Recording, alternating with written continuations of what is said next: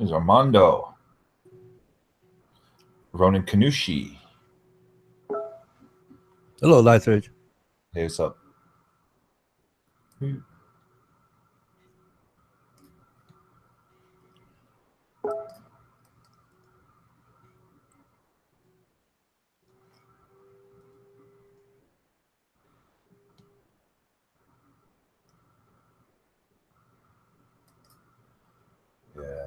I feel like almost feel like listening to Queen.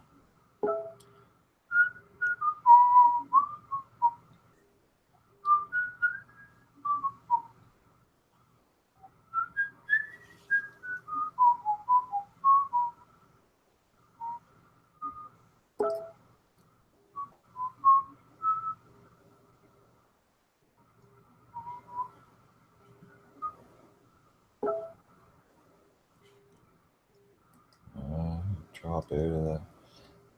Get those ping pings.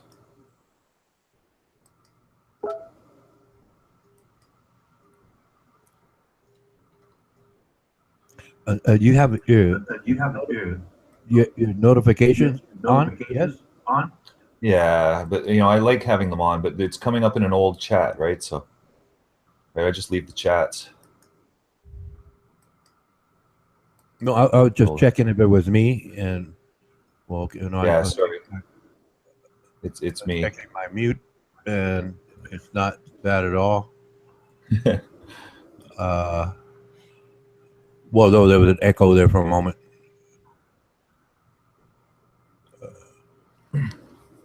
Like what we were talking about before, right? All an atheist has to know is critical thinking. That's all we have to know is critical thinking. Well, and time out. A lot of people confuse that. It's no, atheists just mean that they're not theists. That's all. And yeah, I know. You want to add into that? I mean, that's very nice and all, but it's just that they don't practice the theism. That's it. Like typical, atypical. Just that's it. I see. I've heard a lot of people make that connection. Well, they're scientists or atheists and all. Well, no. There are many science. I think about a third in the world. They can reconcile the idea of believing in a God and studying science. So maybe I'm just too strict on the definitions and parameters thereof. But like I said, it's like doesn't make sense to me. Where I got kicked out of an atheist group for chatting the way I chat now. Yeah. And and you've heard me, so I've never so-called been, derogatory towards people or snipe them or physical fights, altercations with people. Yeah, you can get your center. It's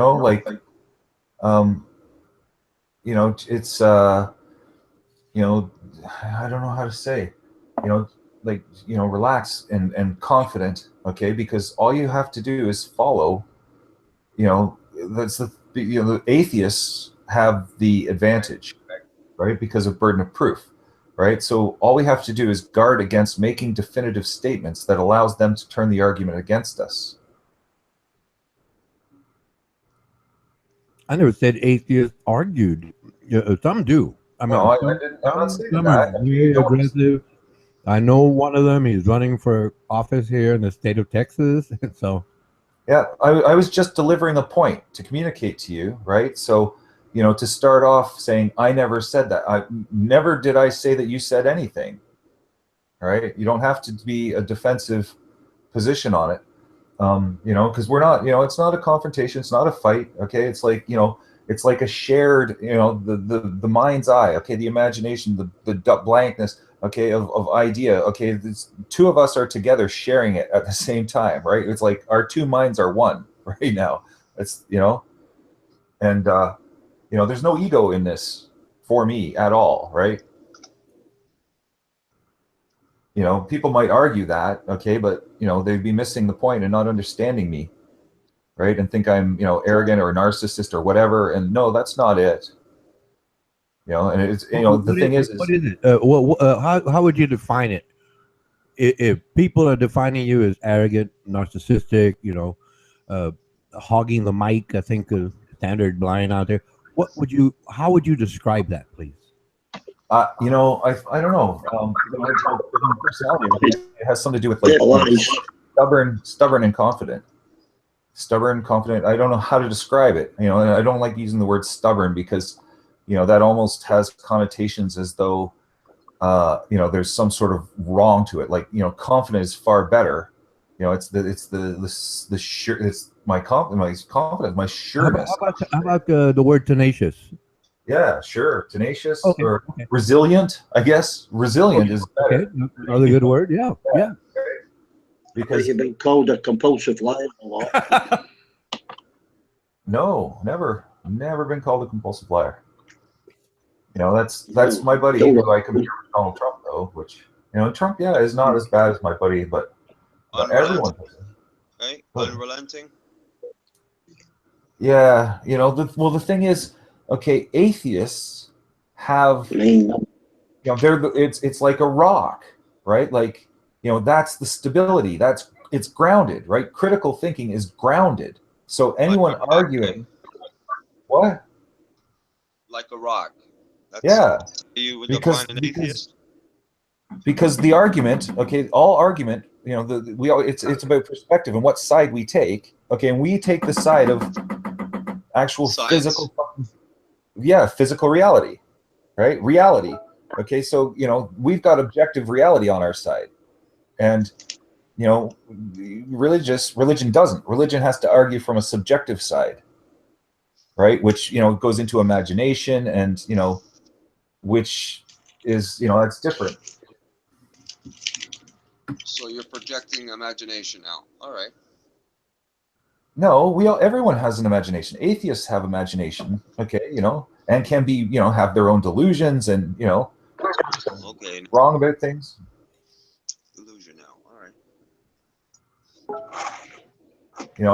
It's not a personal attack at all.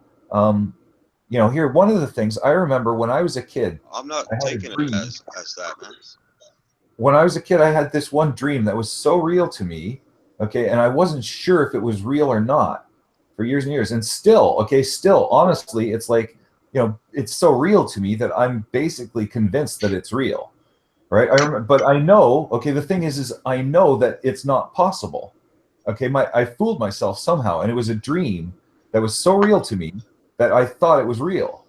Okay, and I remember I looked out my window, okay, because there's a hill nearby, and there's a tree on the hill. And I remember it was the silhouette of the sun was behind, and there was a wolf howling. Okay, now that to me was real. Okay, and I'm sure it's real. All right, but the thing is I know that I'm wrong to be sure, because it can't make sense, right? Because the fucking sun rises in the east and sets in the west, and it's not possible for it to set where I think I saw it.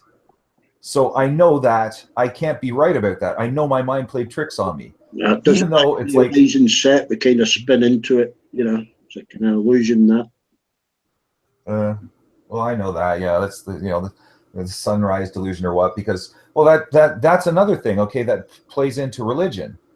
Okay, about how the religious perspective is egocentric and anthropocentric, right? Where we always think that we're the center, and that's what led to us, the Bible being wrong about whether the sun goes around the earth or the earth goes around the sun. And that's why we have the words sunrise and sunset. Okay, when really, technically, that's not true. It's the earth that's spinning. It only looks like the sun is moving around, right? We're fooled. And the actual truth is, there is no real, the sun isn't rising. It's the earth that's spinning. And from our perspective, it looks like the sun is moving. But that's only because that's from our perspective, right? So, we can't have that perspective, right? We have to abandon perspective to accept truth.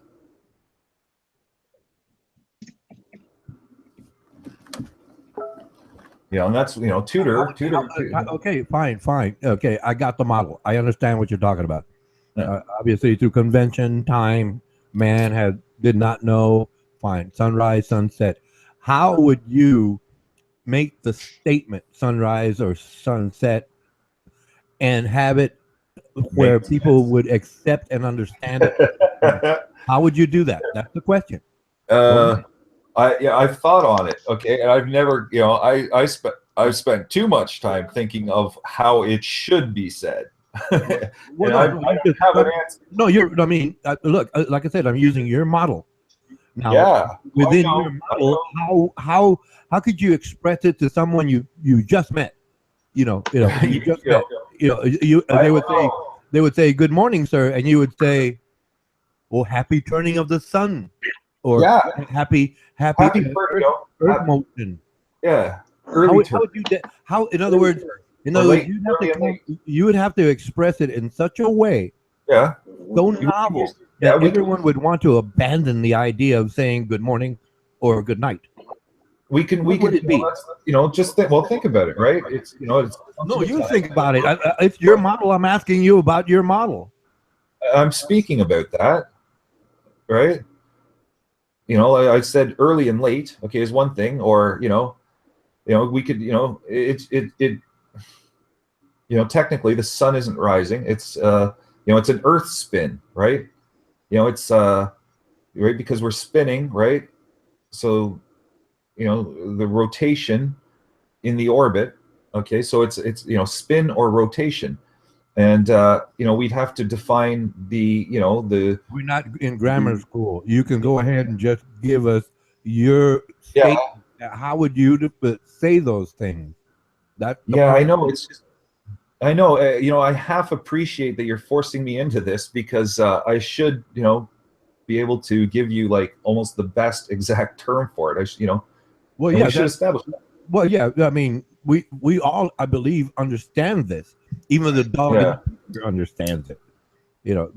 I'm playing with Deepak. Yeah. But no, but like I said, what would you? That's why I'm asking. I'm curious. Based on your model, how would you say it so it's novel, and it's like, oh, everybody gets it at the same time, where they would change that. Okay. You don't have to rephrase the question in 18 But you don't different have ways. to go back into history and tell us that the sun is still and the Earth is rotating on an orbit. That's the point I'm trying to make across. Get to you. Okay. How would you state those? I want to respond to you. Okay, like I'm tired. Okay, and to put thought into. How I explained that? How I explained that to my granddaughter. I turned the lights out and I shone a little torch on an orange. Yeah. Right on. Yeah, that's the way to do it. Hey, way to go. That's great. It's important stuff too. Great tool. I remember teaching the eldest of my godkids about math. I saw, he was bored, right? And he's looking for something to do. So he picks up the watering can, just waters the flowers. And it's like, perfect opportunity to teach, right? And, I just took a stick and, I knew I could get his attention, right? And, this was when he was like 6 or something. Okay, I gave him the fundamentals of math. And it's like, I know he's going to do really good in math class for the rest of his life because of what I taught him at that age, at that time. And all I did was draw, symbols in the mud with a stick as I was talking. And I'm watching him, okay, and I'm watching his reaction, okay, like that, right? You can see them absorbing it, right? And I knew he got it. I knew he mapped it. I could see it happening. I could see it, his brain, it was really great.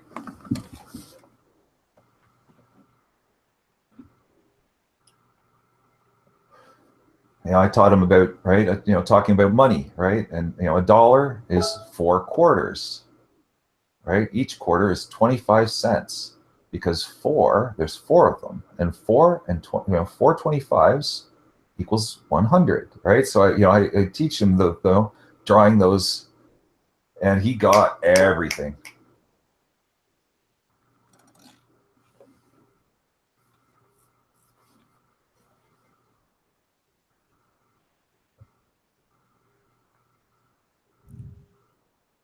Okay, but I think you understand machine shop, Lizer.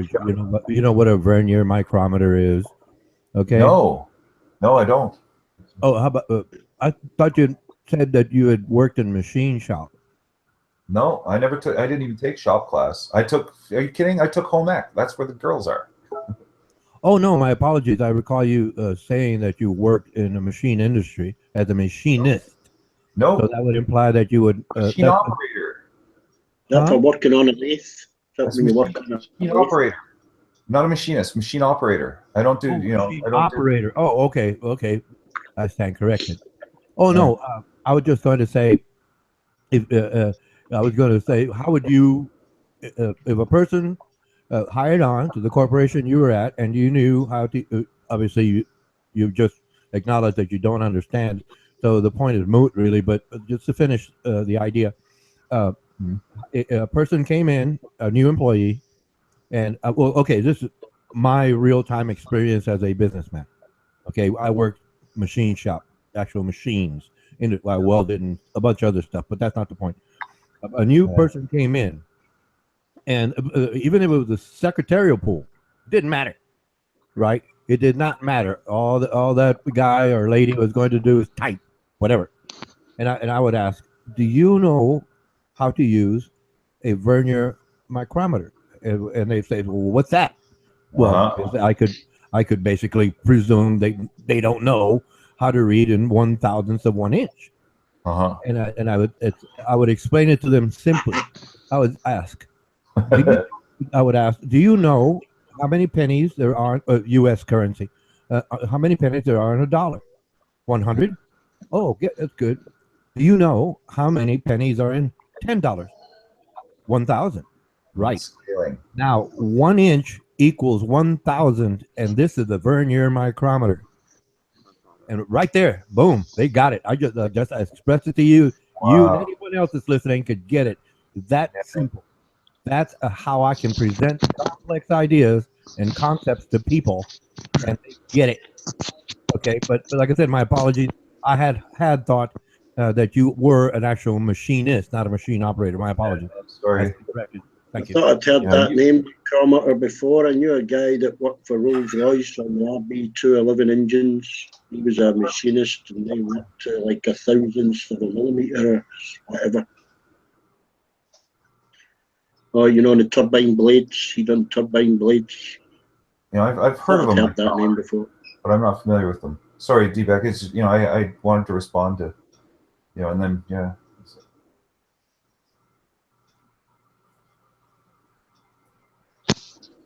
I can't even really work a slide ruler. I kind of, my dad taught me when I was a kid and all that, but I didn't have interest. It drove me nuts because he's electrical engineer, he's hyper analytical, all that shit. Okay, and it's like I just don't care for it. Like precision shit.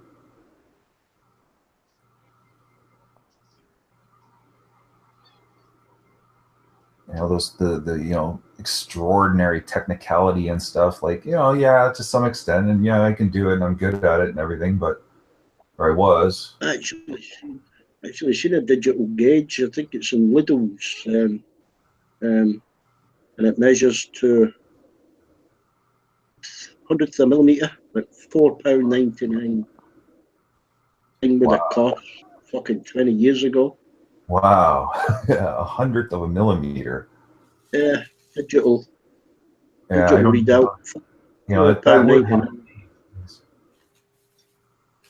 That is for $8. Probably cost a couple of £100 a few years ago.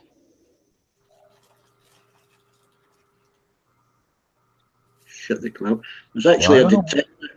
There's a thermal detector. It detects damp in your walls. It measures distance, with a laser, and you can convert it to volume once you've got the distance. And it's a 3-in-1, and then it will detect metal or electric cables up to a depth of 20. Nah, it must have been 300. Nah, I can't remember the depth, but it was a 3-in-1 detector. That was $4.99 as well.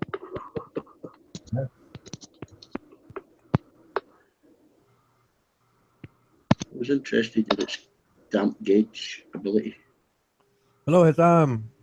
Hello, Ronan. Hello, Joe, D-Back, Lysers. How are you doing? Hi, Sunday for you, Hassam, eh? Sunday dinner. Dinner. Yeah. What did you get for Sunday dinner in Russia? Or Belarus, sorry. I don't know, nothing specific. People just going out, go and eat. Yeah. You go treat yourself. You go treat yourself in a cafe. Today? Yeah. No, man, I have fucking studies. I have to study hard, and now I'm staying with my friends, so it has been like harder and harder and harder. Oh, you can all cook in the same pot. Save some more money. Yeah, one of these guys cooks really well, like very good. Really good. Yeah. Make sure it ain't a dog or something. You know, you never know with them Belarusians. There were 3 girls here last night, and there was 4 of us, and I was like, yeah, we were like playing violin and things, and they went and slept, and I came here and I slept in my room alone. It was cool. You didn't hear any strange noises, did you? Which one likes you, or is it all of them? What? I say, which one likes you, or is it all of them? You mean the girls? Yeah. No, no one, no one. You don't know? Oh, come on. You're just not picking up on it. No, no. This was the first time I saw them. These guys are friends with those girls. Yeah. Yeah. Okay. Well, it depends. It depends if they're single and all that, and blah blah blah. Oh, it's actually so awkward here. I was like surprised. So surprised. Like, just fucking. I didn't believe it that it happened. Like, it was so awkward to me. And then my friend came and said, all the girls are like this year. And I was like, oh, that's awkward. Yeah. You can adjust to that. Yeah, but don't want to adjust to that. It's just bullshit. Okay. Yeah, fair enough.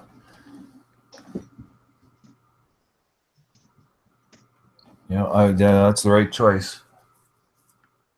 Yeah, I think so. Yeah. Yeah. If it was different, like if we had some kind of a relation between, yeah, that would be fine. But Yeah. yeah, just goofing around for just that thing, no, doesn't seem like right. Yeah, It's not actually right. Not only that it doesn't seem or doesn't seem. one of my favorite lines, my famous lines when I was like your age is, a lot of the time, one girl is too many. Just have a winsome. And don't want to be one of those dog guys who, like cheater and all that and drama and it's a dirty human being. Yeah, exactly. Yeah, not like according to religion or something. It's not good. It's not good because these girls. Yeah. These girls are being crushed and things, and guys also. Guys cannot marry someone after a long time that they're doing this. Yeah. The marriage, Exactly. the marriage will lose the meaning. Yeah. They can't form the proper emotional bonds and everything. I try to explain it to my friend. I have a friend, I haven't seen him since high school or what, and I heard from him. I haven't seen him in 20 years, and he turned into one of those guys, and he's seeing a psychiatrist now. Okay, and the way he talks to me, okay, it's different in talking with him because he's just he's gone, he's out there, right? Like he thinks that I think like he does, Yeah. and that's not normal. He's going on apparently, and it is. I'm pretty sure it's true that him and I, see, back in the day, okay, it was different. As a young man, at a party, there was him and I and these two girls. And, I vaguely remember it. I was very drunk, so it did happen. He's right, but it's like, no, I don't remember that. And he's like, "Are you kidding, dude? That was the fucking best night of my life." Well, yeah. I had a lot of best nights in my life. Like, Yeah.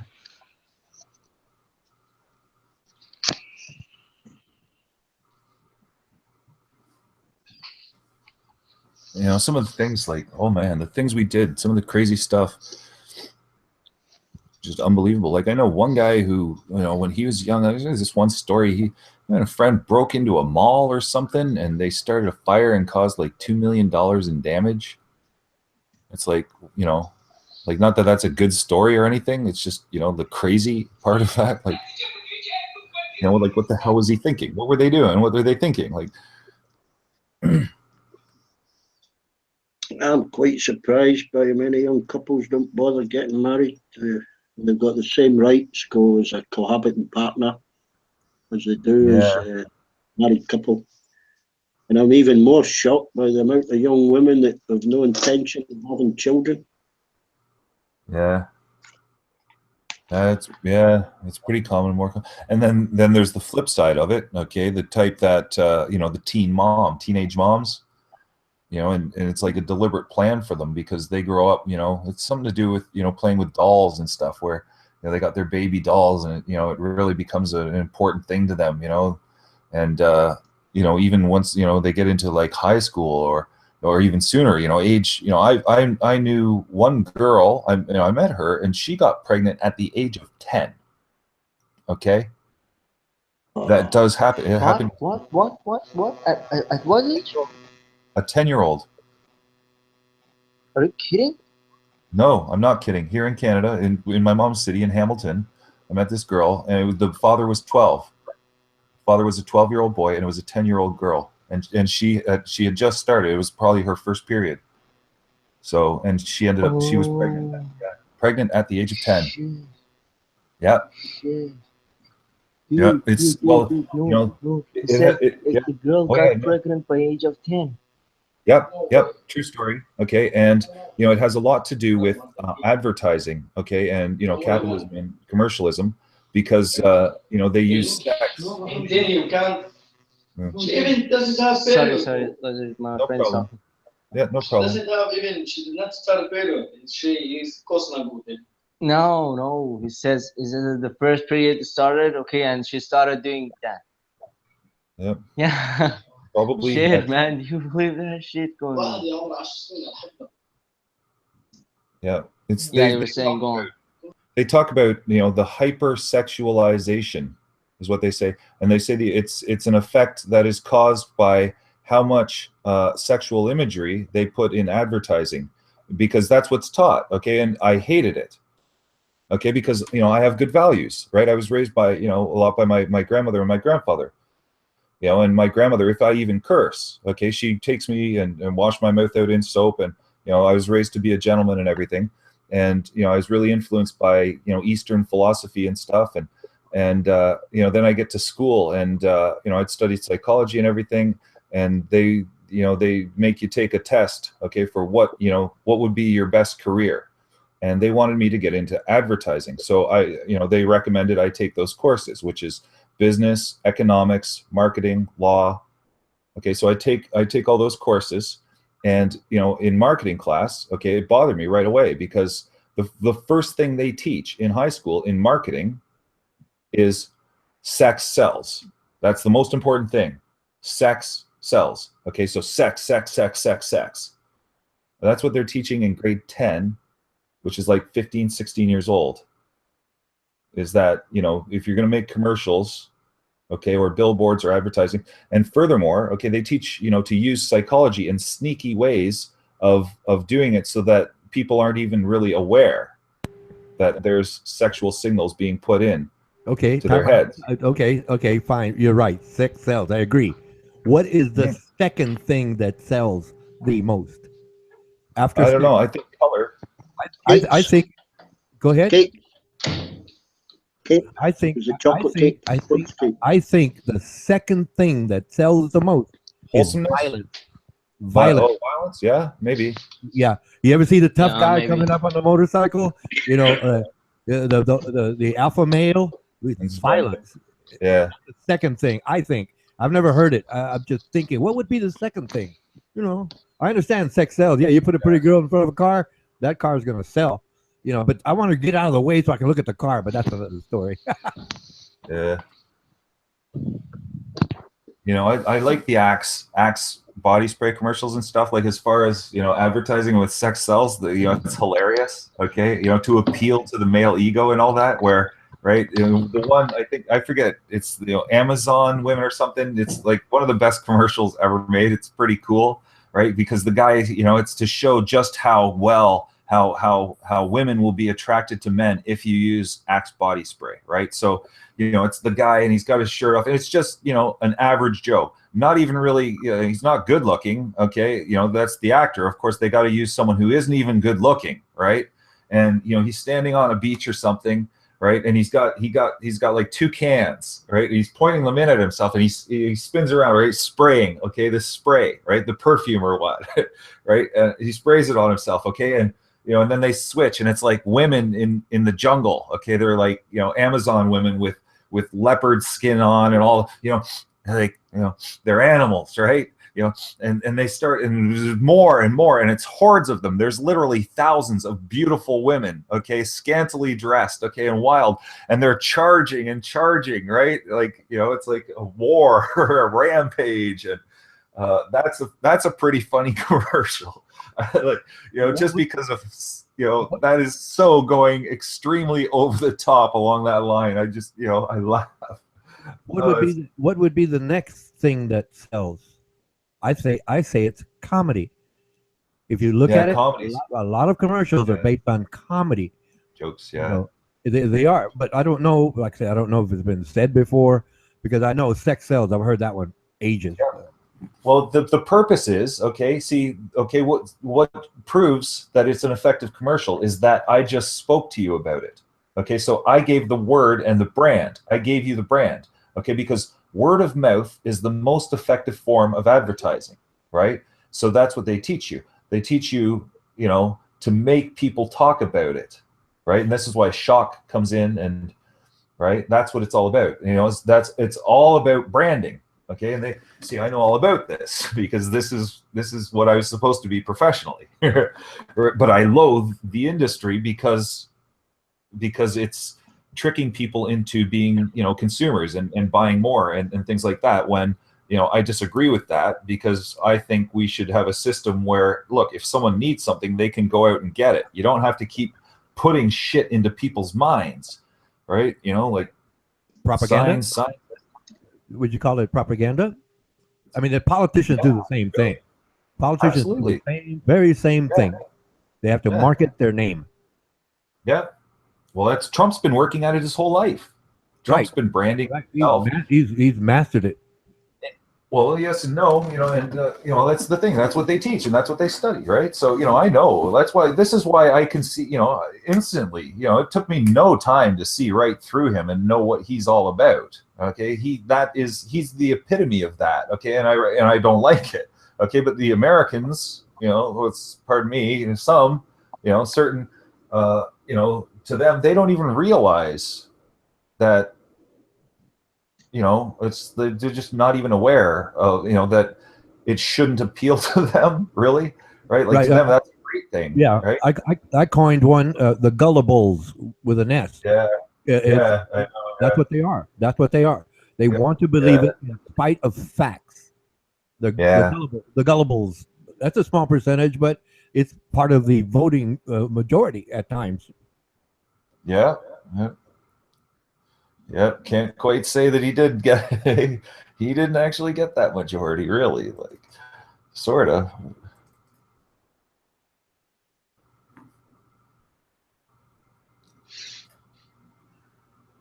Much to it. You want to hear the most insidious one? Okay. Now this blows my mind. Okay, this is the extent that it has gone to. Okay, and people aren't even aware of this. Okay, people don't fucking think about it, but I do, because, you know, the education.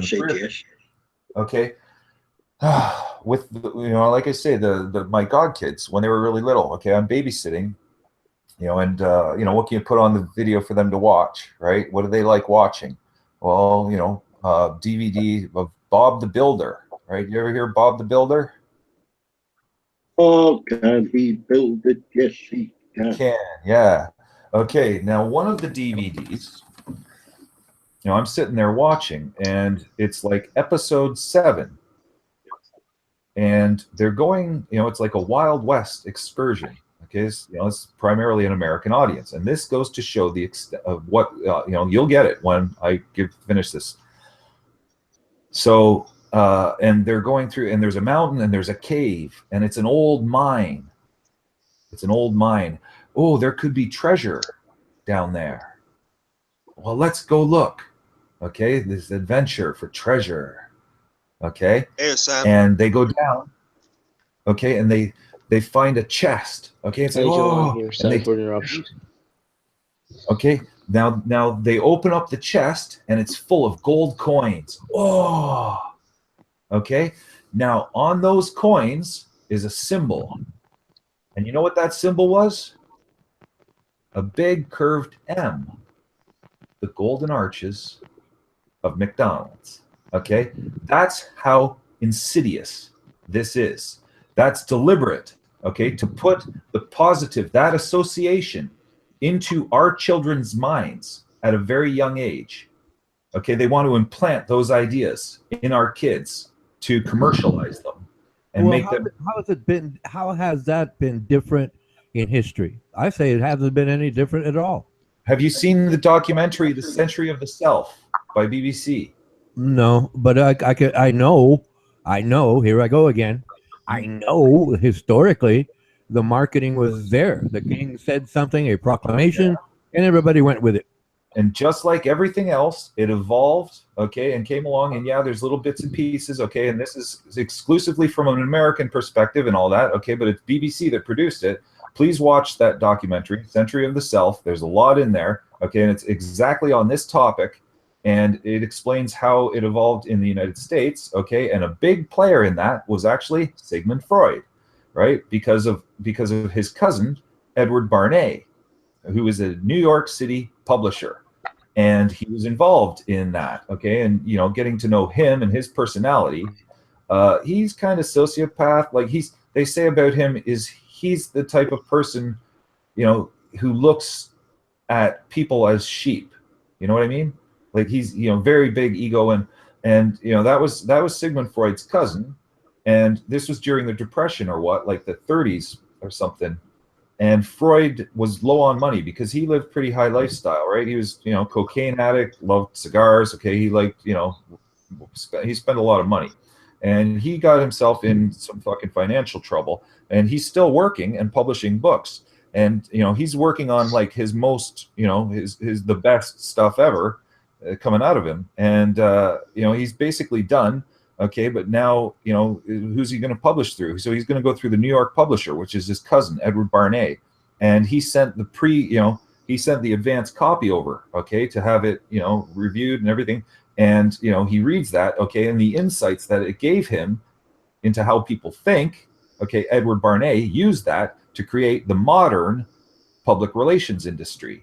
And this is when culture started to change, because at the time, women didn't smoke, because it was considered dirty and ugly. Now, of course, the marketers want to reach as large a demographic as they possibly can, regardless of the fact that cigarettes fucking kill people and are deadly. They only care about making money. So, he talks with them, and they hire him with a huge amount of money because he says, hey, look, I can do so much for your business. I can get you so many more sales because you're missing the demographic of females. So what we need to do is change how women think, and we need to normalize it for women to smoke. Okay, because at the time, if a woman smoked, it's like, ew. But men, right, a man, it's fine with men. It's like a manly thing. So they had to change that, and it was Edward Barnay who did that. And what he did was he staged a photo op in New York City, hiring models to walk around, okay, classy women, right? To make that association. Classy women smoke, okay? And they did the photo op, okay, and then they spread it all over the fucking country. And slowly but surely, more and more women started to become smokers. And that's how that changed. Could you tell me the approximate decade, please? Because what I'm going to bring up is I remember watching really the early black and white movies, and then there came a time when women started smoking on screen, like where you pointed out the elegant women, Yeah. Right. The sophisticated ones, they would have that. I don't know what they call that, stem, right? And then Yeah, they'd have a stem. Yeah, cigarette stem. to it, Yeah. right? And I would see that, and I went, hey, that's weird, but I never thought of it until now. Go ahead, please. Yep. Was deliberate. Oh, it's marketing. Yeah, I mean, product placement in modern movies. You know, where somebody, a superhero, flies or somebody drives past something, and you see it, a big old advertisement for I don't know, a soda pop or whatever. You know, product placement. You know, and it's subliminal. Yes, it's marketing. Yes, it's intentional. It works. Oh yeah, it's it's gone like out of control or what? Or somebody drives past something and you see it, a big old advertisement for I don't know, a soda pop or whatever. You know, product placement. You know, and it's subliminal. Yes, it's marketing. Yes, it works. Yeah. Oh yeah, it's gone like out of control or what? Shit. I'm not going. There we go.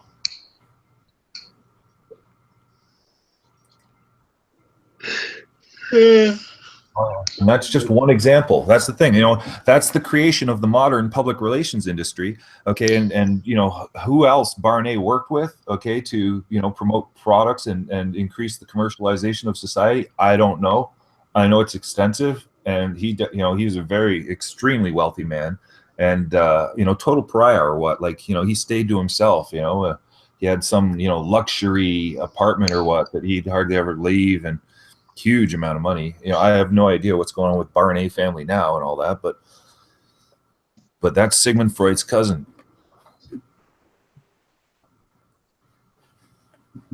I already knew about that before. It's because of my dad. My dad tells me all kinds of stuff, and I knew that before I'd even seen the documentary Century of the Self. Okay, but people should see it, and it is accurate. Like it's a great documentary. BBC makes great stuff. Well, put it this way, spoiler alert, you already given me the thesis of it all. I don't need to see it now. I got the idea. Well, there's much more in it. There's much more. I'm sure I could imagine it, but you I mean, you gave me the gist of it, so I got it. Okay.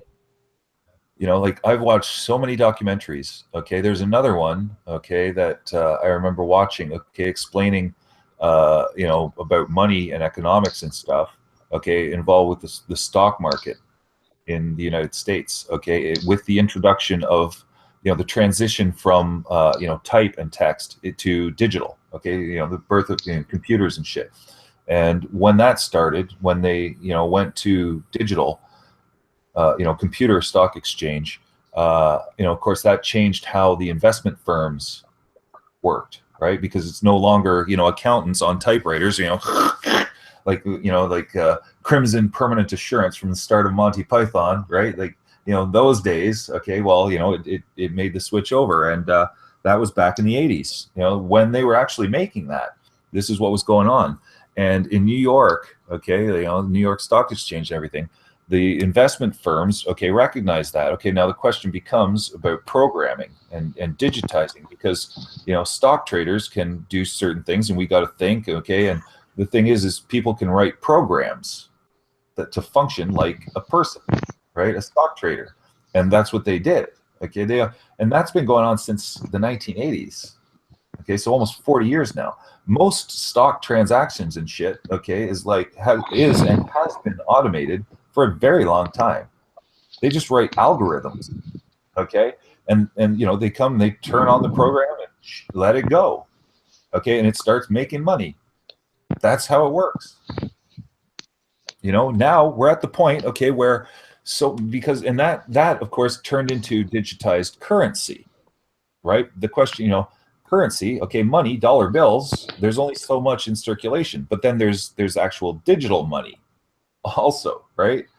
And there's so much more actual digital money than actual money now. Okay. Yeah, it's the credits, yeah. Yeah.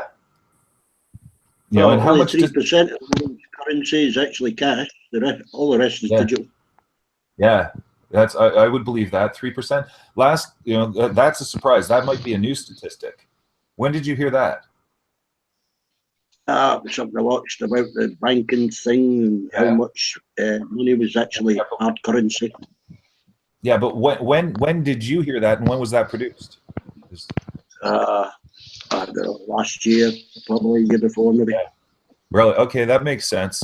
Because about 10 years ago, they were saying it was at roughly 10%, and of course, it's going to keep decreasing because we're going more and more with digital currency.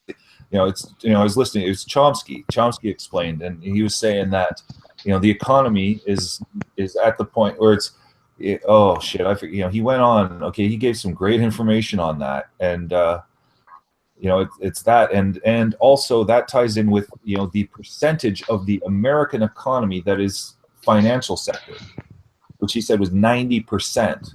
Okay, which is banks, credit companies. Okay, right. It's like so much of the economy is like fake and digital, and like Guys, I'm gonna go. I'm gonna go for a while. I'll join you later. Okay. oh, right on. See you. See you. Okay, we'll see you later, Sam. Yeah, man. Yeah, Joe. Definitely see you. Bye. Yeah, that's where the real crimes and frauds are going on with the big banks.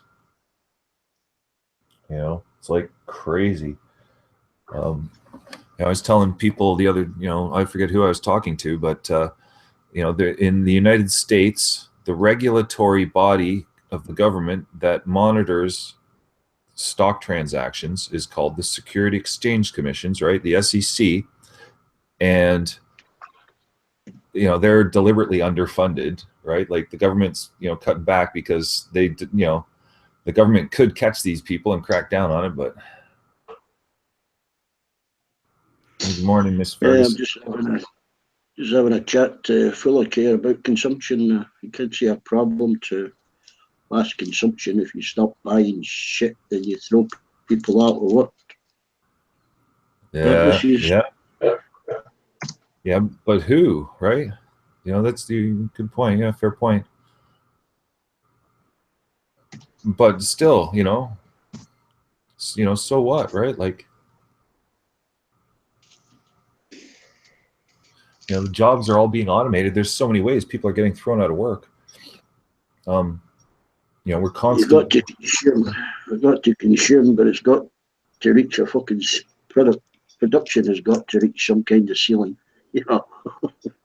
before you just produce too fucking much. Yeah.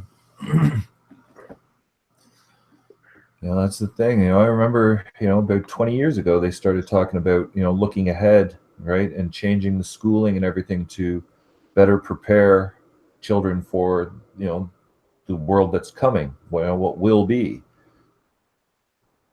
And that's some dangerous shit right there. Because who is to say, what the world will be and what it should and all that, like.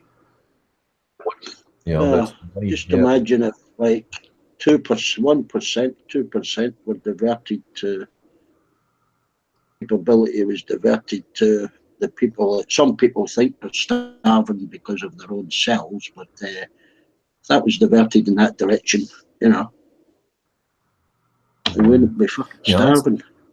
It's really sickening. Okay, YouTube. Okay, what YouTube is doing, and the internet. Okay, the effect it's having on the world. Okay, it's that's one of the big motivating factors for driving our own actual the right wing politics and everything of the anxiety, because the rest of the world gets to see how life is here and shit, and some of it like really actually disgusting. Like I was on YouTube, here on YouTube checking some video the other day, and there's it's just showing college party people in the United States, spilling liquor all over the place, and look at and it's like the amount of you waste. mean like a role swapping? Yeah, a bit of role swapping. Maybe shove us over into Africa, let us watch our kids die with arms. Well, people talk and stuff, and they get to know, and Africans, which how much opportunity do they have there, and they hear about how things are in the first world, and who in their right mind wouldn't try to get here, right? Well, not only can't get here, but we rip them off where they're sitting. Yeah, that too, absolutely. You know, I've been doing it for a long time. That's actually one of the reasons why, Africa is impoverished is, being the cradle of humanity and all that. You know, certain resources and stuff have been exhausted, right? Through trade, right? And it has to do with that's really unfortunate. That's extremely unfortunate. It's, like you think about it, right? The same thing of, the clash of cultures. Like when Europeans came to North America, okay, the Europeans are so much more advanced, okay, and technology has value that's disproportionate, right? So you come over with something that's manufactured and high tech, okay, and to someone, to natives, it's like that's worth more than everything they own, right? Okay. Great example of this is the last first contact. Okay, the last first contact, around Borneo. Okay, it was Australians, and this is actually at a time where they had moving. So this is on film. We have the film, and they flew in a plane, right, a biplane, and now the natives. Okay, this is first contact. They don't know of the world outside there, right? It's just like in Star Trek going planet to planet, right? It's a first contact, and they're scared. They see something in the sky it's like right, it's like a god, and they don't know what the fuck. Okay, the chief, all the tribes talk to one another and blah blah, and they land, and they're bringing, they got supplies and shit, and it's heartbreaking watching that.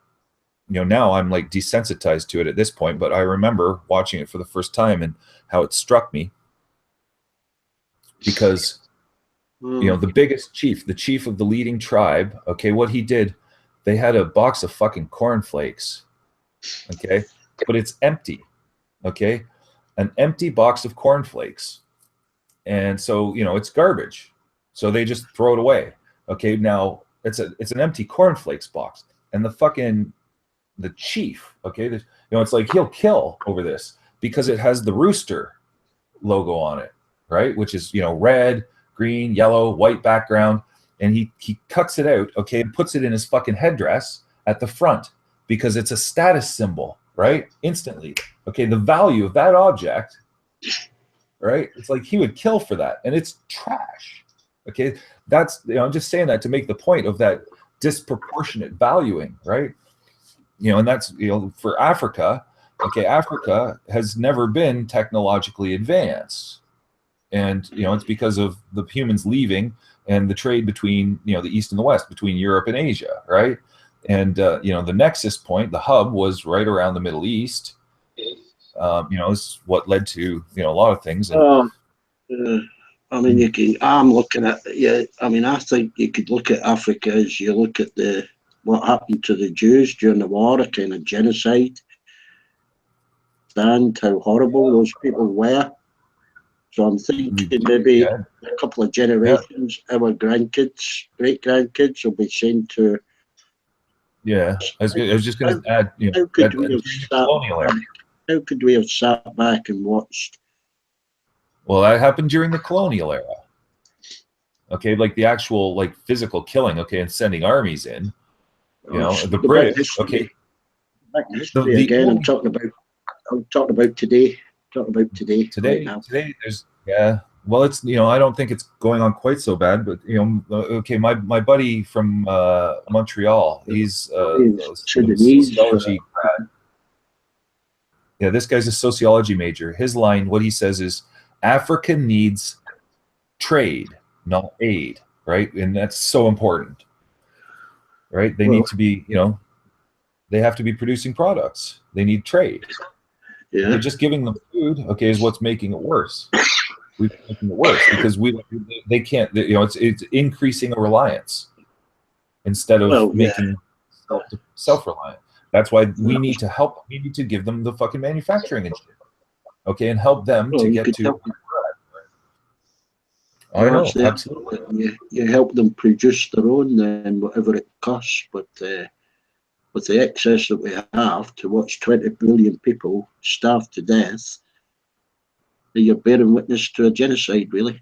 Yeah, yeah, okay, but like I say, the thing is, okay, you can't do it without conditions and shit, right? They have to be able to meet conditions, which may mean imposing fucking law on them, right? To regulate reproduction and right? Because we can't just let them fucking reproduce like crazy. 97% of all new population growth is in the third world, right? Yeah, but they may be just for a reason. They hope that one of the kids survive long enough that through starvation or disease or whatever, in order to look after them when they're old. That's the reason they reproduce so much. Yeah. Well, there you go. Eh? All these problems.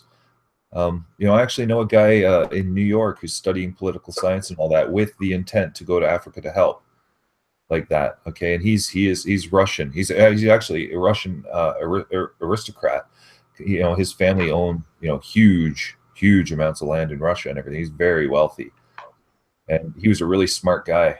That's we recognized our right away. We were pretty well read and everything, and had some really good talks with him. And I don't know. I'm actually skeptical. I can appreciate what he's doing and everything, but I hear him talking about it, and it's like, dude, it's a good thing and it's noble to do that and everything, but I hope he understands that there are, things are so bad there that he can be kidnapped and held ransom for millions, right? Yeah. And that's a huge industry in Africa. Okay, they know to go after Americans, Russians, right? They go after, right? It depends where you come from. They were showing that on Al Jazeera just the other day. Yeah, well, that's hands-on. I mean, I think the important thing is to bring it up in the forefront, every single day. I mean, I'm encouraged by young people here that they don't talk about politics, they don't talk about the Brexit, they don't talk about what they're spending on the taxes, they talk about the famines that are happening. Yeah, they talk about Justin Bieber and Smokies. Well, the most important issues, that being the most important one at the moment, to me anyway, and a lot of others. What, Africa? Well, people dying, and civilians getting killed in war, or people dying of starvation, yeah. Yeah. So it kind of supersedes everything else. Yeah, the lives, it's like Somalia. Oh my God. Whammy, they get a famine, they've got a war, and they get bombed as well. Yep. With the Saudis. It's funny, here in Canada, okay, and the US, okay, that sort of material, okay, to show that is being shown less and less and less and less, right? I have no idea, and it's just they keep us unaware, really, and that's got to be deliberate. It just gets annoying, when you get fucking Donald Trump on the news for 15 minutes and then you get a report, Oh, speaking of which, this has a lot to do with our education system. And I figured it out. Okay. And I'll tell you, okay, because I studied psychology and sociology. And I know what's in the psychology textbooks, and I know what our psychologists are being taught. Okay, and our psychologists are teaching certain ways. Okay, and psychologists are shittier than sociologist is much better. Okay, and that comes down to there's a contradiction between Abraham Maslow and Maslow's hierarchy of needs and what's taught in psychology, which is Dr. Albert Ellis, and cognitive behavioral therapy and rational emotive therapy. And what the contradiction is, because it's got to be one way or the other. And in sociology, Abraham Maslow's hierarchy of needs, to attain self-actualization, okay, you need certain needs, you got to work up to a certain point. And, the statement is, to attain self-actualization, you have to recognize your position in the world relative to everyone else, everything, everyone else, right? That's to be self-actualized. There's a lot of talk about education here. I'm actually on a board of governors and kids are being taught to teach themselves and to question constantly what they're being taught, even from the age of 6. Well, that's interesting. Now, okay, that one thing about, understanding your, relative to all people, right? Which, that's sane, that's good, that's humane. And, to have sympathy and empathy and understanding that, how good we have it here, and not to forget that there are, these people in Africa, like you're healthy like that. But that's not what is taught in psychology. It's taught oppositional, about the self first perspective. This is what came up in talking with Ronan when he brought up emic and etic, right?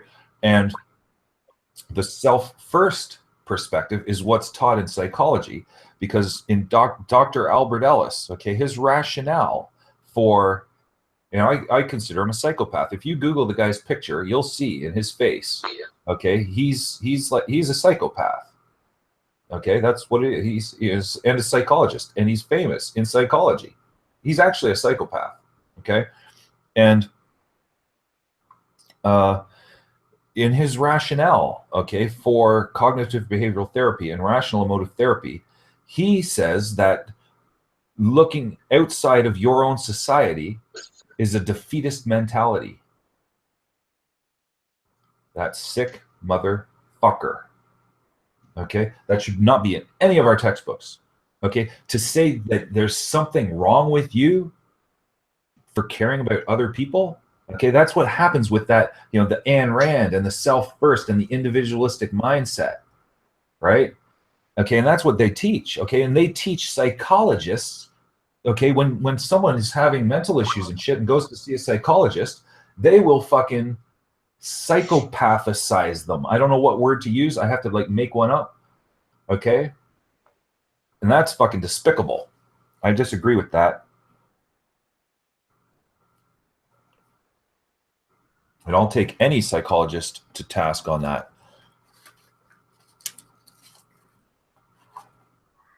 Even the professors.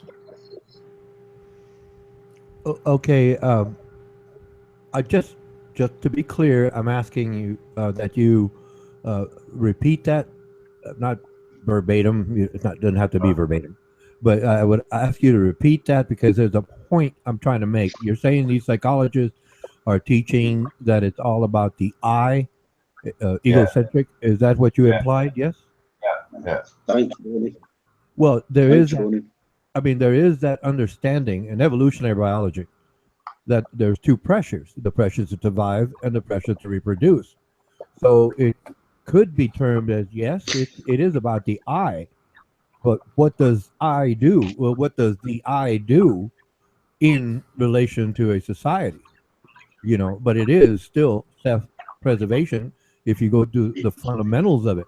Yes. But dude, how much do we need? Right? That's okay. Like I say, with Abraham Maslow in sociology, okay, you gotta weigh these two things, okay, and look at the two, and first things first, which is survival, which is meeting our own needs, right? Well, yeah. Air, water, food, well, yeah, friends, clothing, shelter. That's it. Yeah. Well, yes, but my point being is that how does a person interact with the general population or pool, if you will? How do they interact? For example, one person could act violently, try to just dominate everyone through fear, intimidation. Okay. Yeah, that's a problem. Another person could do it so-called diplomatically. Another person could do it politically. Another person could do it by contributing, right? Each person understanding that there is a so-called reward for their actions. Okay, it still goes to the I, survival. How do people do it? And in general terms, well, not in specifically, it is a spectrum where, if you imagine the classic bell curve, right, on one individual have the very violent, and the other end of it you'll have the people who really care, and then in the middle of, well, obviously the bell curve is just the general population. but it still boils down to the I. Yeah. Okay. How does the I do that? Yeah. Right. See, the thing is my argument is, okay, is the psychology side, okay, does not put that restriction or barrier on where the I, okay, extends above and beyond survival, right? Like it's open-ended, Well, okay, fine. Look, I'm coming up with these concepts myself. I have said before, well, it's men. greedier. I have said that. I have said this before. Men lie to control. Women lie to survive. Okay, Yeah. that only because men are no better than women, but for the fact that men are physically superior. Okay. Yeah. So That's an over. You're excessively minimalistic with your logic, okay, and reductionist, right? Because okay, the truth is, okay, is that both do both, right? well, no, it's not one or the other, right? no. Yeah, If you understand, history, and I know you do, you'll see that there's been very few in terms of percentage, very few women who have so-called dominated through violence, right? The majority of history, in the majority of history, right? The control has been, who goes to whomever that man is that dominates, who's more violent, aggressive, some, okay, historically, and today. But it's me, like I said, you're going into that psychology thing, but you're cutting out just a small segment of the general idea. Yeah. In general, I agree. Okay, well, no, that's just it. Because if we break everything down to the fundamentals, we can basically build upon that. Yeah. I had that. I had this. I had that discussion with the deputy headmaster. I said we teach the kids right up to school leaving age to have empathy and share and work together. And then the moment they leave school, they've got to be competitive and kick the next guy up the way to get that job or whatever. Yeah. It's a complete reversal of roles in such a short time. Said, that's just the way the world works. Like I said, the fundamentals is just survival and reproduction. That's it. Everything is Yeah, built. but D-back, the thing is, okay, is by encouraging, okay, more into the children, okay, that is to alter and affect how the world is, okay, to change it in the positive way, working ahead towards the future, because it's not necessarily that they will, okay, and we've seen a lot of it, and that's what we're trying to change, right? Make people better. Well, you've got to alter us naturally because we're naturally competitive. It's natural for guys to want to spread their genes as far as possible. Yep, that's it. What I see is I understand. Well, we understand how it's going, right? But it's the thing that is not being said is that we cannot change this. We want everyone to understand how everything goes. That's the problem. Everybody's trying to basically say, well, these are good people, these are bad people. And what I'm saying is, well, let's just educate everyone to understand that there will always be good and bad and everything in between. And so long as everyone understands it, I want it to be, I call it independent consensus, where everyone knows if a person is shy, they're going to be shy. But that person who's shy is going to understand that a bully comes around, why that bully came around.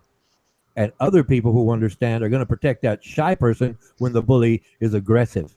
That's the difference. That's the difference, right? I support education 100%, but sometimes I see it as, well, they're just trying to say, well, this is the good side, this is the bad side, and no one is saying, well, look, understand that it's the same thing throughout. It doesn't matter. I call it congruent history, right? Congruent reality. My apology. A congruent reality where most people are kept ignorant by the oligarchs, and that's the problem. Has been the problem. But now that we have internet, and I would like more people to understand that hey, look, we just got to explain it to the people who don't understand, who are so-called shy, and they need not be afraid because they know when the bully comes around, everyone knows that that's the bully. That's the problem right there, where people are kept ignorant, isolated. That's where the problems arise. Here, I have something to tell you that I think you'll like, in response to this. In Canada, okay, in dealing with the bully issue, what they did, and this is a successful project which has been exported, okay, they brought it into Europe and, Scandinavia, where, the psychologists and child psychologists got together, okay, and the program was to bring babies into grade 1, kindergarten, grade 1, grade 2, right, classes, okay, regularly, okay, and they'd talk with new mothers, okay, to bring in the babies to teach the kids to care for babies, okay, and okay, they studied the results to see how it worked in relation to classes who didn't get that, to see the rate of bully behavior coming out of it, and it was a fucking extraordinary success at curbing bullying because it taught them to care for those who need. Fuck!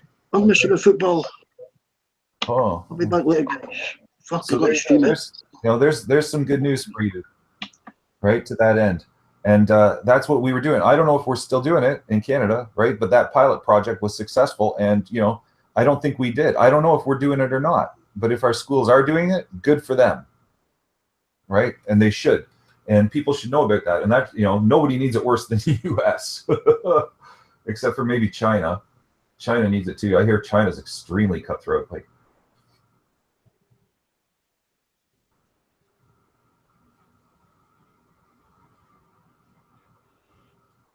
in America, what they're doing now is trying to go back to the days where the masses are kept ignorant. That's exactly what they did with our new education secretary, Betsy DeVos. Right, she knows nothing about the education system. Nothing. She's a multimillionaire, billionaire, I believe, who's trying to basically set up her business, charter schools, right, and keep everybody ignorant because she wants to promote Christianity instead of education. Yeah, right? So it's that constant struggle in any generation, civilization, history. That's it. That's really what it is. But here in America, well, I live in Texas. Okay, they try to keep children ignorant of human sexuality, for example. But in Texas, we have the highest rate of repeat teen pregnancies in the United States. That tells me a lot, right? But here in the Texas mindset is, well, just keep them ignorant. Don't tell them about that. Don't tell them about human sexuality. Don't do anything like that. And then they go out and say, don't have sex. Right? They promote abstinence. Right there. Right, there's the problem. Right there, it's blatant. But they deny it. Yeah, it's tricky. These things. Damn it! Like. I was going to say Bogey there. Bogey's a prime example of the product of the problem. Yeah, he was telling me to shut up. I asked him, "Hey, give me a better idea. I'll fall silent and listen to your lecture." And then he goes on, "Trump is great." Well, no, he's not. No, he's not. The wiretap issue is going to come up in 8 days, I believe. And he's flashing his ignorance. Look how stupid I am.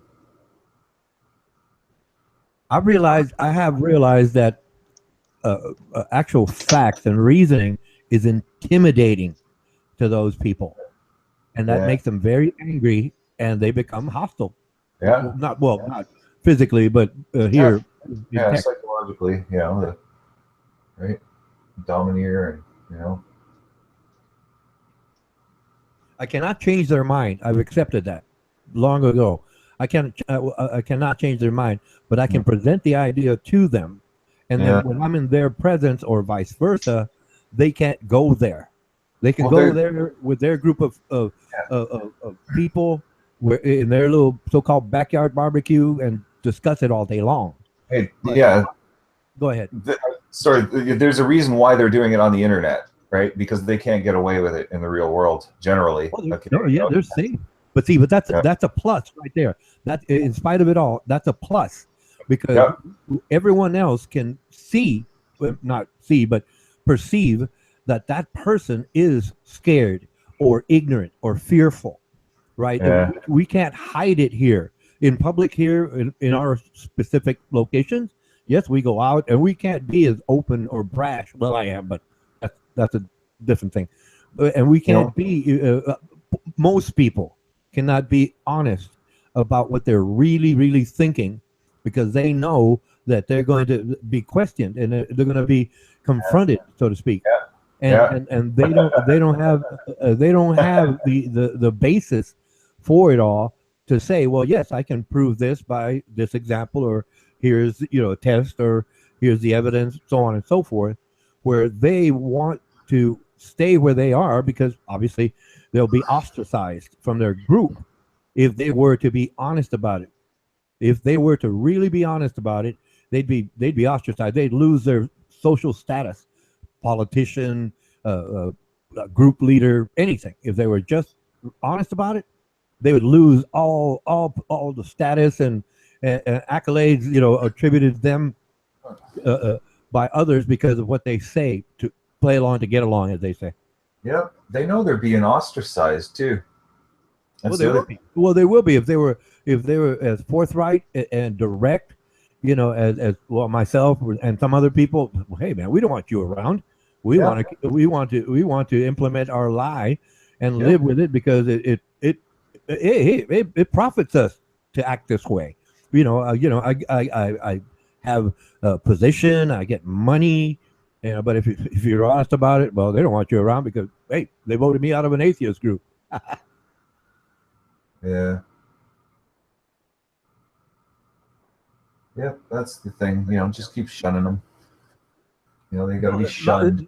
No, my contention is, so long as they hear it and they understand that it's there, right? It doesn't necessarily isolate them, but it keeps them from asserting their points and promoting their values, right, onto others who are aware of what's going on and how everyone interacts. Yeah.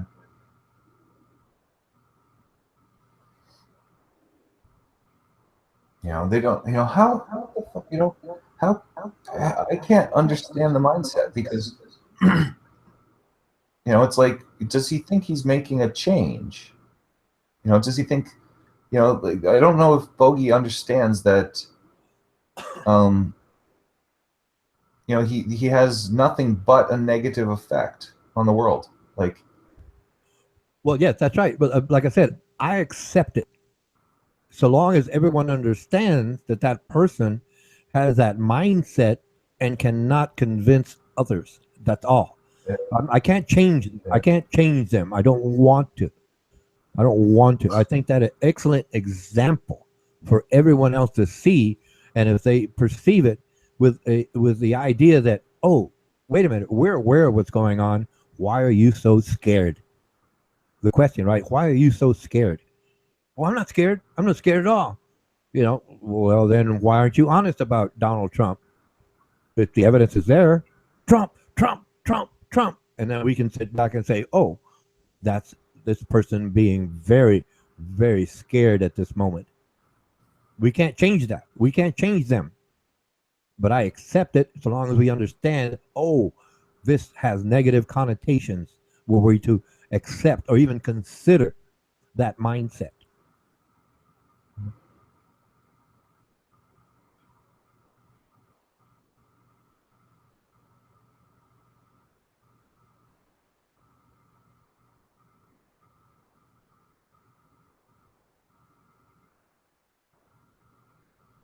it's a good thing he's fenced in and the world's closing in around him.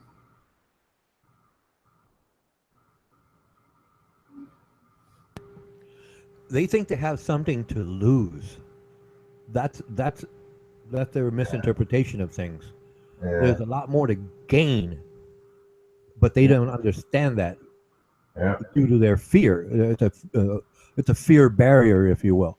Yeah. They say they're thinking if I go beyond this and actually start asking questions or think for myself, I'm going to lose, everything. They won't. They'll gain far more, but that's identity. Right? Yeah, no, that's a scary horizon to them.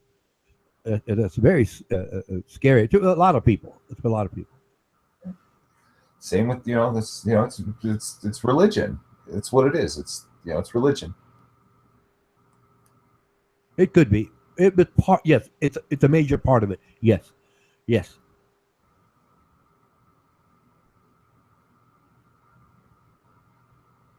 It's like the old, you better watch out. The boogeyman will get you. Well, nobody ever proved the boogeyman to me. But you better watch out. The boogeyman will get you. Well, Boogie, I guarantee he won't ever speak on the stream, right? That's how, it's like, it's cut and dry, right? Obviously he can't, like I say, he can't get away with it, anywhere else. So that's why he sticks to the internet as a troll, because, and he won't even speak, right? Because then his entire house of cards comes down. I mean, he's an example of the bigger picture. He's just a small example. I'm not him.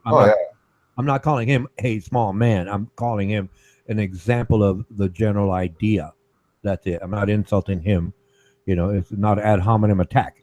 It's just saying, oh, okay, even though we're explaining, he's listening. Obviously, he's texting something against you, me, or idea, whatever, right? And then he doesn't want to hear it, and he goes Trump, win, win, win, win, or whatever he's going to type out.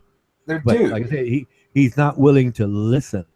That's just it. He doesn't have the wherewithal because of his fears to pause, just pause for a moment. And he doesn't have to say, I'm wrong. He doesn't have to. He can say, well, hey, I'm beginning to understand. Oh, okay, that's progress. I've changed my mind. Well, that's way down the road. But it's just to have him consider it and then ask him to consider it, and then he denies it outright. Well, he's still stuck right where he started, going in circles.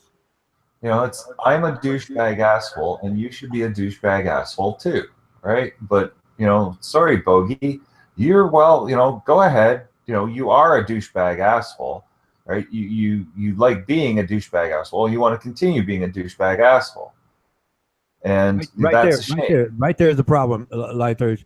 You're trying to fight fire with fire. No, I'm not. No, I'm not. He wants that. He wants that. And that goes to deniability right there. Where you started in on him. He could justify holding on, anchoring, if you will, his position right there. I've never cursed him out. Never. And he can't get around. He can't get around that. All he has to do is make things up, come back at me, ad hominem attack, claim Trump. But when you do that, right, curse him back, so to speak, right? That's where he anchors. That's what it digs in his heels, as they say. Right there. Yeah, you're going a bit far. You're going a bit far with all this, in my opinion. Okay, and it's straight up. Okay, what other the words that I chose convey the meaning that I intend. Right? He understands. Okay, and that's the bottom line. I'm just fucking speaking the truth, right? Like, I don't go around being a douchebag asshole. But he's waiting for that. Right. He's waiting. Okay, well, great. Good. So the fuck what? He can't go anywhere. He can't go anywhere. He can't go anywhere. It's all of a sudden he's like, well, never mind what the point we're discussing. You insult me, I'm going to insult you back. He can't go anywhere. Or no one can. No one can. And that's the point I'm making here. Like I said, it myself, right? And this is the way I so-called stopped or got people to just pause, right? I never cursed them. I've always asked questions. I've been polite to them. And they keep screaming and yelling. And if anything, they'll just abandon the discussion and move on. I don't think you understand, okay, that your behavior, okay, is exactly what you're complaining. You're trying to say is like, for me saying that, it's I'm like being polite and telling you that you're wrong, okay? That's all I'm doing, Lighters, is telling you that you're wrong by jumping into the rut with them. That's it. Oh, Okay, that's it. I was being courteous. Hopefully, No. Okay, logic. Look, your logic is flawed. I can explain how your logic is flawed. Okay, but I'm going to show mercy and just fucking, no, not say anything. I'm not showing mercy. I'm not showing mercy to anyone. I'm not. No, I didn't beat him first and then show mercy. No, I'm not doing Okay, that at fine. all. You want me to explain No, it? I'm presenting an idea. I'm presenting an Yeah. idea Okay. that his Listen, fears. Ronan, have you ever heard the expression "do not feed the trolls"? Do not feed the trolls. That's what you were doing by cursing him. Yes. No. Okay, you are. Okay, because it's you. No, You're having the emotional reaction. Okay. Now you cannot say that I am doing what he does. Okay, because I'm not the one targeting people. He That's is. feeding the troll. There's a When you difference. attack him, that's feeding the troll. Yeah, but he's not one of us. We are all trolls. Oh, for Christ's sake! There's your According to the you win. definition. According to the definition. Okay, the definition. Right. I can't quote it right Look, now. you're fucking starting to drive me nuts. You're trying Okay? to look. If 10 people, well, 10 people, one panel, right? Well, 9 people in one panel agree to an idea. Fill in the blank. Fill in the Driving me blank. nuts. Well, I'll just have to leave. No, that's not what. No, that's not what the definition states. Implies, should I say? If there's 9 people talking about a specific, oh, okay. Take care.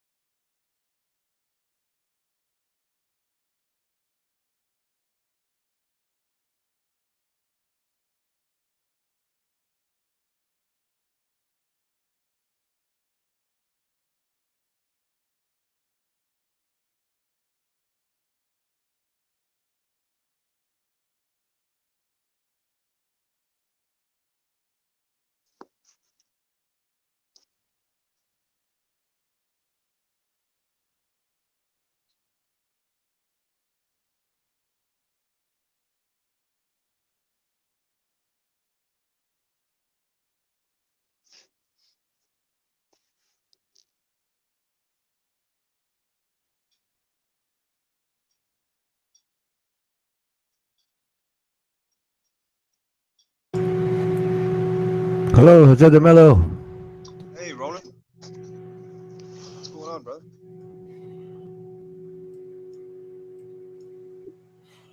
How you doing, Roland?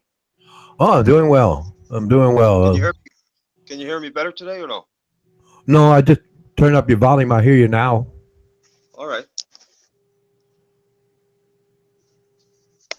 So, Mr. Lyserge, pretty talkative today. He was in his best behavior, I think, eh?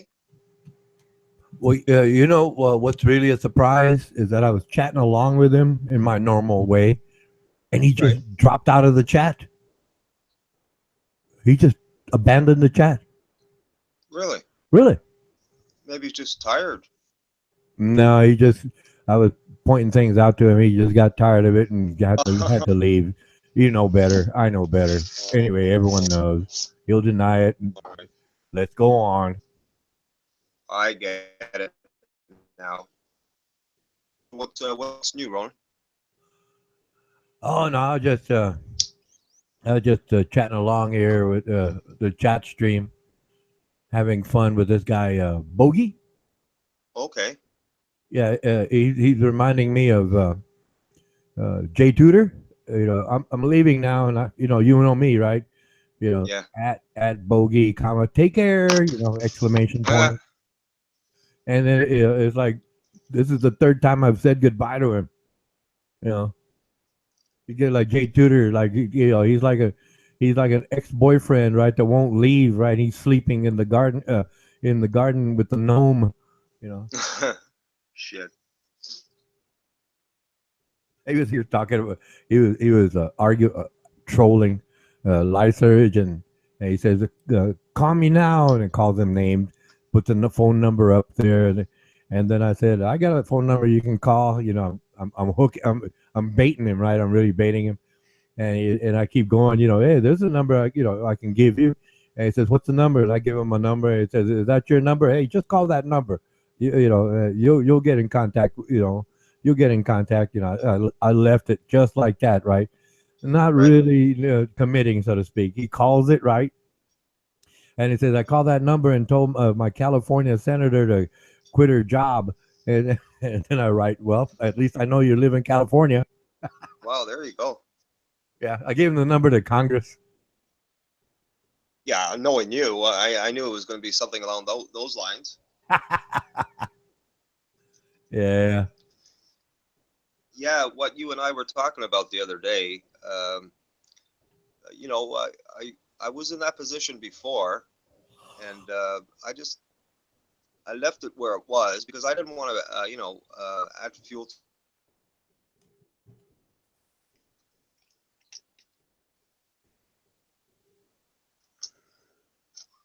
Hello, Jose de Mello. I think your connection went out.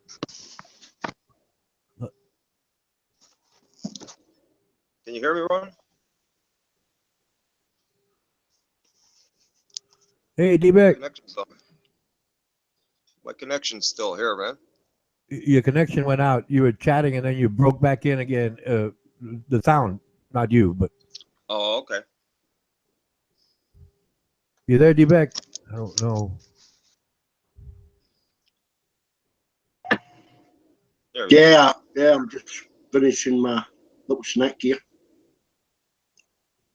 I was listening. Was it one each?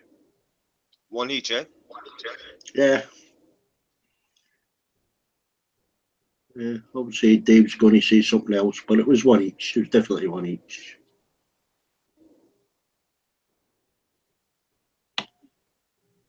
Yeah, I don't have the game on here, man.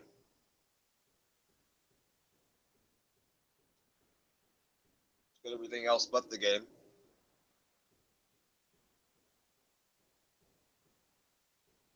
Apologise. Yeah, they equalised in the 88th minute, Rangers. Oh, okay. So is that a final? In 1-1?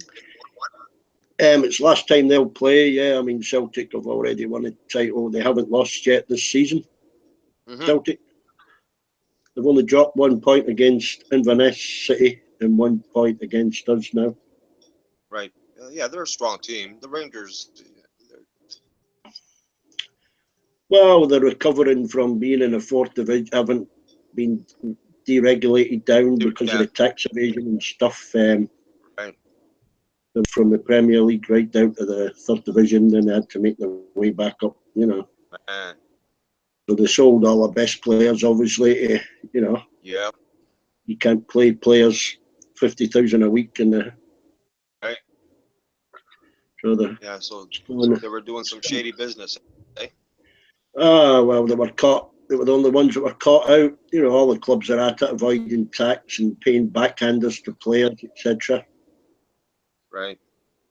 They were just caught out at it. Made an example of, keep the rest in line, sort of thing. Yeah, well, that's the way it has to be done, man. Yeah, it's cost them a hell of a lot of money. I was surprised at Abramovich there and the other guy, as I was saying earlier. There's no need for that kind of nastiness,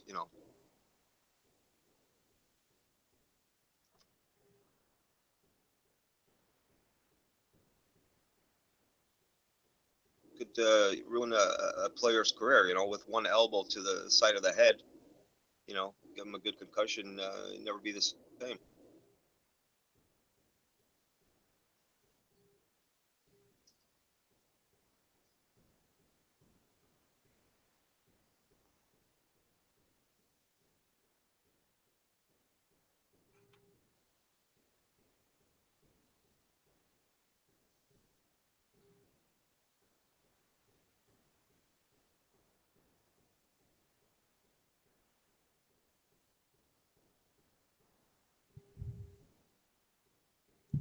So you miss Life Surge, D-Back?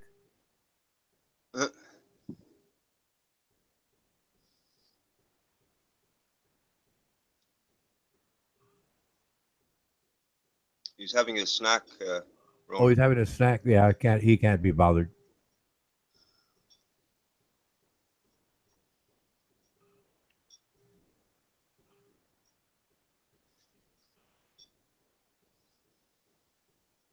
I guess you got under skin, eh?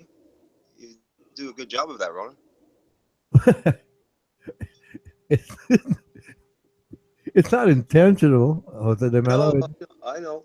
He just makes these outlandish statements sometimes. And wait a minute, you're not using the right word in context. And like earlier we had this. He was talking about oscillation, but the word should have been vacillate. I was listening to you. Okay. He caught that. It's like he I mean, come on, man. He claims to be that smart or smarter than everyone. So I have expectations, obviously. If somebody makes a claim, all right, I have an expectation. There's a minimum. So I don't know. Put it this way: we started talking about something else, and I keep explaining it to him, and he just gets to the point that he's frustrated, and he just drops out. It kept going sideways on him, I guess, and then he decided to pop out, eh? Yep, he just couldn't, you couldn't tolerate it anymore because, well, he was because I pointed out to him, he's arguing with, I think it was Bogey or one of the so-called trolls, and he's going, they're name calling, he starts name calling, and I pointed out, well, you're just jumping in the same rut with them, and that's what they want. Right. That's what they want, right? Myself, it's not. I mean, I don't do that, so. Yeah, I'll always approach it my style. That's who I am, right? And they can't get around it because they try to so-called bring me down to their level. I'm not going there because it's not about me. It's about the topic. This is what we're discussing, not interpersonal relationships. This is the topic. Come on, can you? I mean, in so many words, I'm saying, please, can we just focus on the topic, right? Where they start with the ad hominem, and obviously they realize subconsciously, the individual realizes they're losing the argument badly, so they have to revert to obscenities, insults, whatever, to avoid facing the point that's coming. and they just want Right. to push that back, push the point back until something else happens. They're hopeful that someone interrupts or changes the Right. topic or whatever reason, and then they can so-called, save themselves from falling down. But they've Right. already jumped off the cliff. There's no point. Yeah. Yeah. there's, there's no point in them trying to flap their arms because they'll never recover. But like I said, it's neither here or there. Yeah. Really doesn't matter at that point anyway. Right. It doesn't matter at that point. I'm not trying to win. I'm trying to discuss something and then maybe gain some knowledge about something that I might not understand in the first place, or maybe somebody comes up with a better idea, right? That's what Right. I really like when somebody Right. comes up with a better idea than I have, right? If okay, this is what I was taught, this is what I've concluded, and then somebody says something is, oh man, I could put all that aside and go with this. It makes it so much easier. Yeah, I was listening to Lysergen, trying to explain the creator topic. You know what I'm saying? Yeah, And sage, yeah, the I was sage. paying attention. He was beating around the bush there. You know, I Well, mean, he's got a really good memory. You know, oh yeah, he's got oh a yeah. lot of knowledge. But sometimes he just beats around the bush. He doesn't get to it. Like explain it, man. Like I, I was listening. You didn't really answer nothing that I haven't heard before. Yeah. Well, I mean, it, once the regular people come here, we Yeah. all kind of understand where everybody's coming from. Each one of us is coming Right. from, and so it's not like we're being rude and sniping Right. them or banning them. It's like, okay, we accept you. Go ahead. We disagree out for obvious reasons. It's a mutual respect. Oh yeah, Sorry to I interrupt. mean, Yeah. it's yeah, just let's just move on. We know what Yeah. everybody's gonna say, and we go from there. Let's continue our Yeah. journey. Yeah. We're not closed-minded. That's for sure. Oh yeah, yeah, that's true. You know,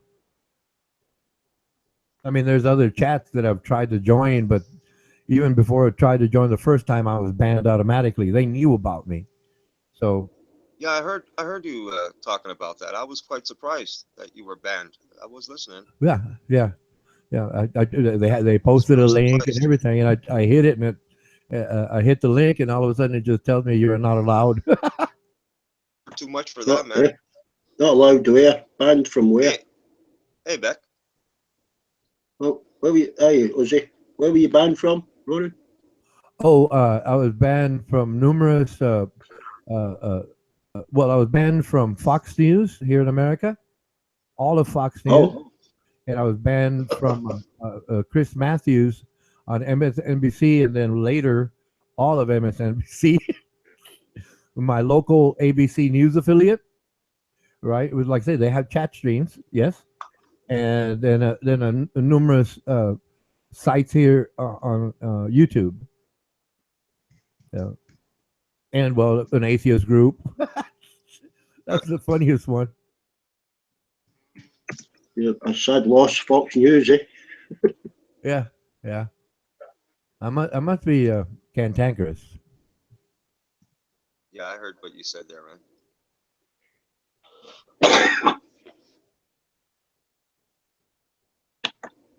You really, really wanted to get on that Fox one, though, eh, Ronan? Oh yeah, no, I got there and I'm chatting on Fox, and they're overtly racist. Okay, they Oh, come of up with course. some beautiful racist jingles and all of these things, and then me, right? The way I approach things is like, well, how about this, or could you explain that to me? And, Right. within uh, I'm estimating 30 minutes, boom, I was gone. I tried to get back in. It says you're not allowed access. But I said nothing different than what I'd normally say here. I was just asking them questions and making a point, and boom, I was gone. Yeah, you were too much for them, man. Yeah, I, I guess yeah. If you yeah, we could look at it that way. I wasn't enough for them. I Yeah. wasn't enough of a, I guess, a bigot for them to accept me. Right. Yeah. Yeah. That's what it is. Yeah, yeah, but that's fine. But they're Yeah. remember And they're the majority. you don't They're in the want to majority. They're in the majority. So you don't I'm want to wrong. I'm wrong. right. You don't want to be that bigot anyway. That's not you.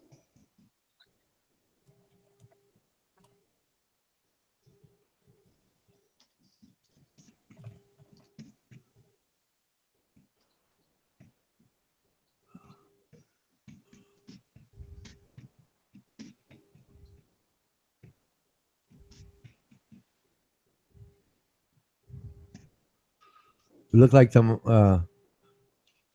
ice ice hockey fans are here. It looks like Davis and Rose Clear are talking about a game, and well, Davis mentioned the Rangers, so I'm Football. they're talking what? Football, Ron. Soccer. Oh, football. Oh, okay, football, soccer. Yes. No, I thought it was vice. Oh, okay, it's football. Okay, I didn't know there was a team named the Rangers in soccer. Yeah, it's a big local derby for the Oh, Lowlanders. okay, okay.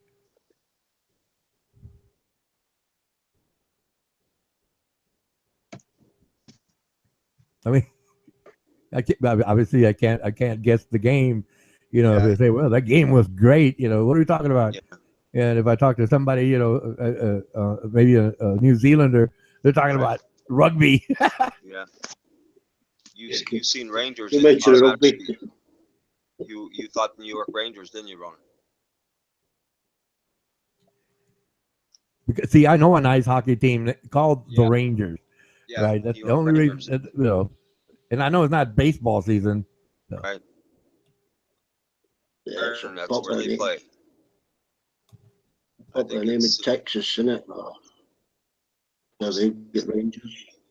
world's most famous arena, Madison Square Garden. Mm. Last night, but I missed that. Yeah, I UFC was on. noticed that. Yeah.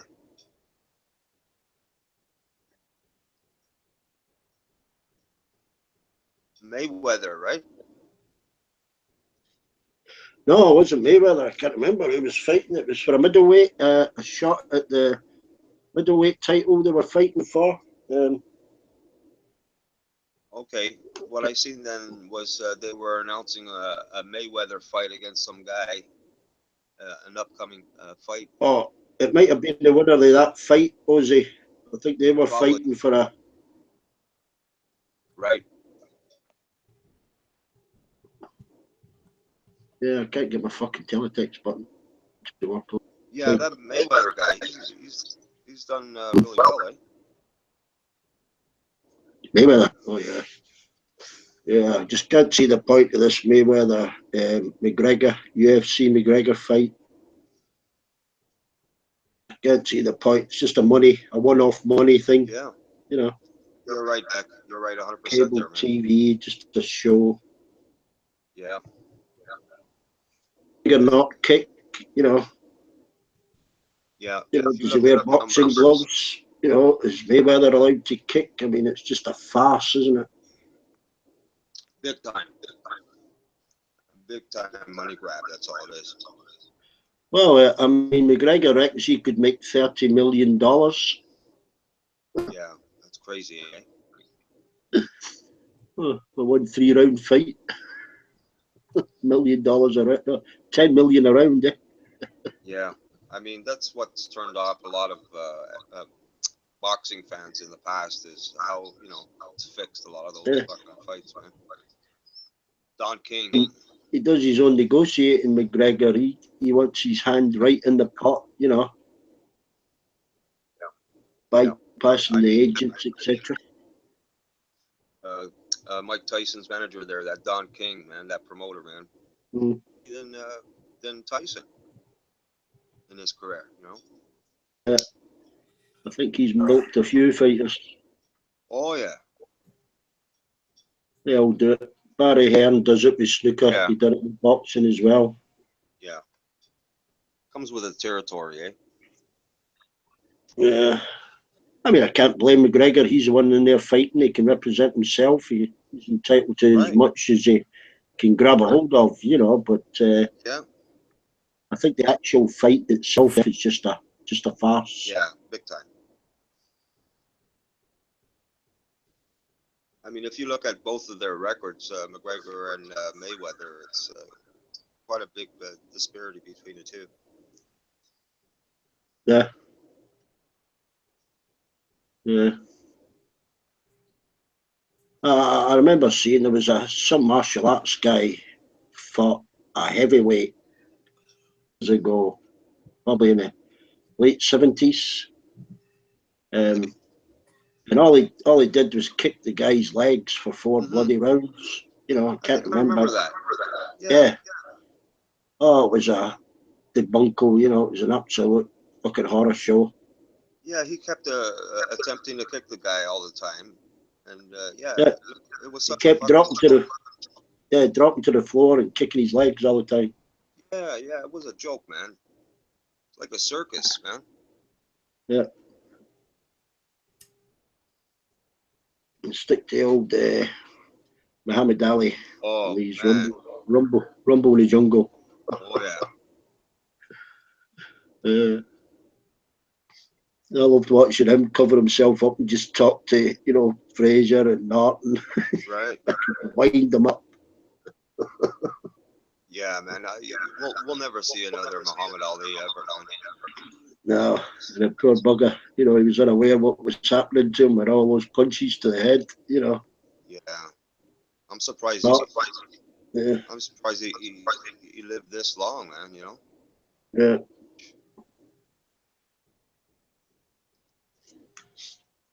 Yeah. Did you ever see his Parkinson interviews when Michael Parkinson interviews him? Yeah. Yeah, I seen that. Pretty sad, man. He was shaking. He was always nervous of him. Yeah, but he always had a sense of humor, though, eh? Yeah.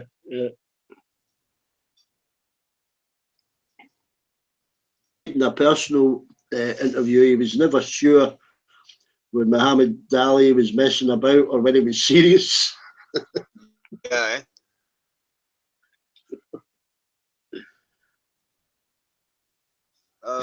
A couple of weeks ago, I was watching, it was on CNN actually, his wife and his son at the Florida airport, they got hassled by the security there, right?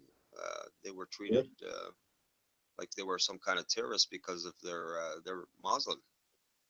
Bloody hell. Right? Yeah, unbelievable, man. Yeah. They took them into a room and everything and treated them like, you know, they were some kind of threat.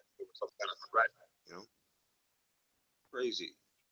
And the son did tell them that, hey, I'm the son of Muhammad Ali, you know, but they didn't care. Isn't that something, eh? Well, I mean, I saw that Homeland Security thing that they use at the airports. When a pregnant woman, she was trying to take her baby feet onto the plane. They took it off her. Used to leave the lane until she got her baby food back. Yeah. And she started protesting, and they started, you know, manhandling her. But I think eventually they fucking tasered her. She was fucking pregnant. Oh my lord. They're just taking this too far, man. Yeah, it's on YouTube. Unbelievable. I mean, they're thinking about taking the tasers off of coppers here in Maury County because they used it 5 times last year. Well, there was a Polish guy at the Vancouver airport. I forget how many years ago. You know, he had a problem communicating, and he got disoriented. They manhandled him, and they tasered him, and he dropped to the floor. He had a heart attack, and he died. That was that. Yeah, I think I've heard that one as well. There's quite a few on YouTube. Yeah. where it's when you mention it's like either somebody that's disabled or they're mentally ill. They get tasered anyway. Yeah, I mean, the guy, he spoke Polish, couldn't speak English. I mean, don't they have interpreters there, to, try and communicate between, the officials? No, they just tasered the guy, and that was that. Did I tell you about that American kid that me and my mates met in France? Uh, The one that was shot in the knee? no, no. Yeah. He was travelling around the world. We were just outside Paris in these youth hostels, the international youth hostels you can stay in for the early 70s. You could stay in them for 70 pence per night, Okay. as opposed to a hotel. All you got was a bunk bed. Yeah. You got use of cooking facilities. You could have a shower, Right. like dormitories, Yeah. This American kid, I can't remember where he was from, but we were out drinking. These Germans took us on the back of their mopeds, drinking, Yeah. and we were visiting the little cafes. Anyway, it turns out he'd went swimming, yeah, and he was coming out. He came out the side door of the swimming bath into an alleyway, and there'd been a robbery nearby. And this copper appeared at the end of this lane, and he was going in the other direction, this alley. And the copper asked him to stop, but he couldn't hear him because of the water in his ears still. Yeah. He couldn't hear him properly, so the copper shot him in the knee. Unbelievable. Well, he was just walking. He was just walking away. And they had to pay him something like $130,000 compensation. But that wasn't the final payout. It was still to get more, depending on how his knee healed. Right. And he was using some of this money just to travel around the world. Then Unbelievable. So they just shoot this guy, not knowing if this is actually yeah, or whatever. I mean this 18, 19, yeah. Unreal. Well, you got to be under 21 to be in the international youth hostels anyway. Right. But he'd been to India, he'd been to Australia, and then that was him travelling around Europe, because he got an initial payout, but that wasn't the final settlement because he was still to get operations on his knee, and he showed us a scar, his big scar where they'd opened him up to repair his knee. How did he make out? Did he recover? Oh yeah, he was walking fine. He said, "I'm fine." He said, "I'm not going to tell him I'm fine." Yeah. He hadn't had his final payment. Right. Excuse me, gentlemen. Excuse me, gentlemen. I just had a phone call, and I have family coming over. I've already handed the both of you mod rights, please. So I'll have to drop out. Okay. Okay, let us run in. Okay, thank you, gentlemen. Are you leaving now, Roland? Yeah, I have some family coming over. I just got a phone call, and so they're gonna come over, chat. So you all have mod rights. Armando Vargas has showed up, so I think it's covered. I'll be back in. Well, I don't know when they'll. I'm not asking them to leave, obviously, but if time permits, I'll come back on this hangout. Okay, we'll see you after. Enjoy your company, Ron. Okay. Well, thank you. Goodbye.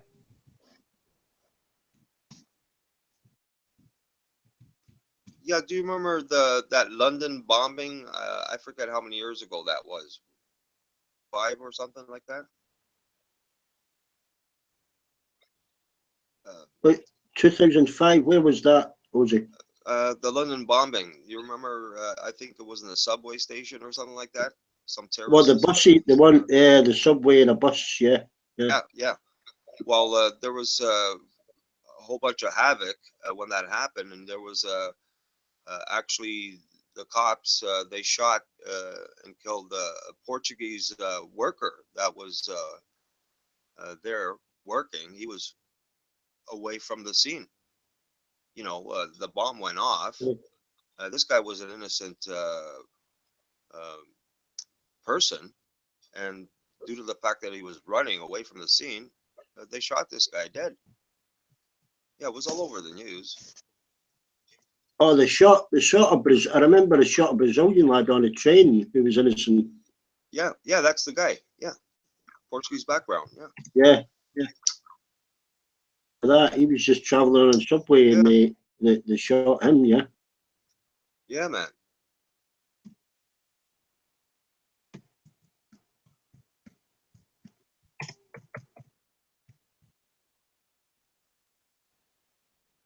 Well, I hate to be a son and a wife that he left behind and stuff, eh?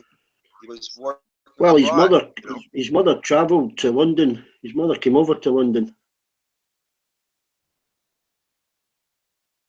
I was talking to my uncle's wife when that happened up here at their cottage, and her attitude was, "Well, you shouldn't have been running." I said, "What do you mean you shouldn't have been running? A fucking bomb went off. I'm fucking running." Yeah. You know, I found that very odd for her to say that, like it was his fault.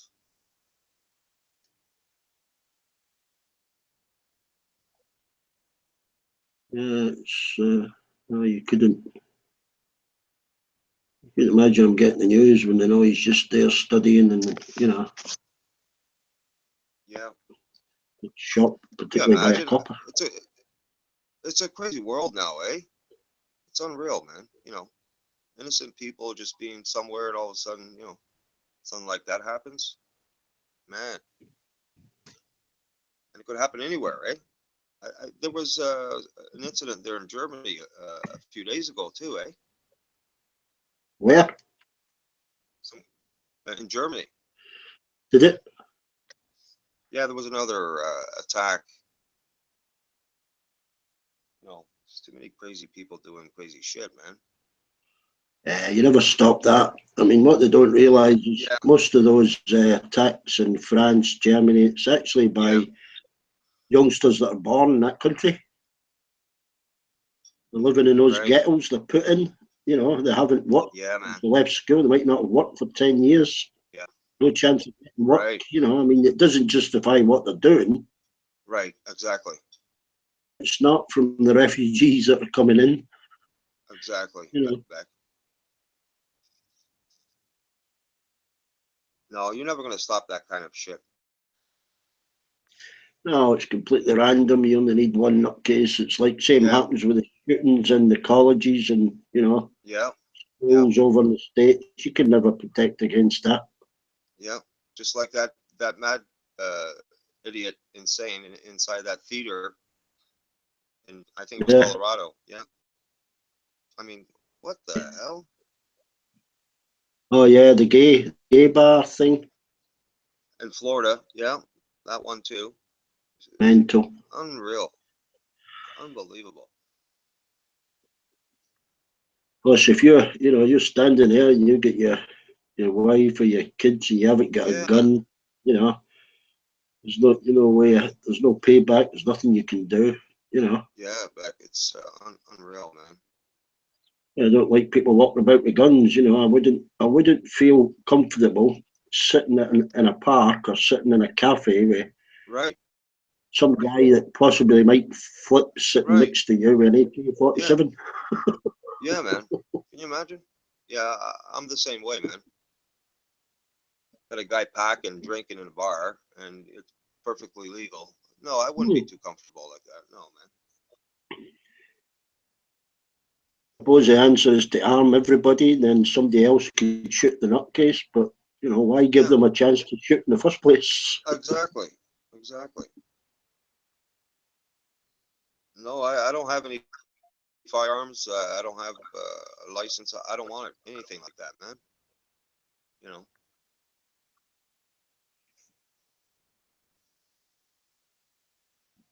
I mean, if I was a hunter, that'd be different, right? But I don't need to hunt.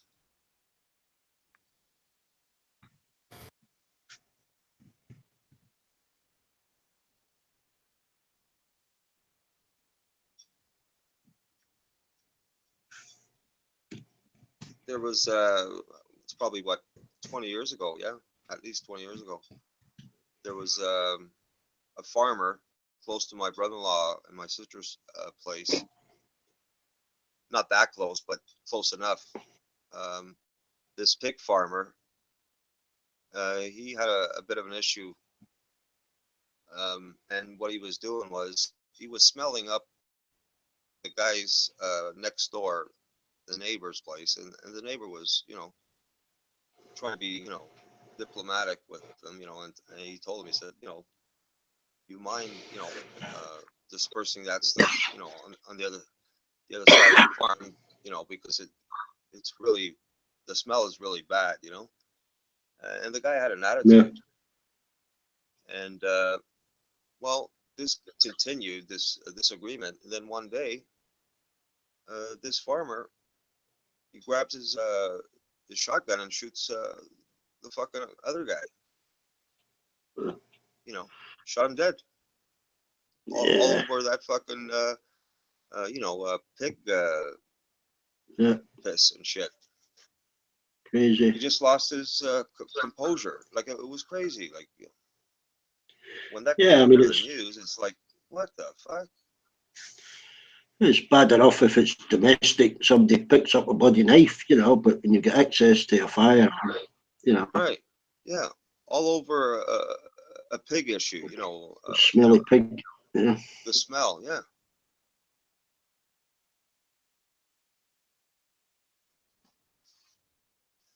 It's not something you hear all the time, so that grabs your attention when something like that happens, Yeah. Yeah, it's like when somebody, in a bar, somebody gets a pint spilt and a fight breaks out and it, turns into half the pub fighting. Yeah. Or and nobody can work out why. Yeah, nobody can understand why it started in the first place. It's somebody's elbow in the wrong place. Right. Or some guy looked at the other guy the wrong way, Yeah.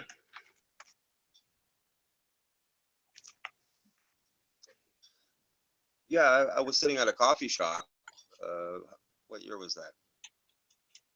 Yeah, 2006. And this is a strip plaza in my hometown. And just having my tea with a friend, reading the paper, and this young, there's a high school right across the street. And this young guy, he comes in, he says, "Hey, Joe, man, your friend just got stabbed outside." I said, "What?" He said, "Your friend, he just got stabbed outside, and there's an ambulance, and they're taking him away." And I looked at him and said, "Yeah, okay." He told me to come in here and come and get you. I said, "What do you want me to do about it? The cops are out there, right?" He said, "Yeah." I said, "What am I going to do about it? The guy got stabbed, right?" I said, "What's his name?" And he told me who it was. I said, yeah, okay. Is he all right?" He said, "Well, there's blood all over the place." I said, "Well, they took him away?" He said, "Yeah, they just took him away by ambulance." I said, "Okay." So I go outside and I call one of these other guys. He comes over. I said, "What happened over there?" What happened was, your friend, there was a couple of black guys, and they were smoking a joint, and your friend said to them, or what? And they thought he was being fucking rude, and they just fucking, one of the guys just fucking stabbed him without warning. And that was Yeah, it's weird. Usually I've found idiots that carry a knife are the most unlikely to use them, Yeah.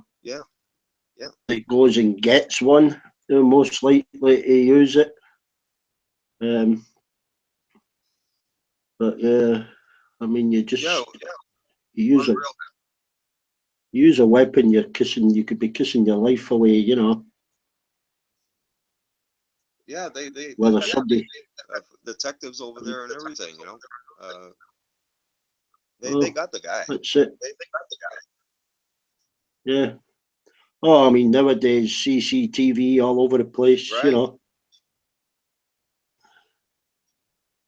I mean, I remember I split the back of my head open, and it was actually a girl in a TV. Quite funny, actually. It was a girl in a newspaper shop, beside this alleyway that told me, because she'd seen what happened. Early on a Saturday night, me and my brother went into this pub we normally went into. Right.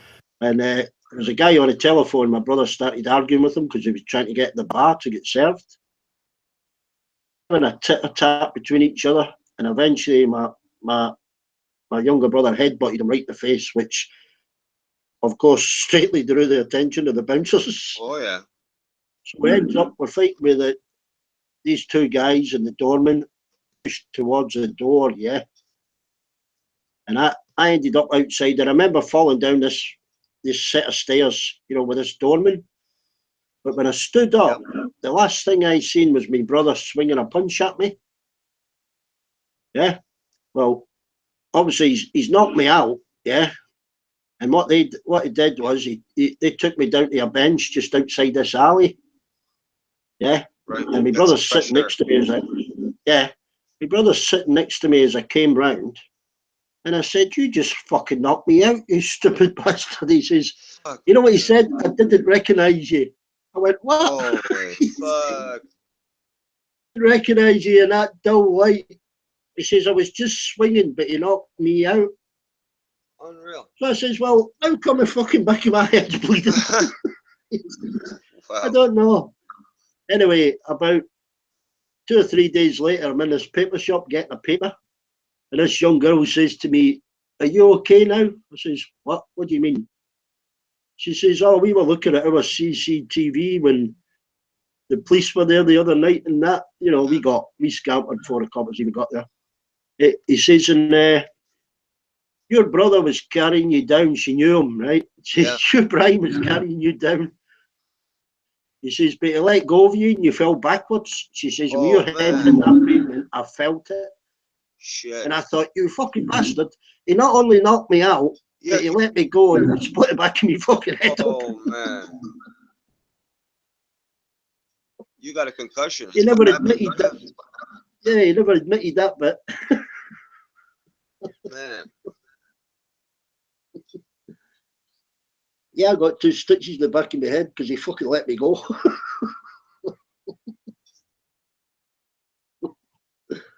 Yeah, that's something like that similar happened to me. I didn't remember or recall it when half a bottle of moonshine, one swig. I got well, a friend of mine that was with me the rest of that. I forgot how many hours I was with him. We went to some white building, a high rise, and I bumped my head. I hit the concrete of just above my head, the stairs. He said I got knocked out and he didn't know what to do with me. So he left me there and he went to my place and he told my sister, he said, "Hey, your brother is knocked out. He was drinking and stuff and he bumped his head. You got to go and pick him up." She did. And yeah, she had to put me inside the car. I was knocked out. She took me to the hospital. And yeah, I had alcohol poisoning and I was knocked out, man. All I recall is, the doctors, when I came to, they thought I was on drugs and shit like that, right? But it was the moonshine. You didn't get a stomach pump, did you? Yeah, I did. Yeah. Whoa. Man, it was nasty. When I got home after that, my old man, he told me the next day, when I opened the door, I was still, friggin' wasted. He said, when I went in, I just dropped my face straight down, bang. He had to drag me into bed. He didn't give me any shit. The next day, he just said, "Well, you look beautiful last night, eh?" And he told me the whole story. I didn't remember fucking shit from that night. Yeah, I remember my father pulling a packet of Woodbine out my older brother's pocket. Yeah, he denied smoking. But he pulled a packet of 5 Woodbine out his pocket. Hey, Dad, he says, right. He says, "Smoke them." He said, "What?" He says, "You're going to stand there, you're going to smoke all of them."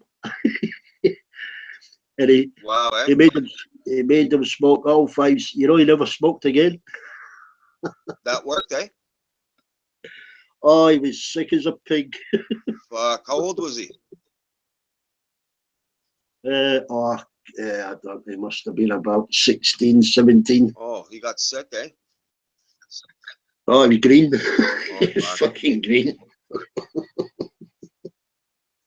And Woodbines, they'd no tip. Yeah, yeah, yeah. Yeah. I mean, I used to smoke coffee one of them, and it made me a bit queasy. Strong tobacco. Yeah.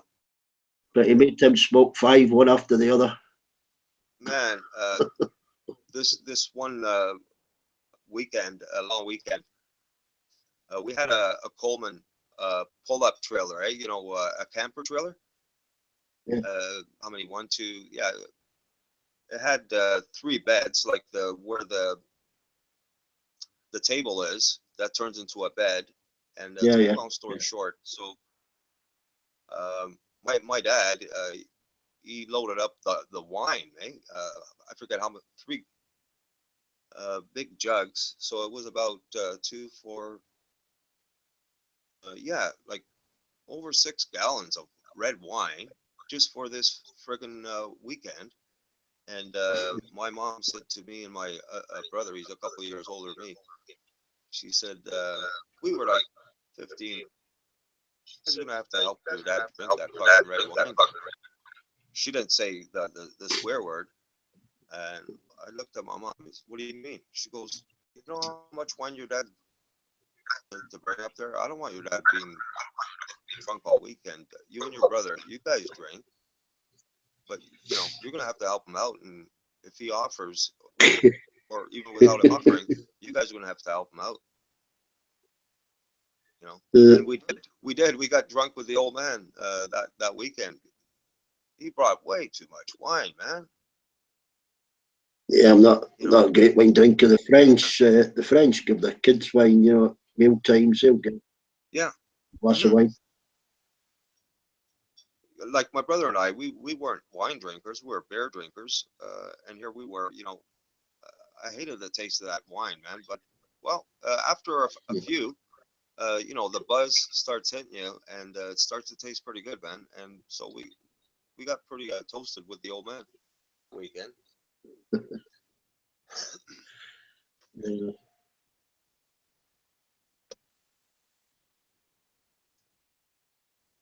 It's that was a one-off, time. When my mom was saying that, I knew that we had to do that. She was all worried about him, right? Well, yeah, I mean, my parents, they had a drink, they had the relatives around at a weekend, and they'd meet up at somebody's house, we'd be in a side room, and they'd all have a good drink. It was not only cheaper, but I think the women didn't really go to the pubs in them days. They would go into Yeah, the lounge, yeah, yeah, to the bars. So they would meet up, they would gather in some relative's house, at the weekends and have a good old sing song. yeah. Couldn't sing. No, None of them could sing. None of them knew all the words to any song. They'd just make up their own fucking words. right.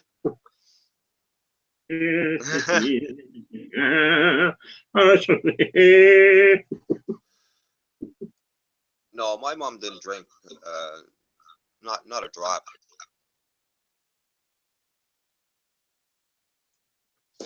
Thing is, people used to sing along with them. They didn't know what they were fucking singing. Yeah, made it even more fun, right? They just started in.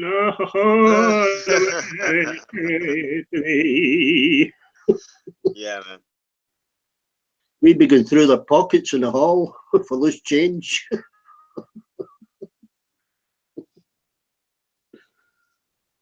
Man, I could see that right now.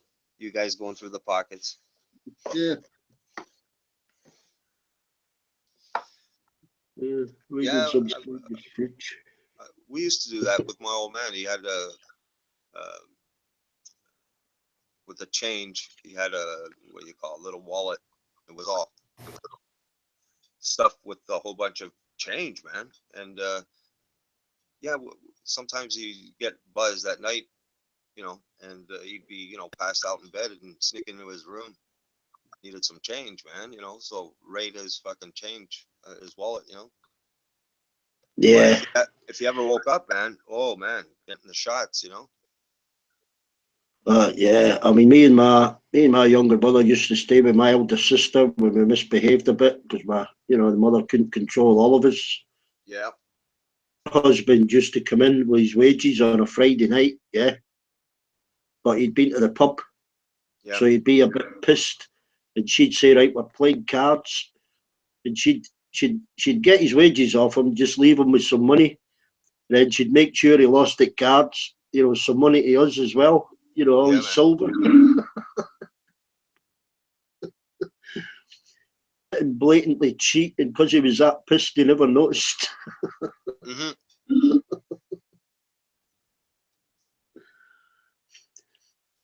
Yeah. Oh man, there was She'd fucking go out to nights. spend. She used to Wow. pawn, the pawn shops, the pawn Yeah. shop. So Yeah. she used to pawn his best suit, like his wedding suit. Holy. That she used to pawn that during the week, and then when she Yeah. got his pay on a Friday, she Right. had to rush out on a Saturday at the pawn Yeah. shop to get it back again Oh because he man. would be wearing it to go out on a Saturday night. Yeah. Yeah. Wow. Isn't that something? Yeah, she was always going to the pawn Yeah. shop. Shit. I even got a radio. The first radio I ever owned, a little radio. It's only must have only cost about a fiver. I got it as a Christmas present, yeah. Yeah. And she pawned that. She pawned that because she got £1 for it. Oh man. I had to wait 2 weeks to get it back again. Shit. Oh, she was a character. Yeah, man. That's funny shit, man. Yeah. As to what miles and miles because she didn't have a bus fare. Some a sewing machine and his suit and a pram, one of the big old fashioned prams, Yeah. She'd walk about 6 miles to a pawn shop.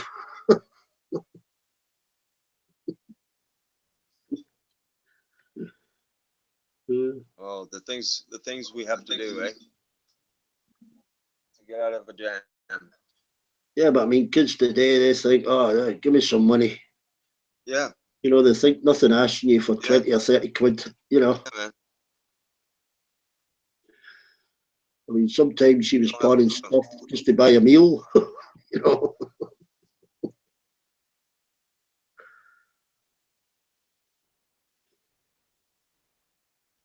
She even used to take a pram. She lived near just an outskirts of Glasgow, Yeah. near a field. So that she used to take a pram out and half fill it with potatoes, at 1 o'clock in the morning. Oh wow. She's a survivor, man.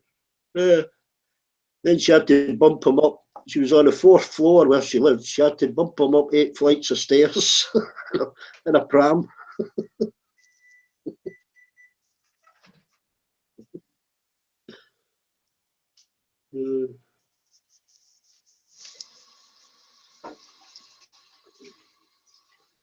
We're having a sing song.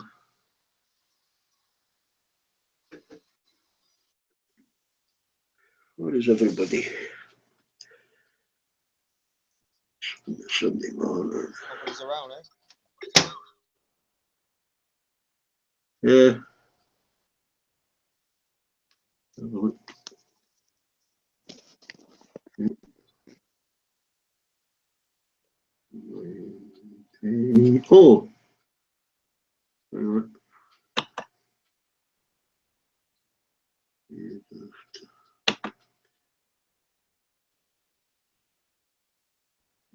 How's Sean doing?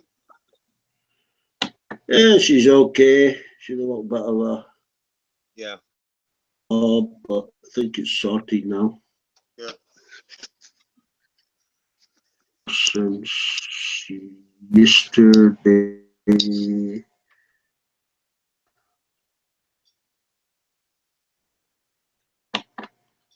Although the search thinks she snapped me out my own hangout. She won't speak to me now. Oh. Yeah, I heard him yesterday. The surge. I don't know where he gets all this shit from. I don't know, man. She's on the Chinwaggers hangout. She hasn't left that yet, I don't think.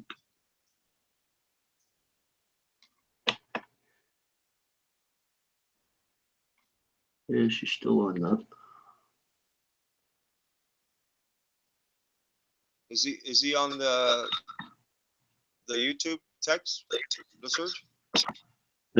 No, it's Ashley Amando. Oh, he is. He is. He just swore at us. Well, I swore at me, probably.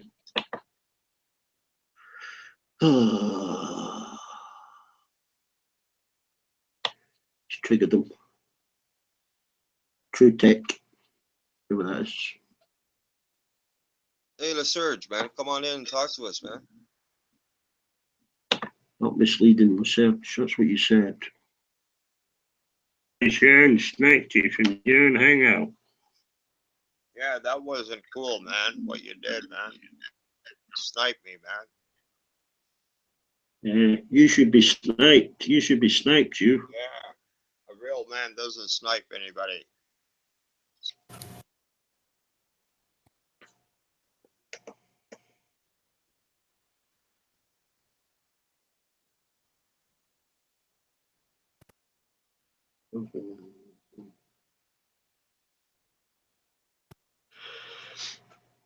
Yeah, they used to scrub and polish their own stairs, Dave. Everybody their own. Used to scrub stone steps with a scrubbing brush. Yeah.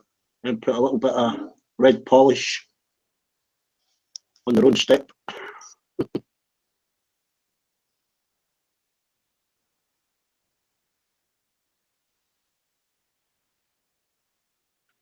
Dave's there? Yeah, Dave's on YouTube tips. Dave, man, jump in here, man. Yeah, come and sing a song.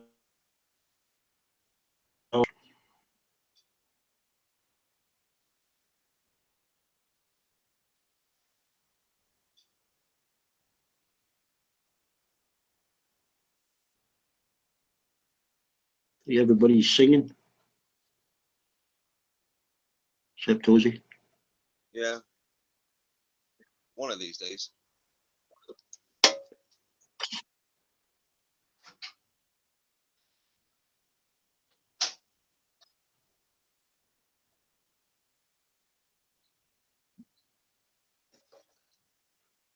Serge says I'm annoying now. Uh-oh.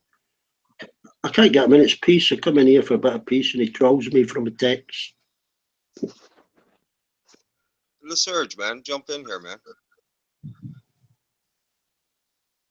Yeah, stop abusing me from without.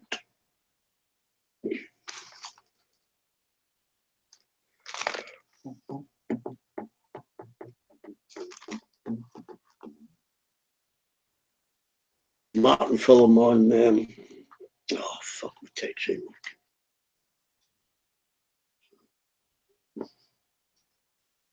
There we go. What's this? Cheaper by the dozen. Yeah, cheaper by the dozen. Oh fuck, he's got a dozen kids. Gorillas in the mist.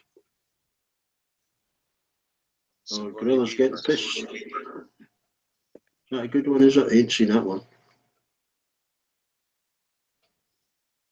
You haven't seen that one? Gorillas No. in the Mist? No. What is that? Is this a true story? It's I think it's based on a true story. It's Oh, about silverback gorillas. I missed most of it. Oh, snooker. Live stickers on ITV4. Let's see. Player Championship. No,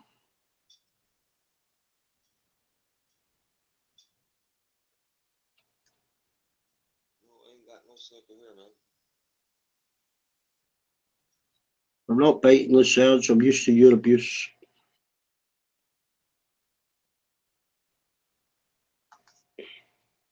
Can read you like a book, research. I can read you like a book.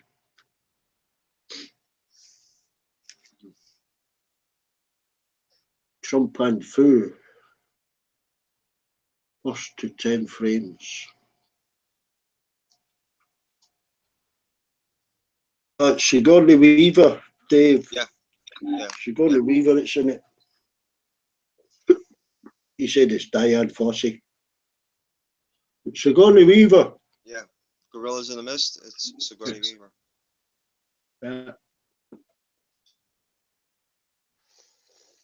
Yeah, we know, Dave, but it's Sigourney Weaver, not Diane Fossey. What? She plays Diane. Oh, God. Dave's in the pist.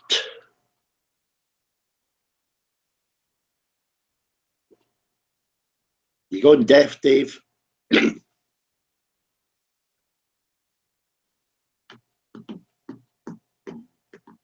Oh. BBC One, Tottenham Hotspur, live now. Okay, let's see. Shit. BBC One, you said? BBC One. Yeah.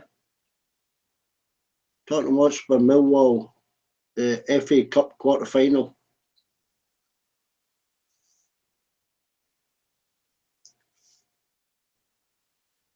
Must be half time.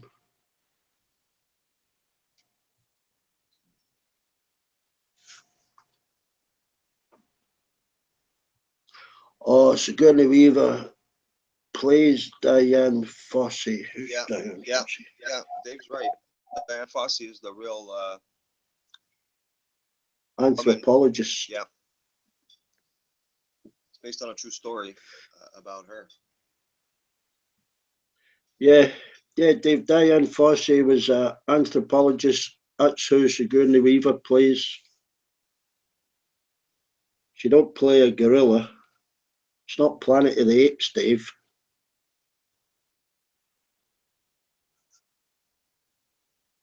Chelsea, Manchester United tomorrow, Jose. Okay. Tomorrow night, 7:30. Will that be your time, about 2 in the afternoon? Yeah, that's going to be a good game. Yeah. That's FA Cup as well. Mm-hmm. Another quarter final.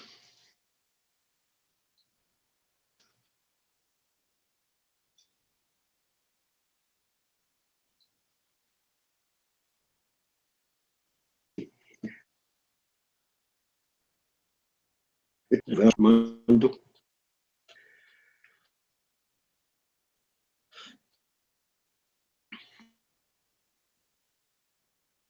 Sigourney Weaver's an actress.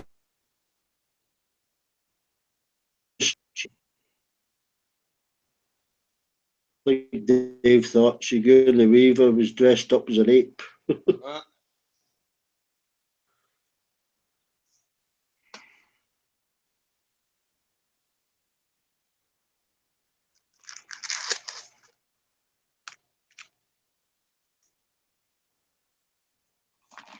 Yeah, Newfoundland got hit hard by that storm, man. There's like 20,000 homes without power. Oh. I don't think it takes them long to get them up and running again, does it? 24 hours maximum.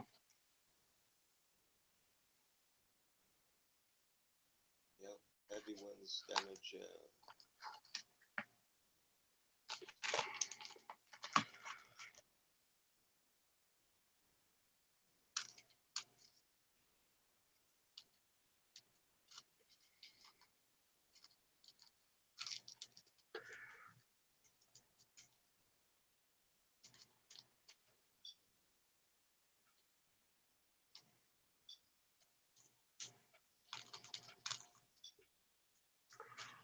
Oh. I think Commando wants to be a martyr.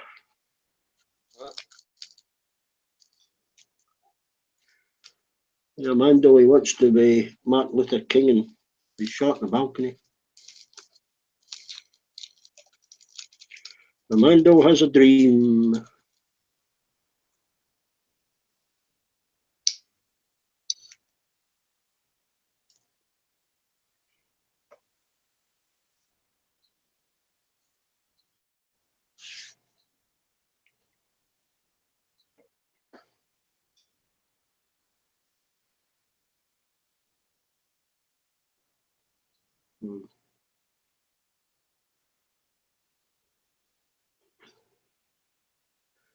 Yeah,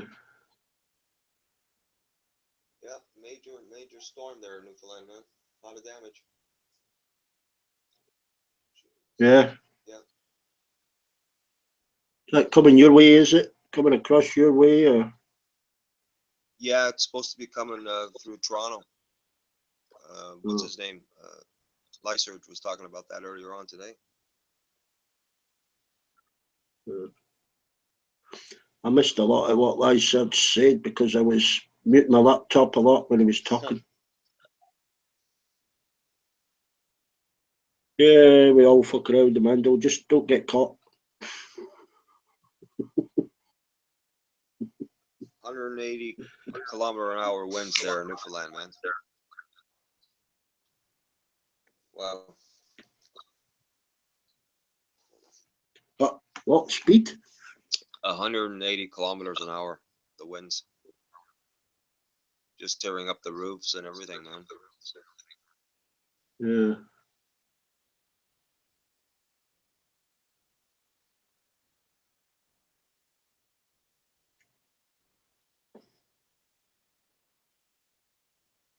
They're all migrating back to Al Jazeera, are they? One or two of them stayed.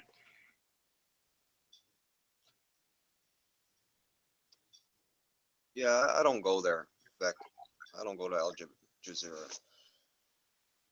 I'll pop in now and again when Armando ain't running a stream just to annoy Al Who. Yeah, he's usually there, isn't he? That Al Who guy. He's normally there, or the Young Turks, the Young Turks Live. Yeah.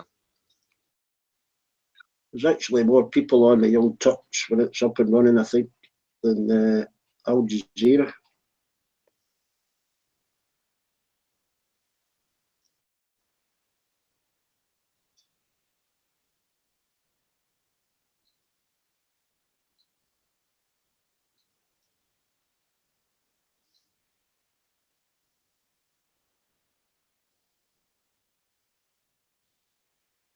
Mm.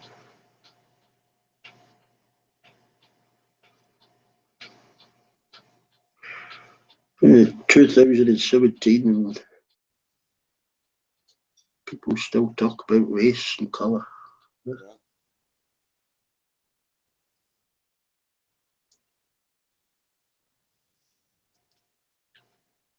Unbelievable. Riot police broke up demonstration. Yeah. What was it? Yeah, they're rioting in Netherlands there, man. Are they? Yeah. They've got their election on Wednesday, I think. Right.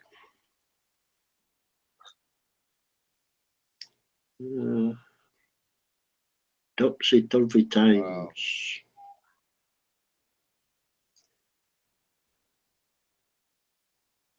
Yeah. And they worry about the Chinese or the Russians. They want to worry about Central Europe fucking exploding. Demonstrators gathered outside the Turkish consulate there in Netherlands.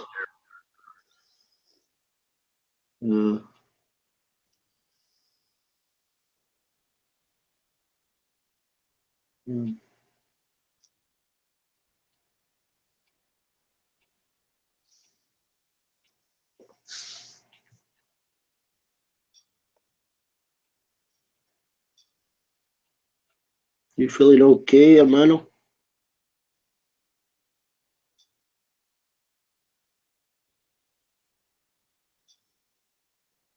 Could you see the text chat? I can go on to it here. Yeah.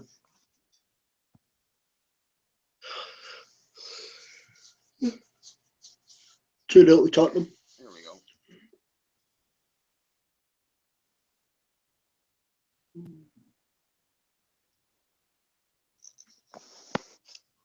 That's making a revenge game for Mourinho tomorrow with Manchester United, Chelsea. How we'd love to knock them out of the cup, eh?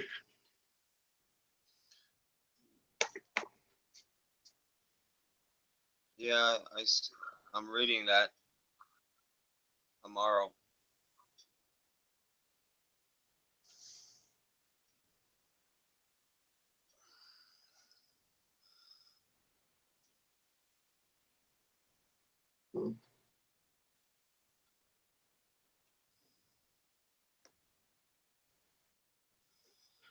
Look, Jose there. Jose, yourself a girlfriend, lad. Bloody hell.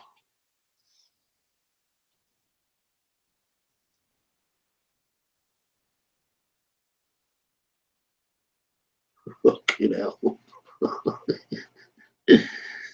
Little Jose's offered one.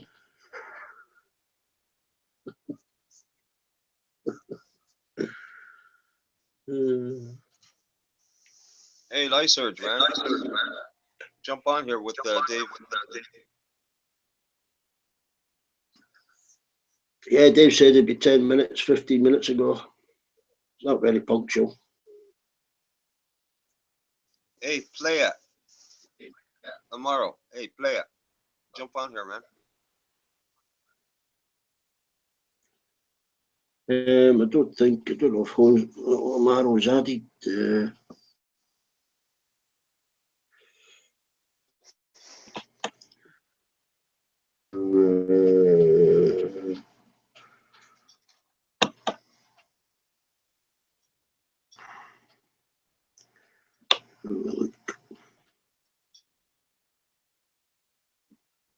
Oh, yeah.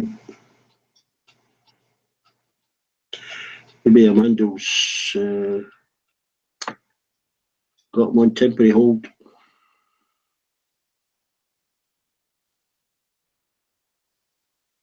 Well, the women's rugby's on. What's that as well?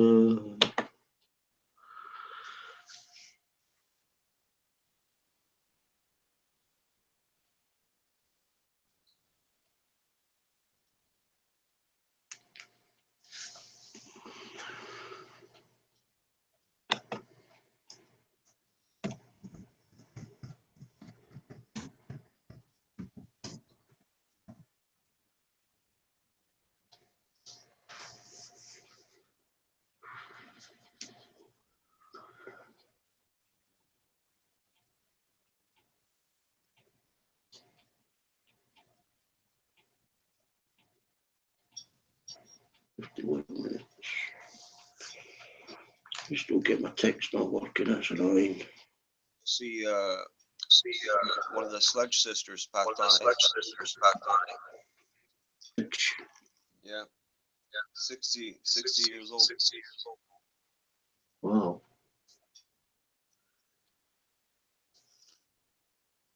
Yeah. You get to that point when you see these lists at the end of the year who passed away, you can remember them all. Yeah, Beck.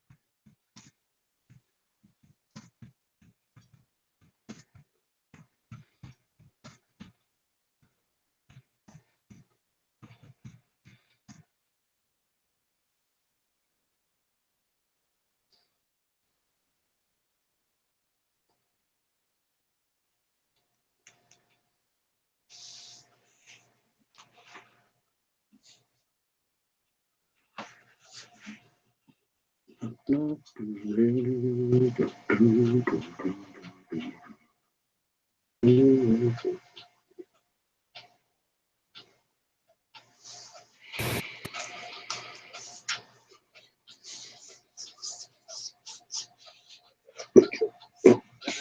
Liverpool. Huh? What was it? Liverpool game is starting right now. I've got another cup game.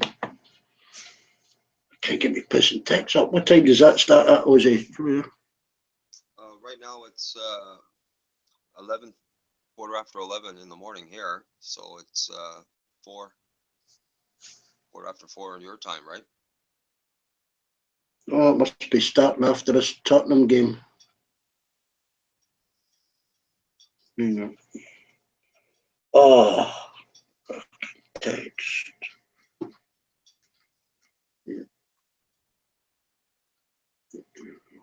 Oh, there's still another 45 minutes before the game. It's going to start at 12 noon here, so it'll be 5 o'clock your time, right?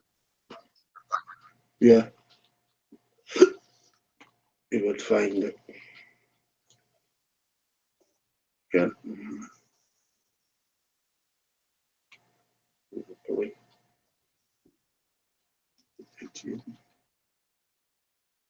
Huh?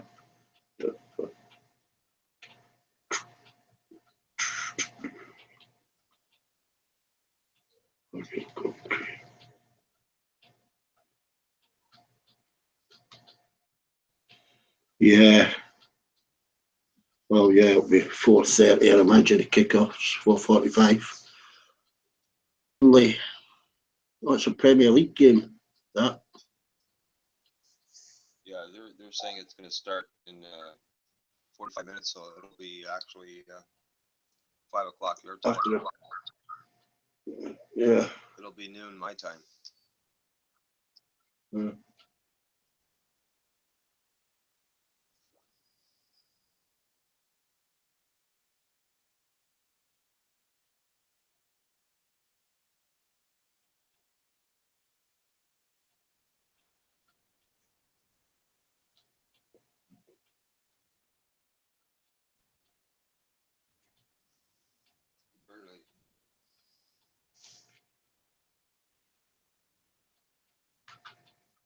I think Liverpool's going to take this game anyway. You think what was it? Liverpool should win today. Oh, it should beat Burnley. Yeah, they're fighting for a European Cup place, top 3 spot.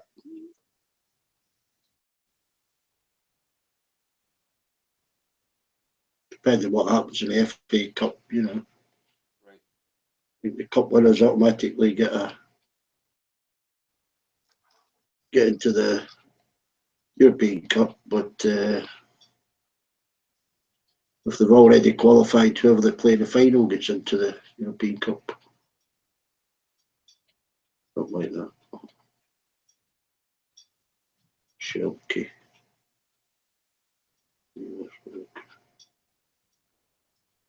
I'll find the women's rugby. I always said the women's rugby's on.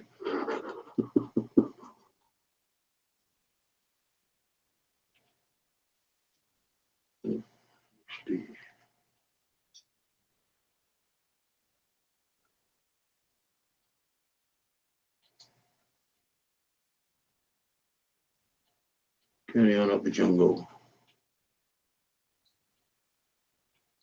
3-0.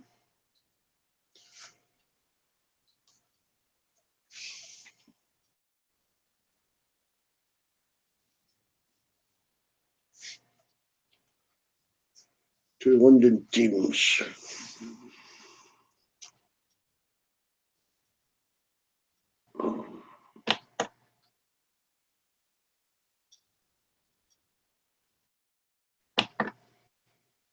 Spoke last time out.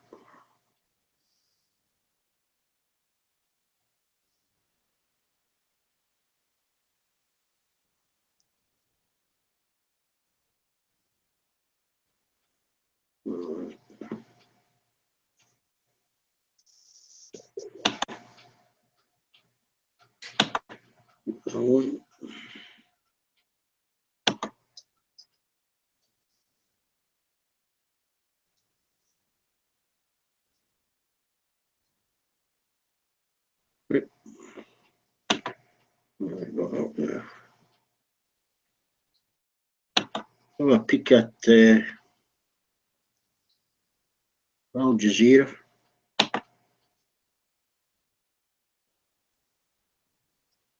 Oh,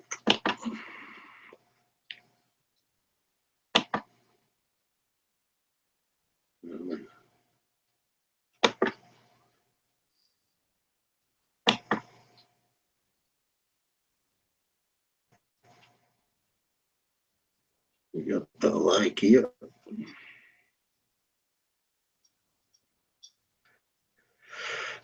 Just ignore what you hear, Al Jazeera, and then I'll mute it. That doesn't bother me. Sometimes you get something going in the background, you wonder.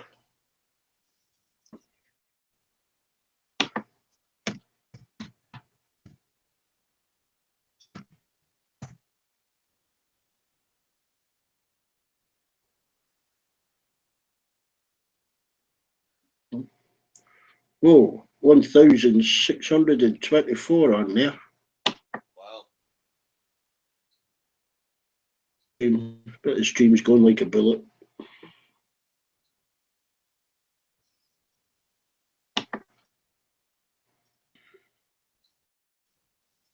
Let's have a look.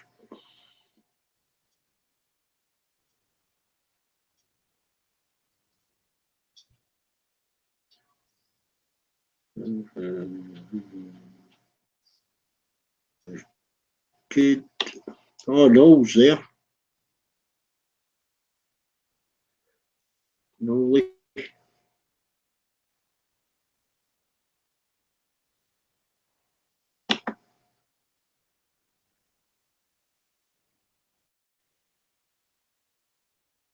Oh, phew.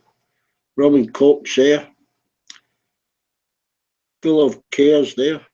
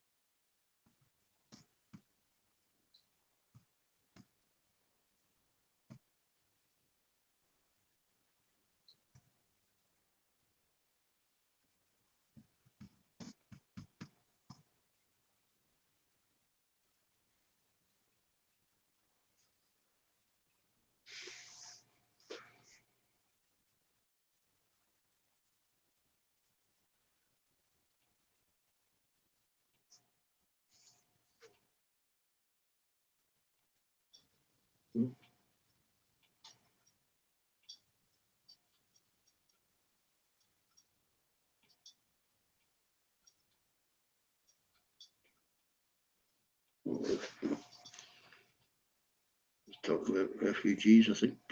I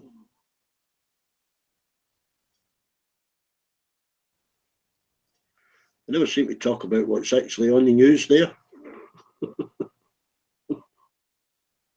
Yeah. I noticed that. Al Jazeera.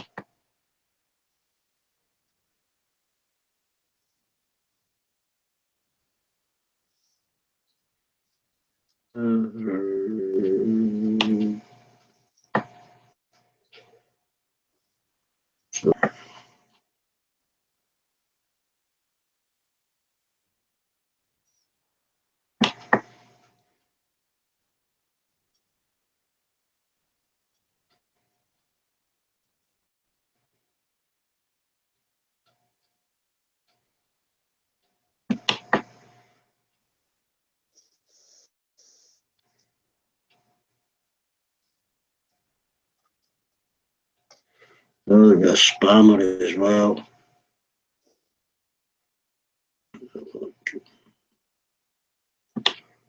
So, Nino Rata. Nino Rata, the spammer.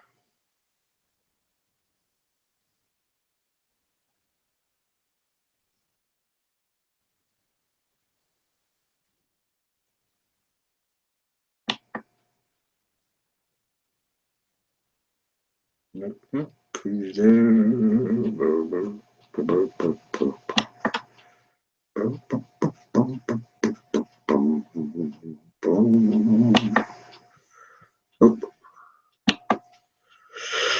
Yes, I've got a slow Sunday. Yeah, man.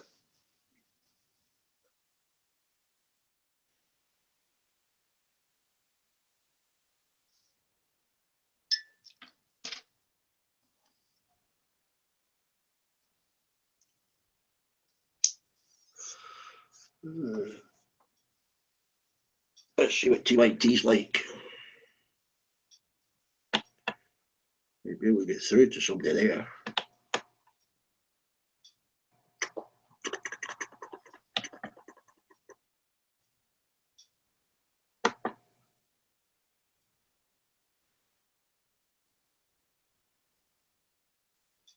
That them wildlife cam chats are quite popular.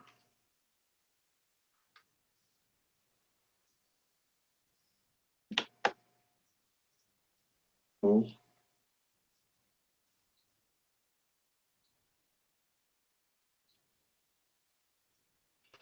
Or the NASA, the NASA stream, Yeah. the space station live cam. It's quite popular. Yeah, I've been there a few times.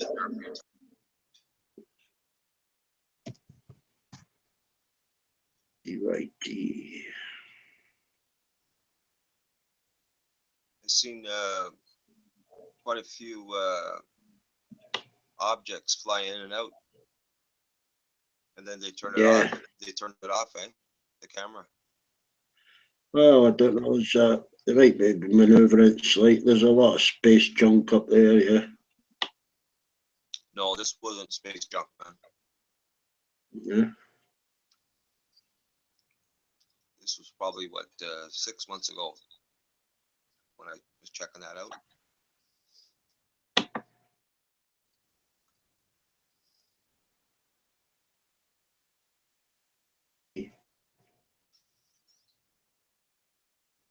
It's pretty freaky, man. Seeing them up and down, and the speed that they were going, and then they blocked the camera. They cut the feed. I did 43 on Young Turks.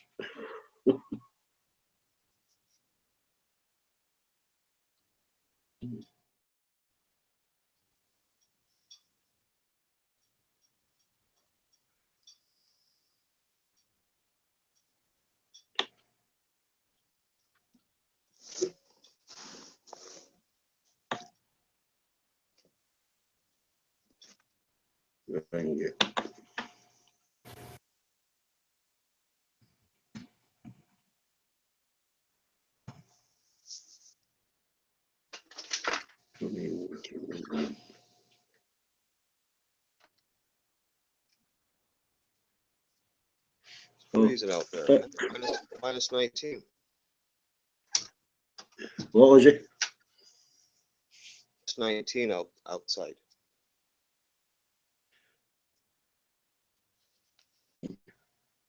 Yeah. With the wind chill. Well, I think the coldest it got here this winter was -6.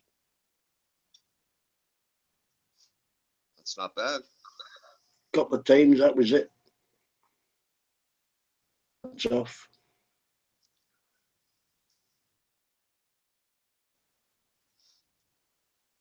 That Krebs goes on, you know, that Christy Krebs, she goes on, she was Canadian, wasn't she? I don't know. I don't know her. I've seen her on here. It's been a while. She ain't been on for a while. Yeah, she's on Young Turks now.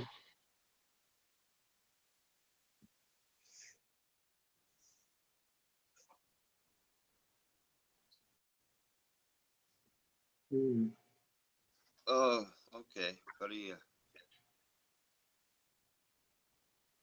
Ahorita, Amado.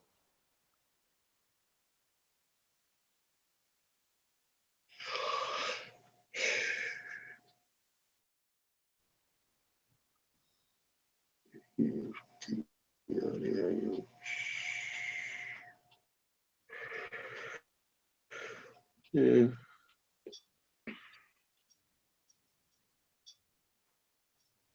A couple of them, and will start playing a video.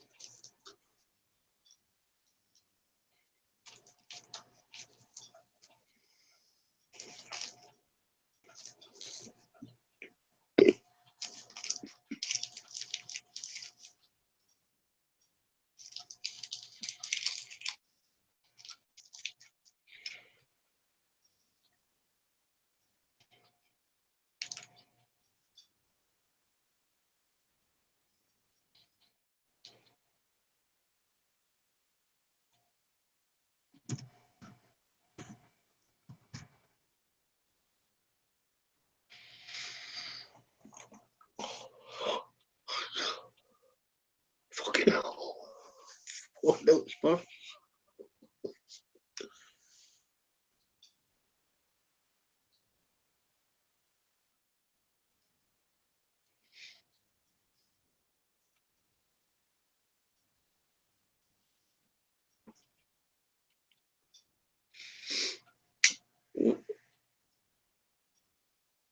Last thing. Enemy. Enemy.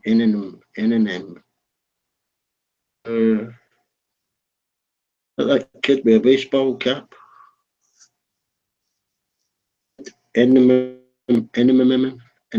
Enema. Enema. Eminem. Oh, Eminem. No. I don't think I've heard them. Wow. Bieber. I'm just watching the replays of Arsenal's goals, man.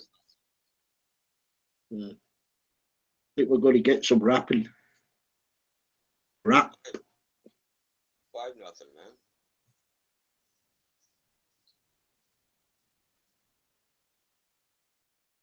Who's gonna rap? Eminem. Eminem. A rapper on Big Brother. He was funny.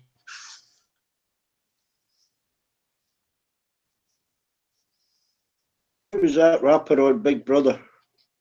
Yeah, man.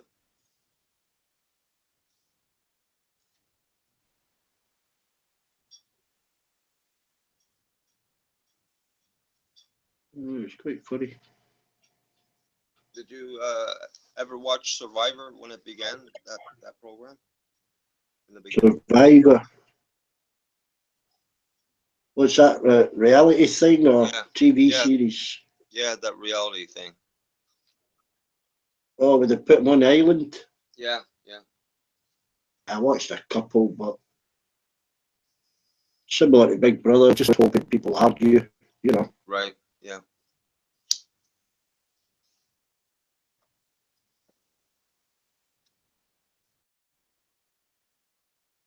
That's what I do with us lot. Like put us in a Big Brother house. Hey. There comes the rap. Mando, that one.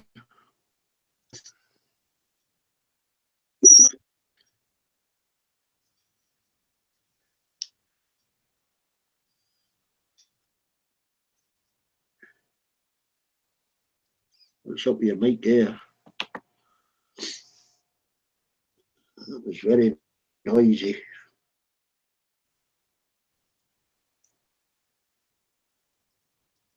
Nope. Yeah, I You're not watched coming. a couple of those Big Brothers in the beginning. No, you're not coming through, Amando. Your lights are on, but there's nothing there.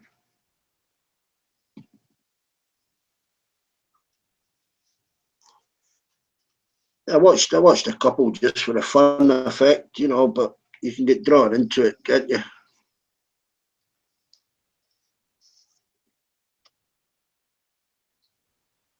You try another one.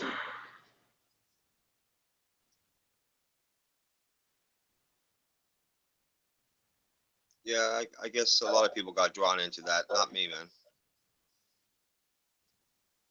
I like it when it's ordinary people, not these celebrities, you know. Yeah, yeah. I mean, it's like they've got to put in a transvestite and 3 homosexuals, you know, Yeah. No, not my just for kind. the Not my just thing, for man. the effect, you know, somebody with plastic surgery and problem. I mean, it just Yeah. bad soup they make, hoping for trouble. Did you get to watch Surreal Life? Those celebrities. You know that. Yeah, this Real Life was like Rehab with Dr. Drew. No. What's his name? Flavor Flav and what's her name? Bridget Nielsen, Vince Neil, the singer for Motley Crue was on. No, a chat program thing. Well, it was a rehab. Um, Oh, reality TV. It was called Surreal Life. no, Yeah, that was years ago, man. They were all together. Even that Corey Feldman kid, that actor, he was a part of it as well. Even the black kid, the short guy, Coleman, yeah, I've got he was in it too.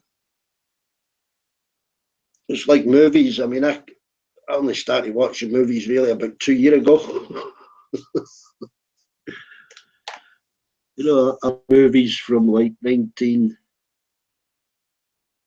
till about 2 years ago. Yeah. I was watching them, I was half pissed, Yeah, Never you got don't the remember. end. Yeah.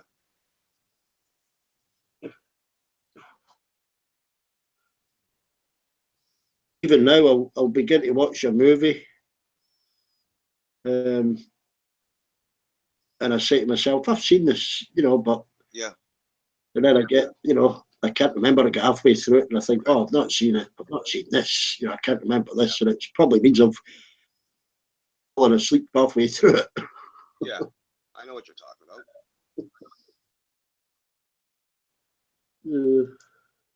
Yeah, me too. I had quite a few movies like that. Just passed out, man. Just tired. Well, I'd come in from a pub, at 12 o'clock, 1 o'clock in the Yeah. morning, and I'd either just manage to get into a chair and sit down if there was people Yeah. watching the TV, or I'd just be steered straight in the bedroom and thrown in the bed. Yeah. Shit.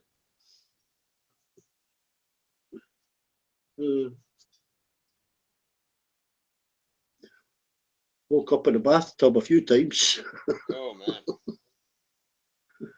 Well, the worst one was a hedge. I woke up in a hedge. Yeah. My body shape was still there a week later because I slept the hedge all fucking night.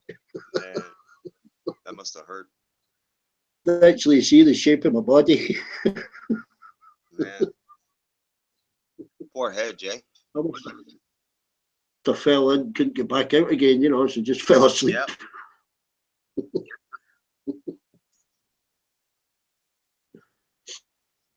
Oh, fucking got. I mean, a couple of times I haven't been allowed into the house. I've slept in the fucking shed, Yeah. I hear you. I got on the wrong bus one night. It was the last bus, from Inverness. Yep. 7 miles in the wrong direction. Yeah. And I actually said to the driver, I says, you go past the RAF base, don't you? He says, no, mate, that's the other direction. He says, no, from Lossiemouth, he was going to Inverness. I says, I'm the other direction. He says, well, I'm sorry, we terminate in Inverness. He Man. says, you're out in the middle of a fucking country. It was snowing. Man. Yeah, it was one of the cold winters we had where your hair actually freezes, Yeah, man. I says, stop the bus, I need to go off, I got to walk. He says, you can't walk. I says, I'm walking, stop. I'm half pissed, I don't care, Yeah. Yeah. You can only see about 5 feet in front of you. Fuck. And it took me from like 1 o'clock in the morning till nearly 5:30 to walk that 7 mile. Man. When I got back, still dark, bangs on the door, says, you can fuck off, you've been to a nightclub. I was dying of what do you call it, hypothermia. Yeah. Plus, she says, you can fuck off. She Oh, ain't getting man. in and shut the fucking window. Man. All I did was go on the wrong fucking bus. Fuck. So I had to go into my shed. And turn the paraffin heater on. And of course, I didn't open the fucking windows, so the fumes were building up. I could have fucking died in the shed. Holy shit, man. To top it off, eh? After all that, eh?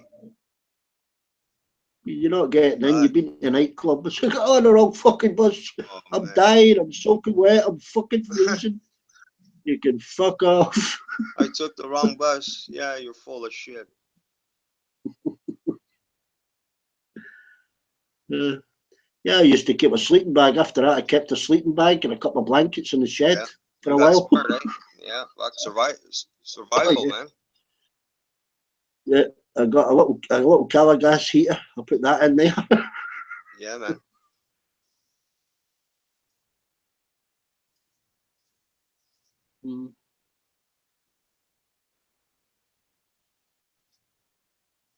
I think you'd do it to me now. You'd fucking kill me.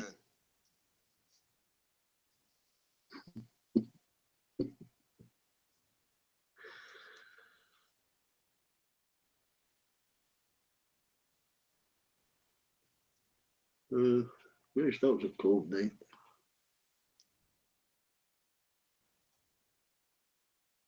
Fog, you can veer off and go on the, you can take a wrong turn, Yeah. end up in the fucking hills. Yeah, man. Cars actually passed me. I'm waving at them to give me a fucking lift, and they could only drive at like 10 mile an hour. Yeah. Because they couldn't see where they were going either. Catching up, shouting at them to stop. Just fucking carried on, whoever it was, Yeah, they couldn't give a fuck. Yeah. Well, they must have known I was like 6-7 miles from nowhere. Yeah. Fuck a ghost. A red-headed ghost with frozen hair. Fuck. Icicles hanging out my nostrils. Yeah. Scary,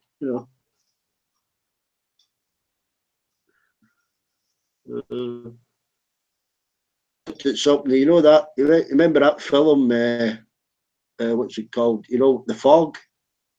Yeah. And the pirates come in, to Right. get the Yep. older people that, it's something out of that movie. Just appearing out the fog, waving my arms. They must have thought they were seeing a ghost. And start shouting, bawling, "Stop, you bastard!" Fucking You stop. live, fuck.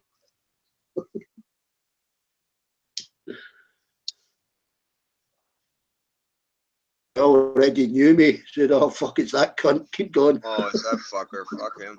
He's not getting it right for me.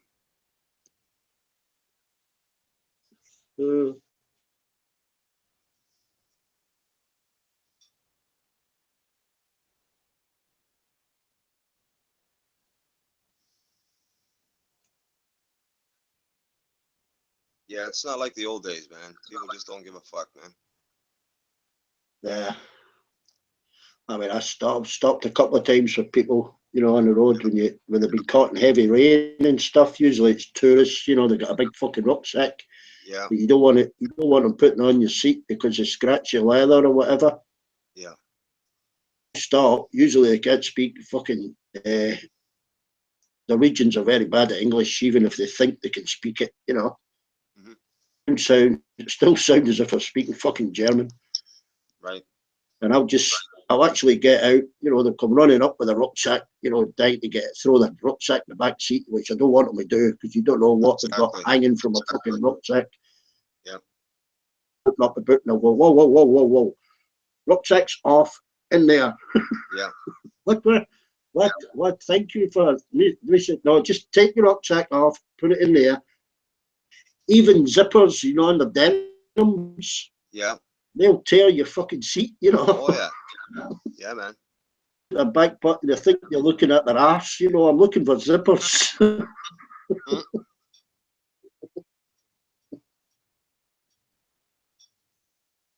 Then you might have to drive, 12 mile with them. You say, okay, don't talk, just listen to the radio, shut up. Yeah, they don't stop fucking talking. Tell you the whole life story. Back out. Yeah. Otherwise, you're back out in the rain.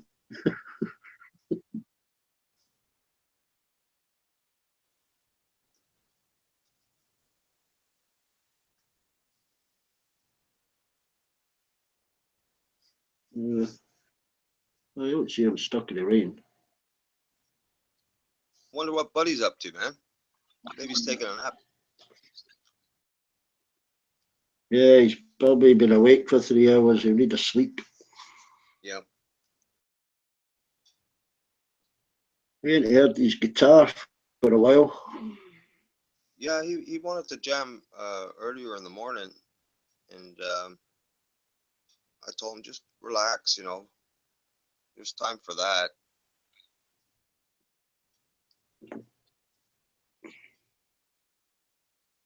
Yeah, he sang some lyrics to a new song that he's doing. Man, sounds fucking awesome. Yeah. Yeah. He's got the talent. He's got the talent. He's a good songwriter too. Is it his own song, is it? Yeah, he writes his own songs. Oh, Yeah.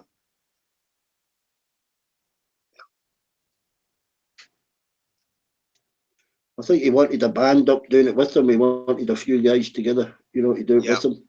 Yeah. He wants a real drummer. Yeah.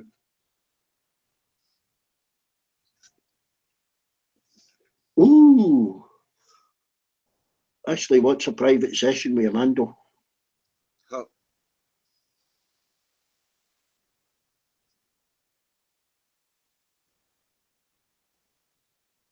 Can't do that. You can't do that, Ashley. He's got to speak to Mrs. Vargas first. yeah.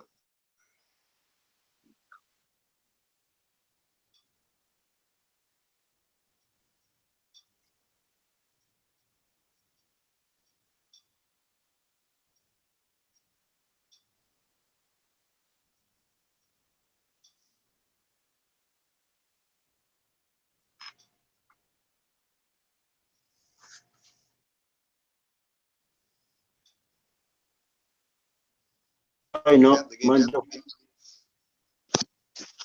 Name? Yeah, was he? Oh yeah. Sure, man. Yeah. Yeah. Yeah, I wouldn't speak private to. I think she's handled more knobs than a space shuttle pilot. Mhm.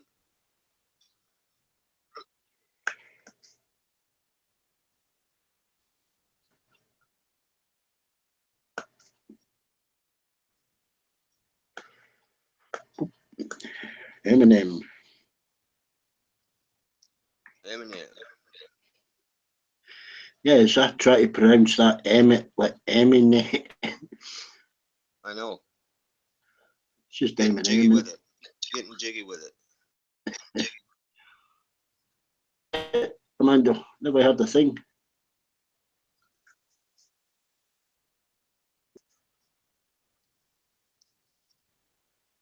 Probably get his mic plugged into his PlayStation or something.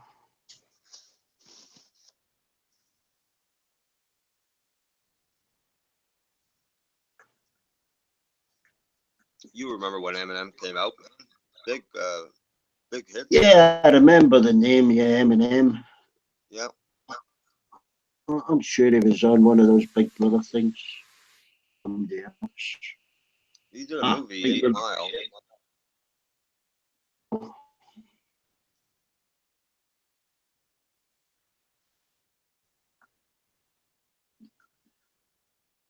You couldn't sound grown on a beat if you were moaning to it. Yeah, I could hear Yeah, that. I don't say fuck you all. You can throw me through it.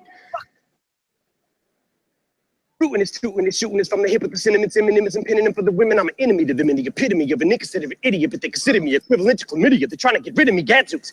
But I stickity stand for the figgity flag of the United States and the freedom I distribute these raps to. And if I catch you doing anything hindering or prohibiting that after I get me the tattoo with your lips on my ass, I'm gonna be literally picking up and deliberately whipping the Statue of Liberty at you. Woo! Fuck it.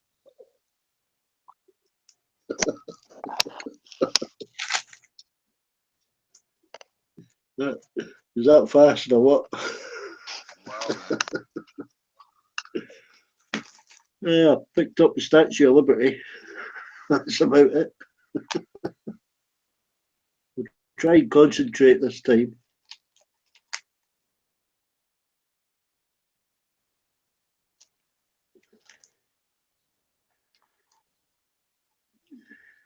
Did you get it, Ozzy? Yeah, I got it.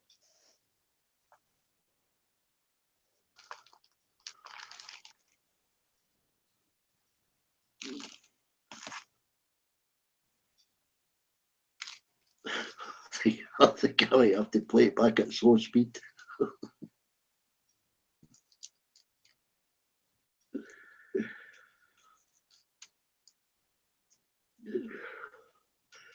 Well, I'd fire him up the window.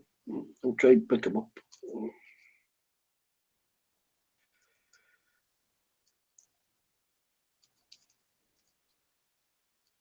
Yeah. No. Just remember, I'm listening in mono. I haven't got stereo ears.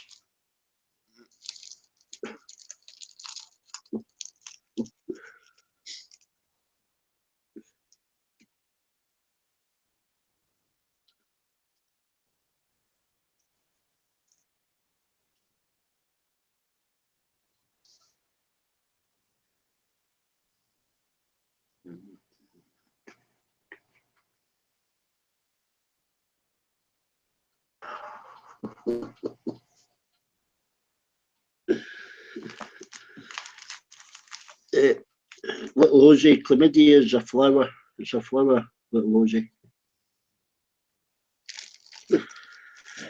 The day I don't say fuck you all, the day you can throw me through it. Rooting is tooting is shooting is from the hip with the synonyms and pinning them for the women. I'm an enemy to them and the epitome of an inconsiderate idiot, but they consider me equivalent to chlamydia. They're trying to get rid of me, gadzooks.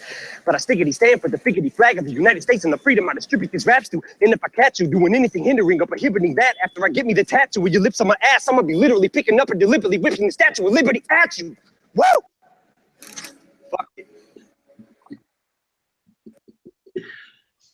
I had to shut my eyes and listen to that. Yeah. You imagine taking notes when he's ordering breakfast. Oh my God. There's sausage, egg, and what?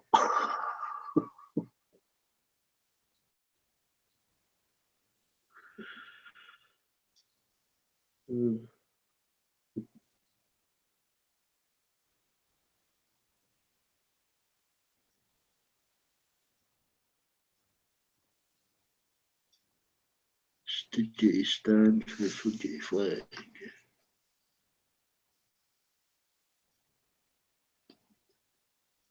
Duty stand.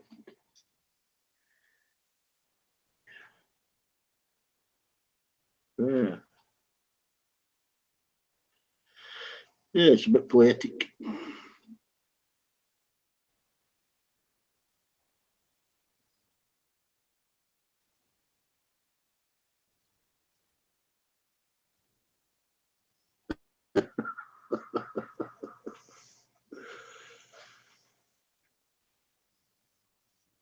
Rooting is tooting is shooting is from the hip with the synonyms and pinning them for the women. I'm an enemy to them and the epitome of an inconsiderate idiot, but they consider me equivalent to chlamydia. They're trying to get rid of me, gadzooks. But I stickity stand for the figgity flag of the United States and the freedom I distribute these raps to. And if I catch you doing anything hindering or prohibiting that, after I get me the tattoo with your lips on my ass, I'm gonna be literally picking up and deliberately whipping the Statue of Liberty at you. Woo! Oh. Is that the Speedy Rap Sat? Wow, man. Maybe. Huh?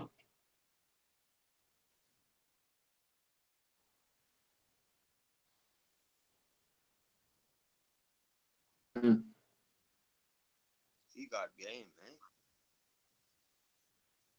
He'd be better singing that. If he can like write them kind of lyrics, he'd be better singing it. Yeah, but the money's in the rap.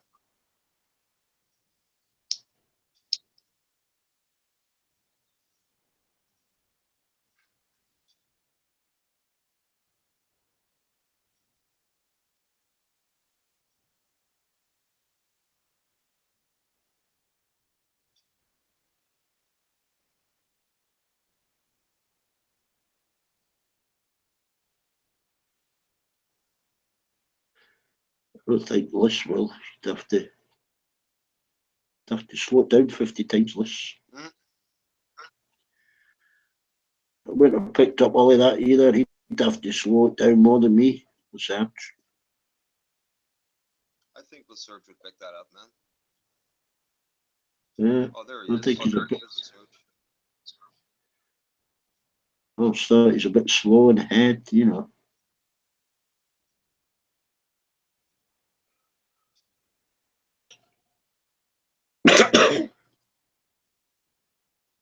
I mean, he's fast at talking, you know, but he's a bit slow on the uptake of things, you know.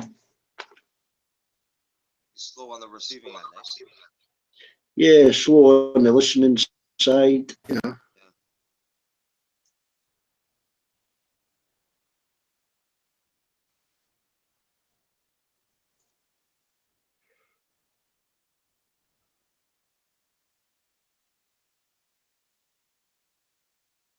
I wouldn't talk about. I would talk about unless he was out there lurking. But yeah, Hey, the Surge, man. Jump on here, man.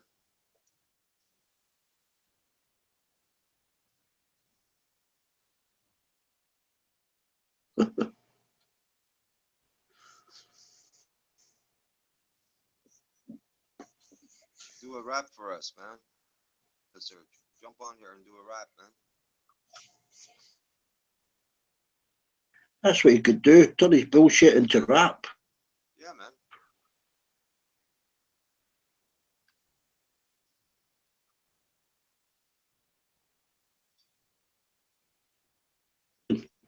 He's been asleep, was he? All that talking and interrupting probably tired him out. Get in here, Surge, man. Do a rap for us, man.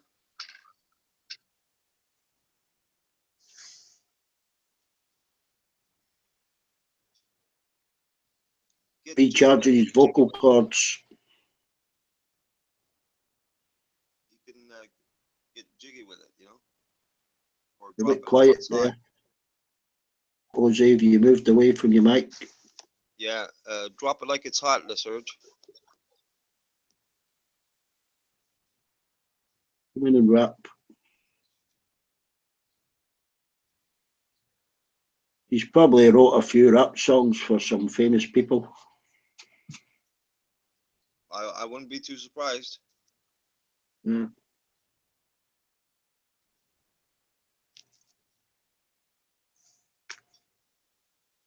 Copyrighted a few of his, you know. Yeah.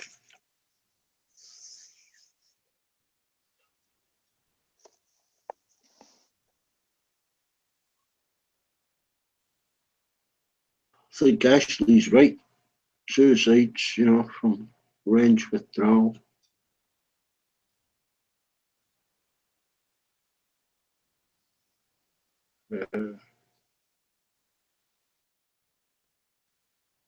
Surge, you coming in or what?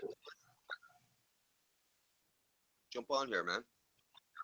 Nah, he's getting on a bit. He's getting on a bit now. Jose needs a nap, you know. Oh, he needs a nap, eh? Yeah, he's getting some warm milk. Glass of warm milk. Yeah, he's not a youngster anymore, you know. He'll be feeling it, you know.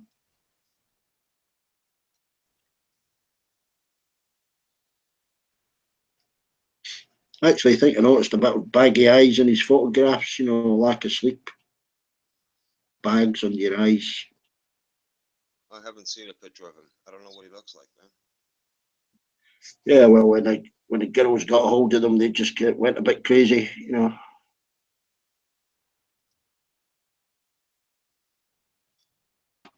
I never done anything with them, you know. They were never going. Just wanted to have a look, you know. Like being nosy. Oh, so they got all excited when they seen him, eh? Seen his picture. Well, a couple of them said he was quite handsome, yeah.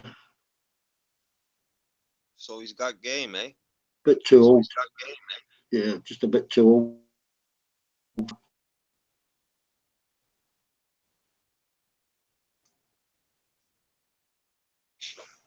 Yeah.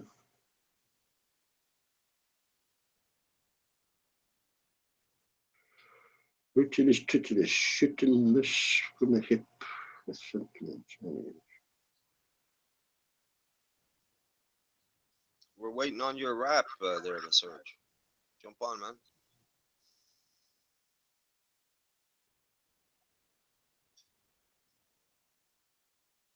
What's Gadzooks? What's Gadzooks bollocks?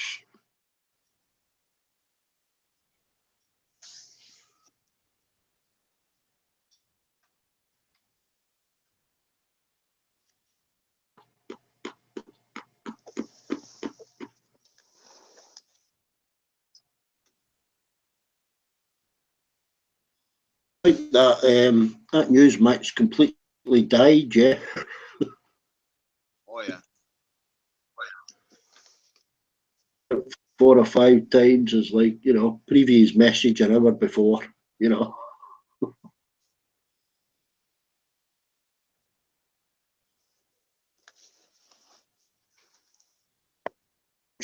Nobody will say. You get that on those wildlife cams, you know, you'll have 50 in there. Nobody answers you. Uh,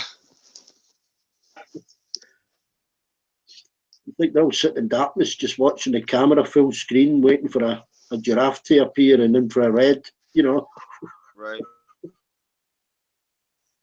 I think Ashley got sick and tired of waiting for a response there on Newsmax. That's why she jumped on here on Armando stream.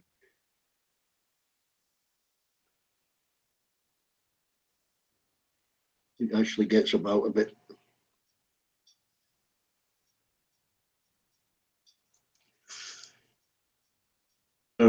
She didn't have a pair of legs, should be on TYT.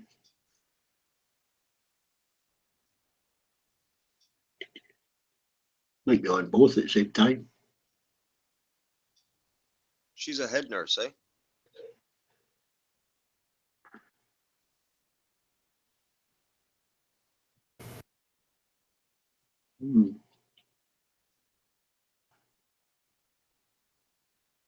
Nurse. I thought someone said she was a head nurse. She was good at that. I don't know. Head nurse, so I see what you mean. Yeah. I just wondered, yeah. I thought you meant like a sister, you know, a sister nurse, not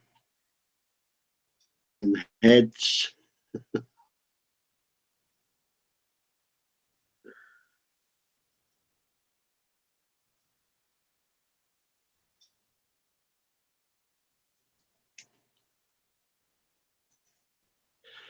Yeah, but you're good at cleaning heads.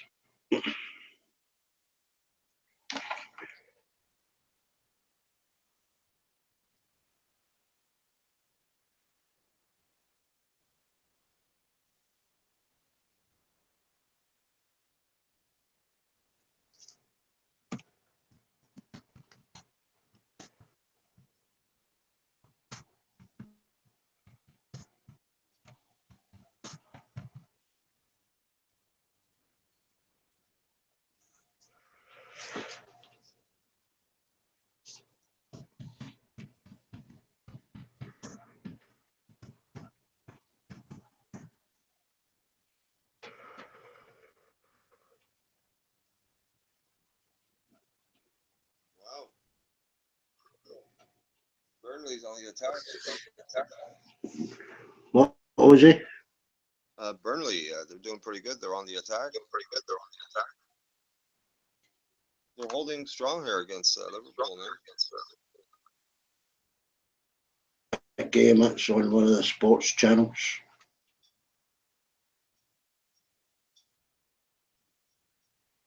I'd have to stream it.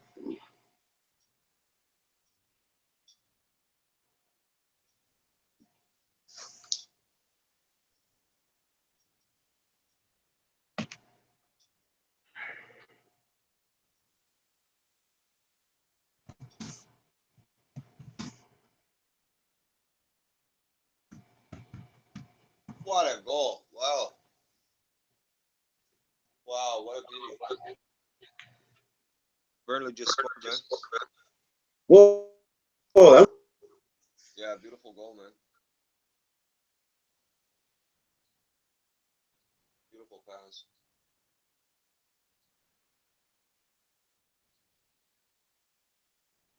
Wow.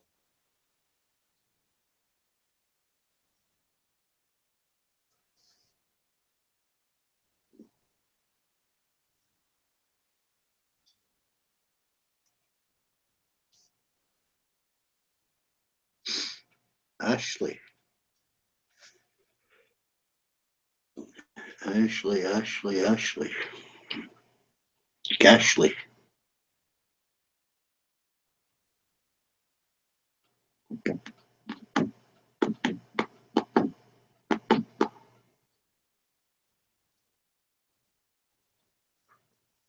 Or Ashley.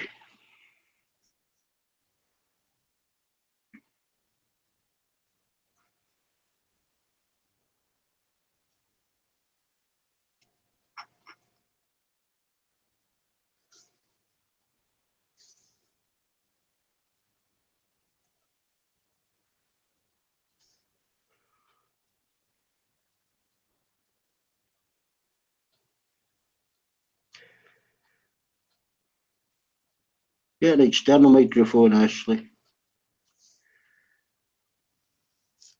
I'm sure you're used to a big lump in front of your mouth. Mm.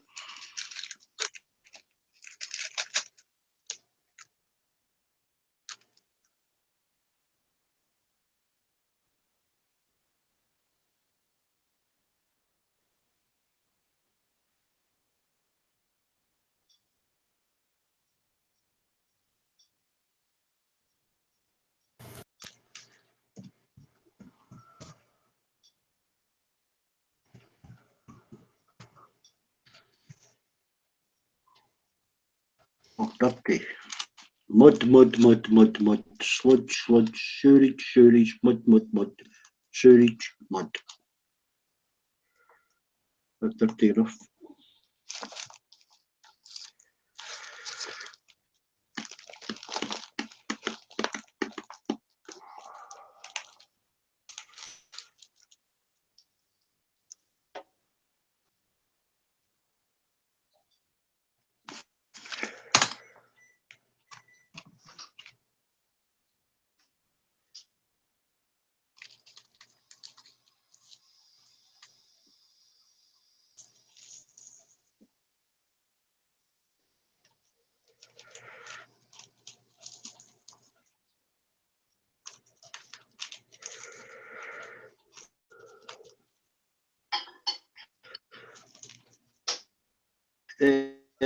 Actually, 18 inches and hurt you, but I'd have to fuck you 3 times the knee and the groin.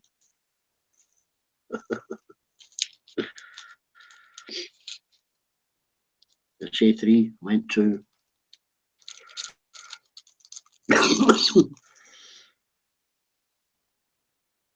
Bitch, let me think. Roly.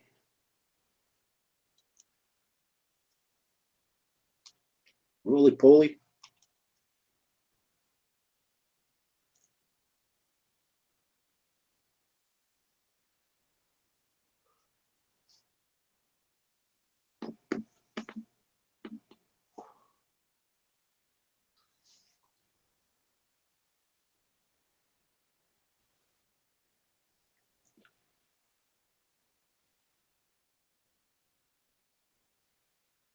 Girl, damn, was talking to. Oh, I don't know. Girl, damn, was talking to.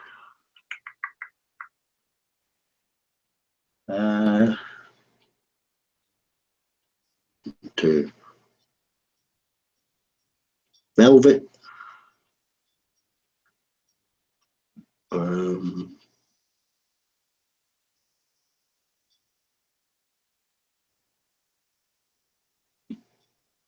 who was Dan talking to? Who's he, remember?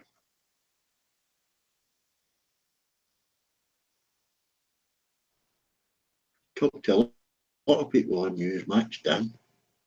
Not seen Dan for a while.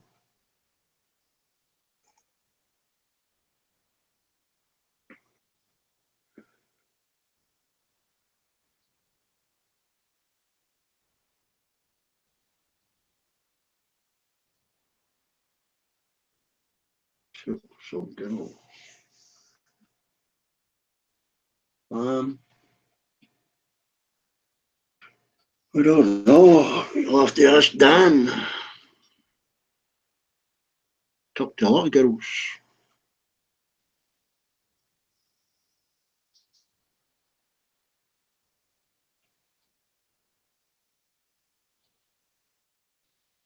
Yeah. Oh, don't know, actually, you'll have to email him.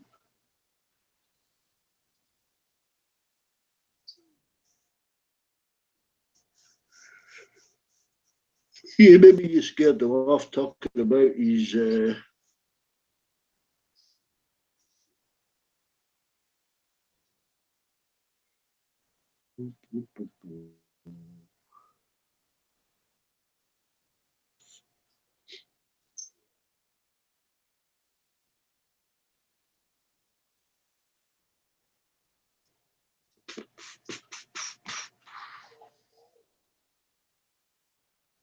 one nil to Burnley, was he?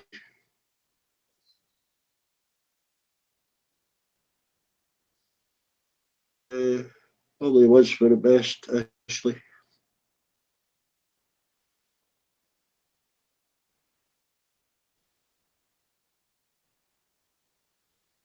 Give much quarter, do you, when it comes to the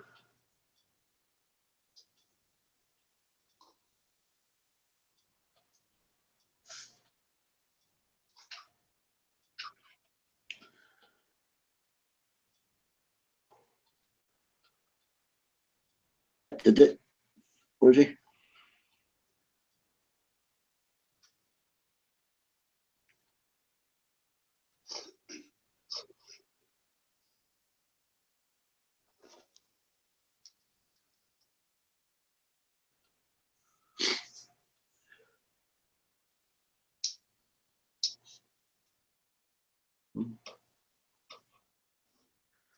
Yes, Neil's back. Or not.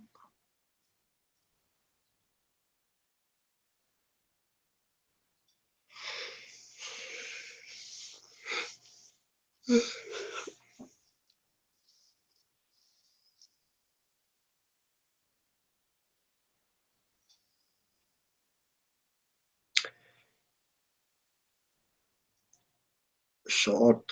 I believe an EP is a sword. Fencing sword.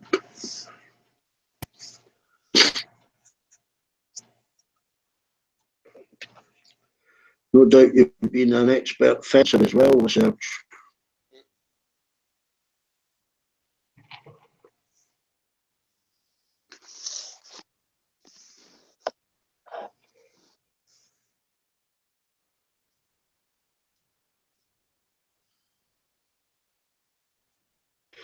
Yeah, it's one of those skinny swords they use in the Olympics.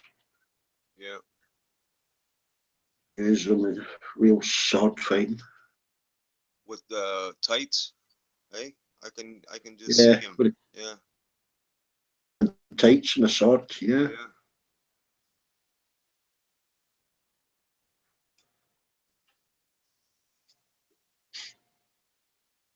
Need shoes.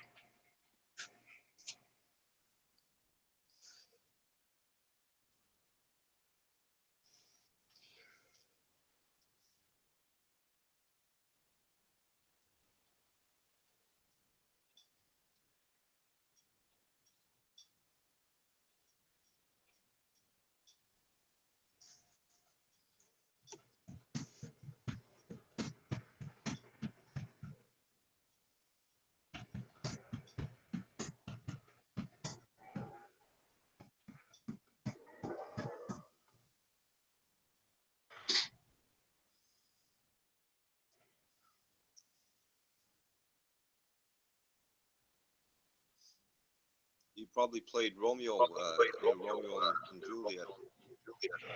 Yeah, Romeo. I wouldn't be surprised. Romeo, where art thou, Romeo?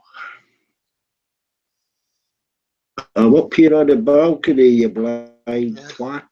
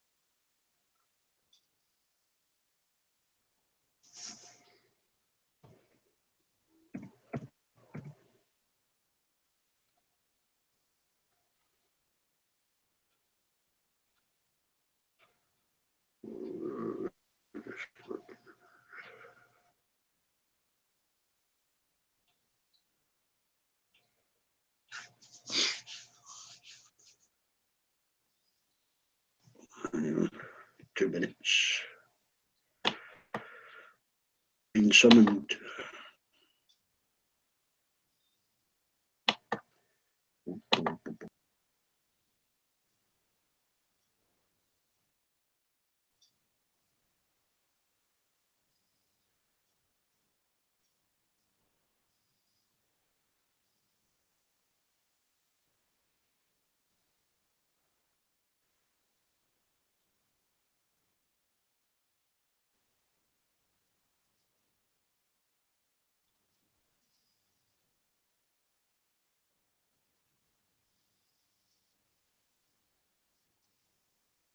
Gonna walk the dog or something?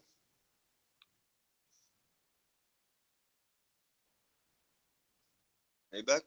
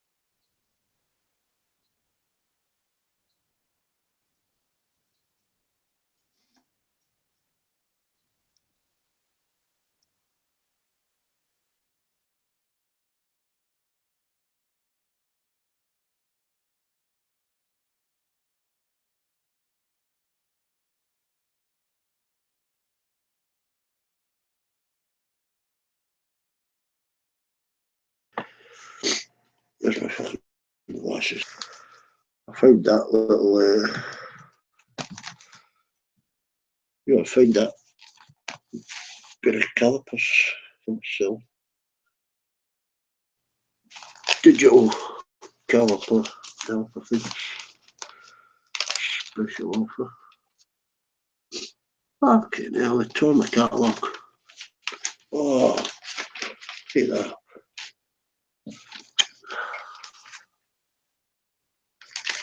Pages out with it.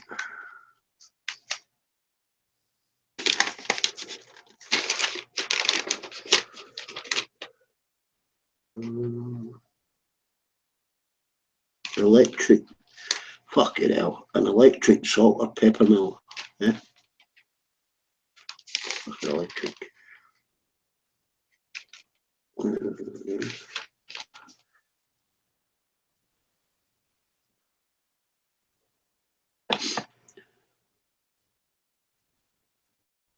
Fucking condoms next.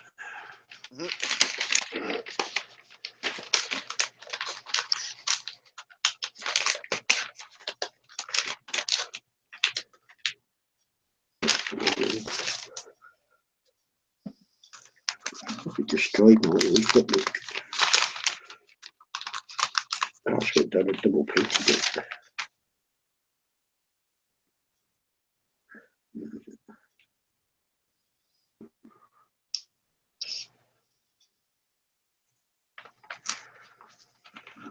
Hopefully got that.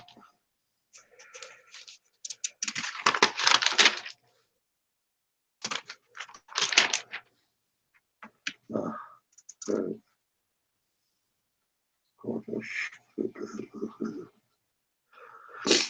Oh, I could have done with some grinding wheels.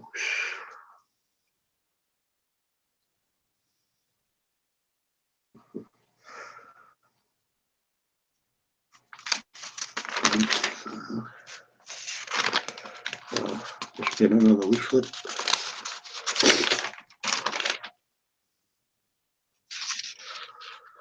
Let's see, I don't like buying shit, but I have to go out.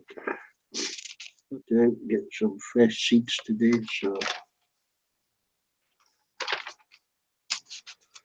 yesterday. Some fresh what, Beck? Just some fresh red seeds, mainly lettuce and basil. I do the leafy salad lettuce, and the green, the red lettuce. Yep. Yeah, I mean, at 4, 5, 6 weeks, you can start picking that straight away from seed. Right. Yeah, It'll grow all the way through to October. I know the red stuff you're talking about, the red lettuce. Yeah. I mean, I can pick it and eat it, straight off the plant. Oh yeah, man. Organic. Yeah. Get them all the way through. Pick from the same one all the way through. I'll do about 8 of them. I'll let them sprout off, half of them, give them away, and then the rest I'll just keep picking from. Right.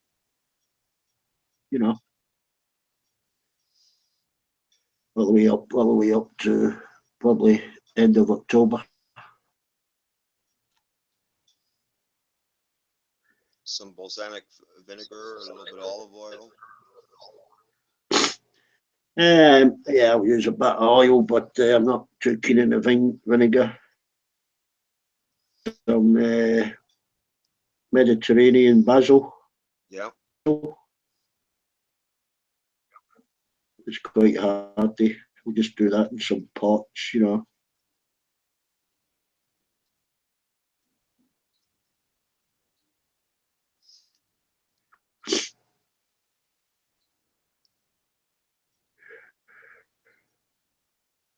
Flavour and just shove it in a pot at the last minute, Some nice parsley, Yeah, parsley, but... spinach. Yeah, I must do about 16 different herbs, I mean, the herbs I'll mix in with veg because keep carrot fly away, Some will even keep slugs away from certain plants, if you mix them. Yeah. I'm just shoving a couple in amongst them, Right. But we're asked to do, I can't be bothered with flowers, but I'll be asked to do more flowers,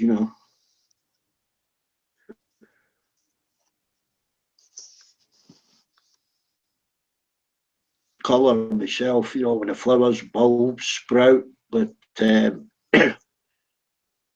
like gladioli and that, they only flower for a couple of weeks and they die off.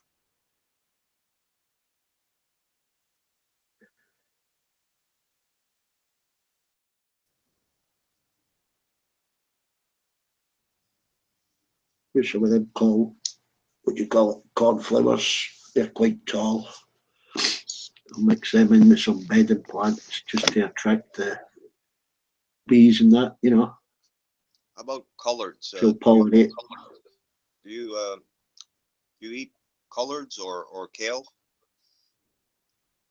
Like kale, yeah. Yeah, it's very healthy, kale. Man. Yeah, kale's one of the best, Well, Yeah. Oh yeah.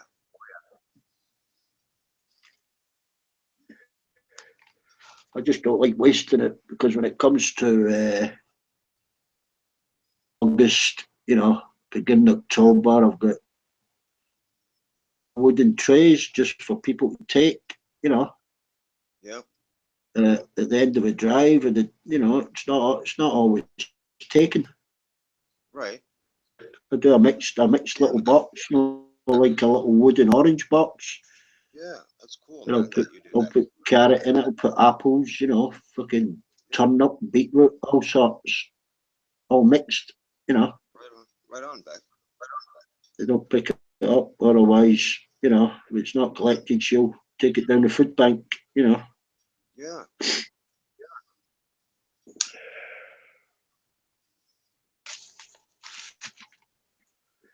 They're not too keen on stuff unless it's wrapped in packets, dated. You know. Yeah. Stupid. It's better than the stuff they get in packets that are almost out of date. Fucking I fresh. know. Yeah, man. It's organic. Yeah. Packets. You know. Yeah. Beetroot. You know, and apples and cling film. Mm-hmm. So take them down. You know, if they said, "Oh no, they need a label." You know, they need a dated label. I thought, fucking hell, Boy, you gotta be kidding. fucking ridiculous, isn't it?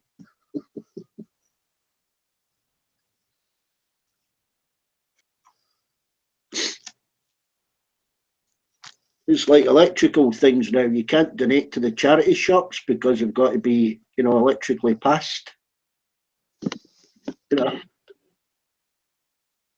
know, like a lamp or a heater or something like that Mm-hmm. by an electrician. You can't donate it.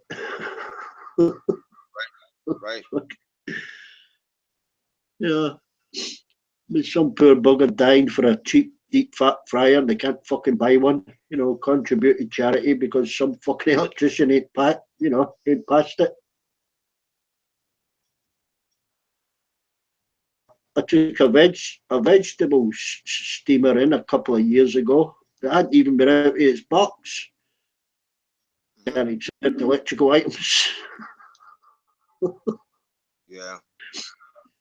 Fucking brand new. Hadn't been out of its box. Yeah. Meanwhile, it's got the safety standard sticker on it and everything. Yeah, they've got to be pat tested, you know. Uh, I don't know that I could have done it myself, you know. I could have just put a signature on it, say, yeah, well, my brother, and his son's an electrician. He's got all the stickers, you know, for the pat testing and stuff. Yep. I get fucking rolls of them, but I thought, well, fuck it, why, just take clothes, fuck it.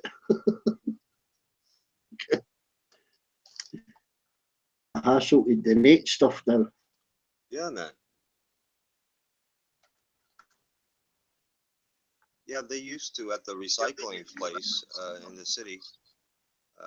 They used to have like in an enclosure recycled, a fridge or a stove or whatever. People could Sell drive out. stuff, yeah. Yeah, and take it. Now they won't allow anybody to do that no more. The same here. It stopped Yeah. about the guys working at the recycle centre. You know, if you seen a door or something, they would a good door or Right. a set of wheel axles. They would put them aside and sell them for a couple of quid, and that was their little earner. Right. Yeah, nothing wrong with that. And they stopped them. They put cameras up and they stopped them doing it. Yeah, that's too much. Well, what was happening Yeah. too was there was people that were taking advantage of that, like the appliances that were free, loading up. But they would go there, every other Oh, day, sell them out of the and shop or yeah, something. they would sell them. You know, Yeah. there's always someone I that actually ruins it. got a door from a shed at our local recycling centre. I think it was a hardwood door. Yeah, got a different door now, but years ago it was a hardwood door, all glass in it. Yeah, it even had the lock with two keys. Right. Quid. Oh, The wow. retail store was about £70. You know, Yeah. to do it now they can't do it. They're watched by camera all the time. You know. Yeah. Because some greedy buggers, they were taking advantage of that. They put a stop to it, man. Yeah. Well, they bring in People and say, "Oh, profiting health from and it. safety." And, yeah. Yeah. Well, I knew one guy that he was doing that, and I thought, you greedy bugger, you make good money during the week, and here you are going to these recycling places and picking up these appliances someone could actually use, that they don't have money to buy a brand new stove or fridge or whatever.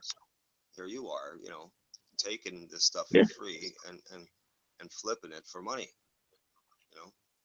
Well, I've done it myself. I mean, I used to pick up, when somebody traded in a washing machine and got a new one.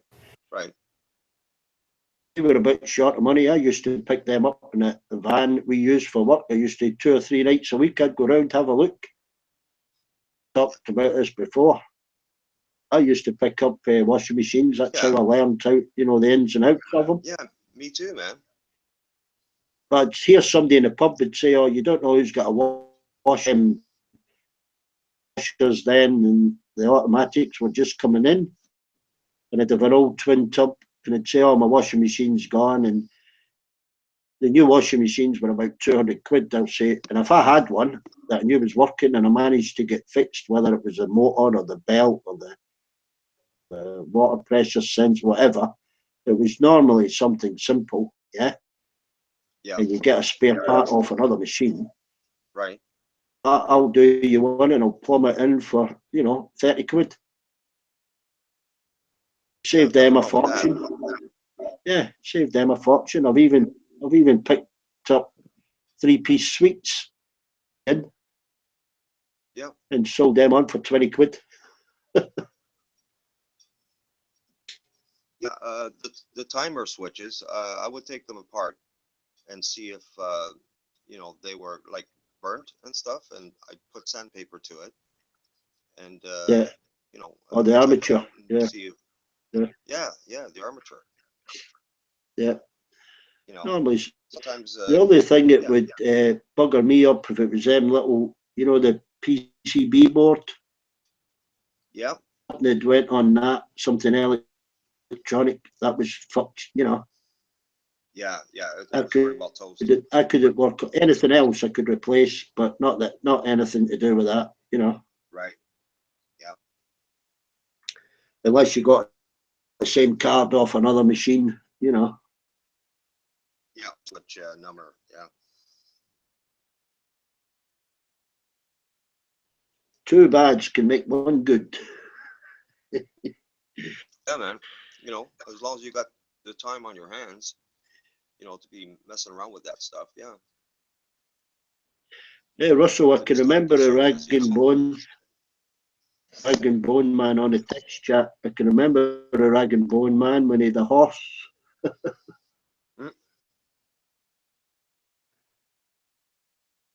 Used to come round in a horse and cart. You give you a tea mug or a couple of balloons.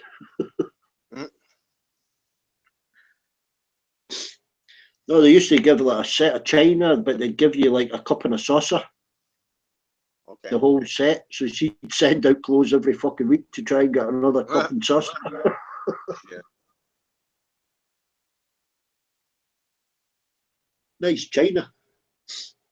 Yeah.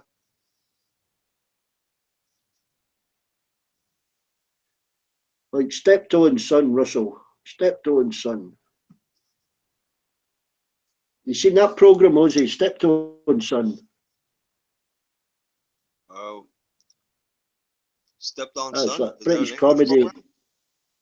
Yeah, it's like an English comedy. It's a rag and bone man's son, father and son. Yeah, I don't think I've seen it.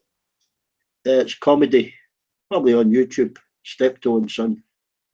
No, I They haven't done a seen couple it. of movies as well. Mm-hmm. Yeah, any old rags. That's what it shouted, Russell. Any old rags. Oh, okay. Hmm? What's the time period that show was on? What 70s, Okay. late 60s, early 70s, was he? Okay, yeah. I might have seen that show, man. Try to think of the theme tune. Do, do, do, do, do, do, do, do, do, do, do, Yeah. Steptoe. Okay, yeah. Father was a right grubby old git. resented being a rag and bone man, you know. Yeah. Did you watch Sanford and Son? Sanfran and Son. Yeah, the two black guys, the father and the son. It's No, I don't comedy. think. Is that a They comedy? were, yeah, they were junk man. Oh, probably the equivalent thing to our Steptoe and Son. Yeah. Oh, okay. Yeah, it's the same one. Sanford and Son, man. No, this is Steptoe. Harold, and Okay. no, Okay. the son was Harold. What's the father's name? Can't remember. Full movie, 2 full movies. You know, Okay. And that much of a hit. You know. right. And those characters were white, right? That you're talking about? Huh? They're white. What was it? The characters are white. Yeah. Yeah. Sanford and Son. It's Fox, the old guy, and the son, and they're black characters. The old guy, he's a junk man. Yeah. You know. Yeah, man. Horses and Lamont. Yeah. horse and cart. Was it horse and cart? Well, in the beginning of the show, dun, dun, dun, dun, dun, dun, dun, dun, dun, dun, that's the music, eh? He's got an old truck. Yeah, man. It was a very popular comedy show, man, in the 70s. Look at that one. I'll write it down. Russell's just mentioned it. Where's my sticky Yeah, pen? the son's name is Lamont, and Fox, the father, he would always, make fun of his son. This is my son, Lamont. Sanford and Son. We'll have a search for that later. And he always had some church lady come bug him, eh? The old guy. And yeah, it was a fun show, man. Yeah. Yeah, these were always just getting into debt and trying to work out a way of getting money for the next bill. Yeah. Or to feed the horse, or trying to think up of some scheme to get rich, like buying a drugged up race dog, something like that, you know. Shit.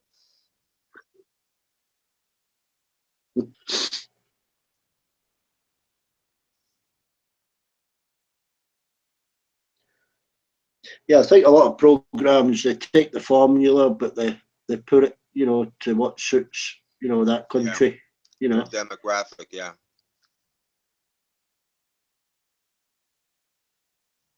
It's like that. Who Wants to Be a Millionaire? You know, the millionaire quiz show when they get the £1 million question.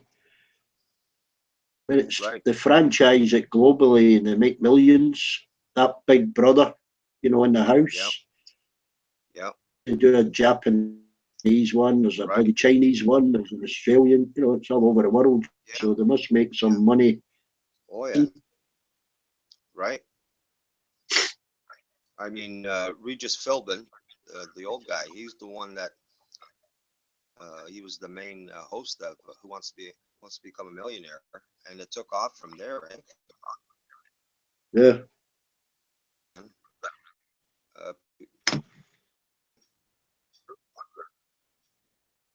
Yeah, that millionaire thing took off. I mean, oh yeah. to see somebody winning $1 million, you know. Yeah, man. That was huge.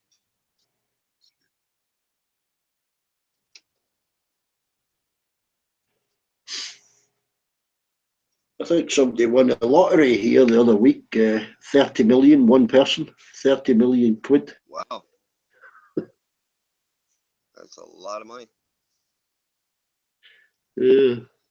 And that's in pounds, right? British pounds. Yeah. Yeah. That'd almost be enough to pay for Dave's singing lessons. Mm.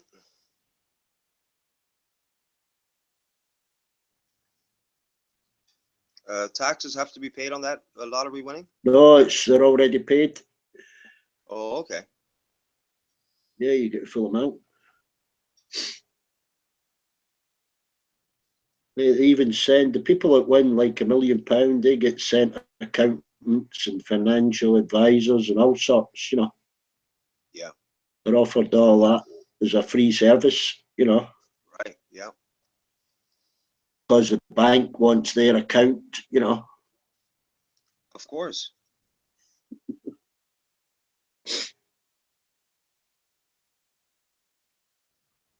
There was a guy, I forget how many years ago, he won the Super 7. It's 7 numbers. He won like $25 million Canadian. He had someone advise him, he should get into the hydroponic tomato business. Yeah, he got into it, all right. And I forget how long it took.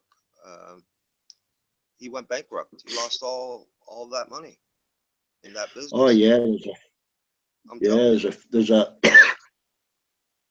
There was a young kid in Norfolk in England.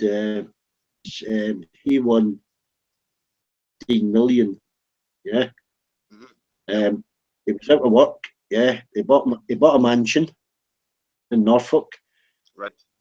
He bought all the fancy cars, you know, with the Ferrari and all this shit. Yeah. Yeah.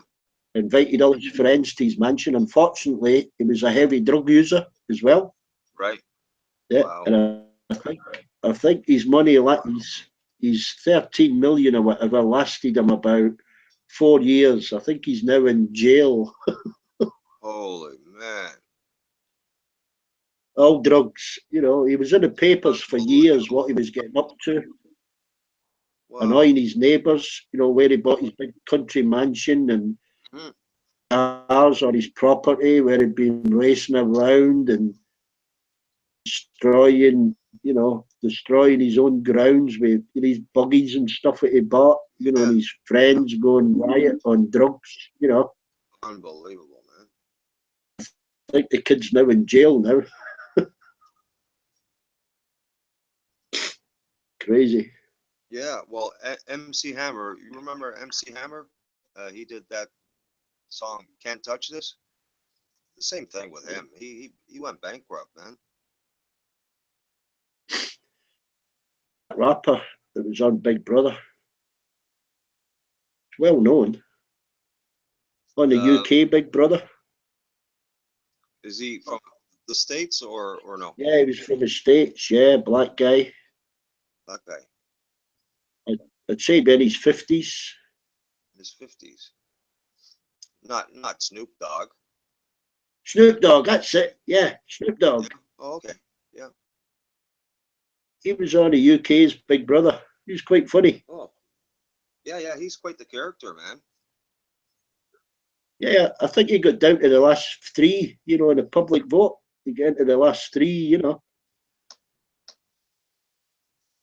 Snoop Dogg, that was it.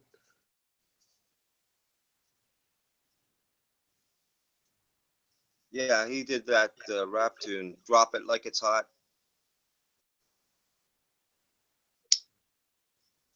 I'm not Oh, he big. was in with some crazy people, you know.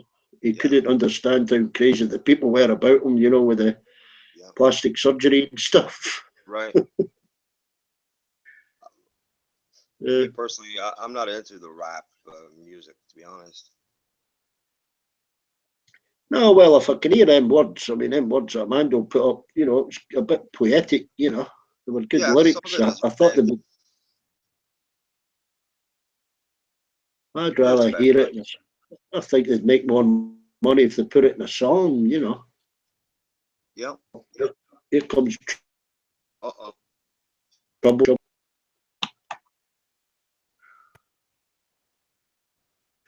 If she connects. Don't panic, Petra. A bit of lag. Broadcast. Still got bloody sniffles. There you go. Well, okay. 1-1. Liverpool tie the game. Boom! Mm. Oh, fucking hell, Petra. Petra. Hi. Aye. Hey. Hi. Hola. How? Hey. Hey. Ozzy, don't mention the England-Scotland rugby game. No. To me, I don't give a shit about sports.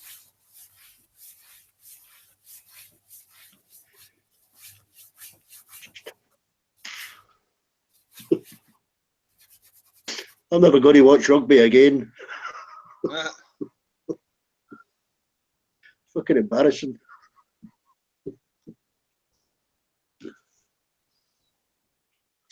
They must have all been out the fucking piss the night before.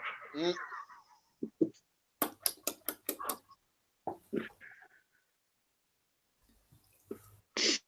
I've quit smoking back. Yeah, I know. No, you do I've well. had a couple today, but only a couple. But at least that's better than like 30 odd, isn't it? I'm cutting down slowly, but I'm not going to buy any. Yeah. Vape. Any cutback's good.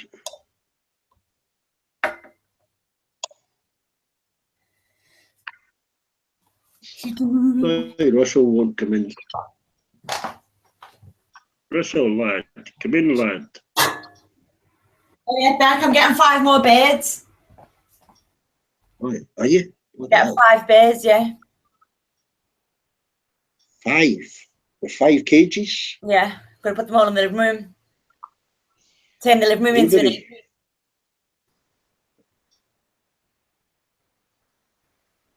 I'm They'll not be treating ready. each other. I'm actually getting 5 birds in all the cages.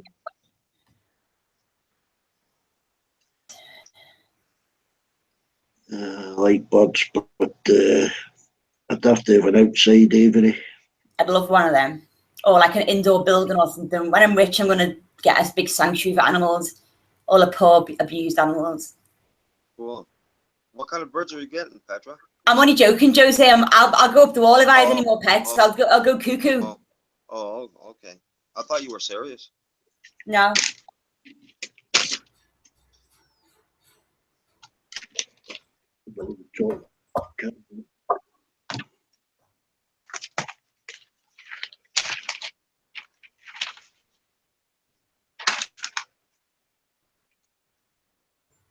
Glue sticks, $1.99. Coloured glue sticks. Fucking hell, I didn't know you could get coloured glue sticks. Oh, red, green, purple. Back in a sec. Different coloured glue sticks.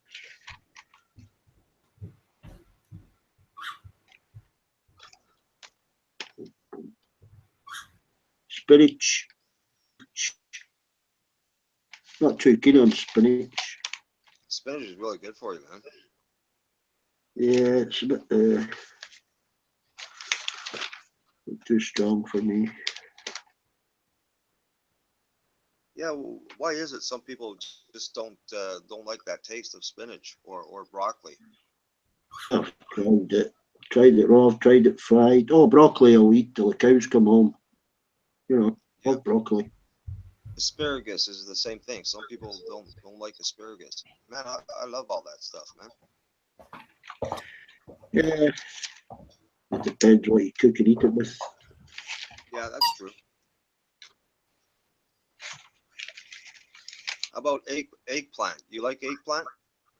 Nah. Fried eggplant? I don't like that. Mushy, eh? Never even tried to grow it. Can do. Tra-la-la, tra-la-la.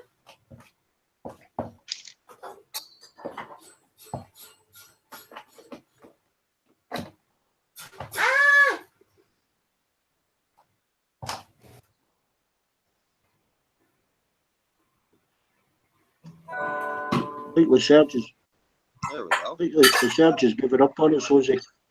Eh? I think Research has given up on us. Well, I thought he was going to jump in. Petra's here. Hey, the Surge, man, jump on.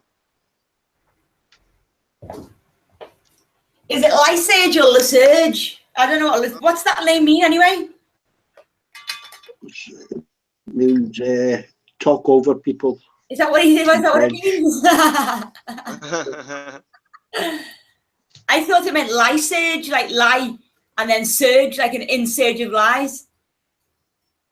Oh, Lysurge, yeah. Wow, Lysurge. well, that's pretty good, Petra. He's Lysurgeon. It's Serge line. Surge of lies. What's this called Serge?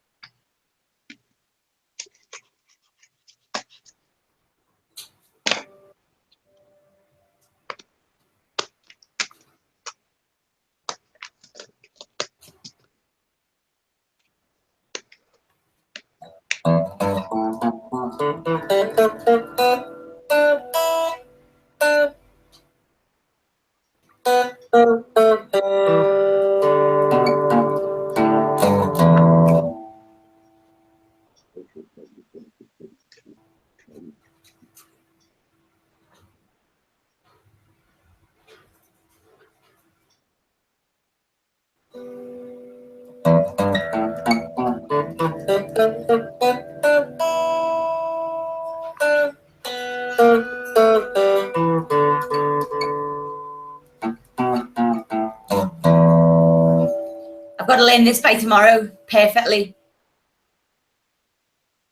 What's that, chords? It's scales.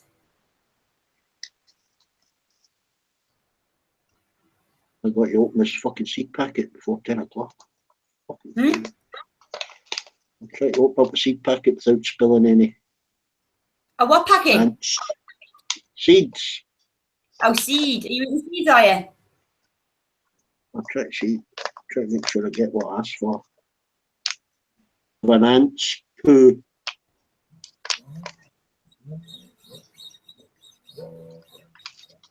What kind of seeds?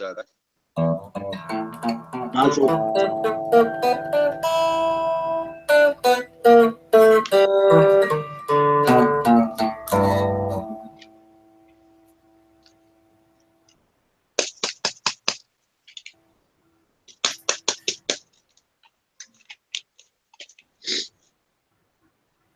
%60% of them germinate. Posey, you know. Yeah. I bought a gold sparkly toilet seat today. You like that, won't you, Beck? What's that?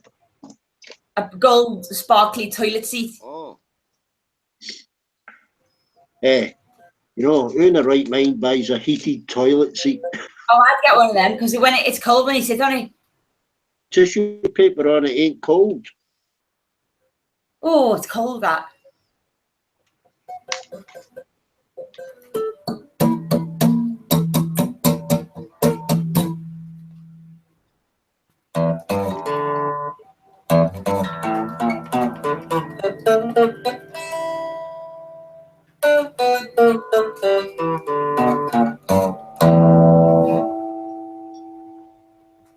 Hey, Ozzy, I've got 250 seeds for 25 pence.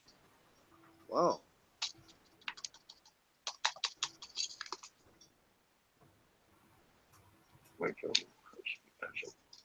That's a lot of seeds for that price, man. Well,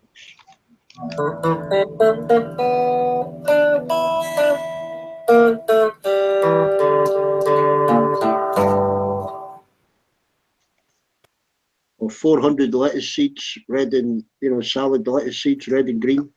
Yep. 25p. Wow.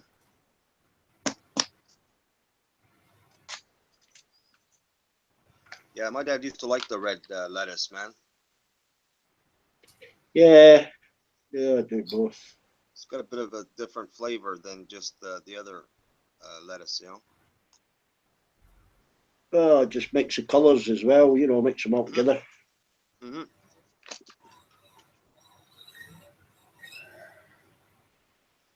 I say, the dry, keep some of the.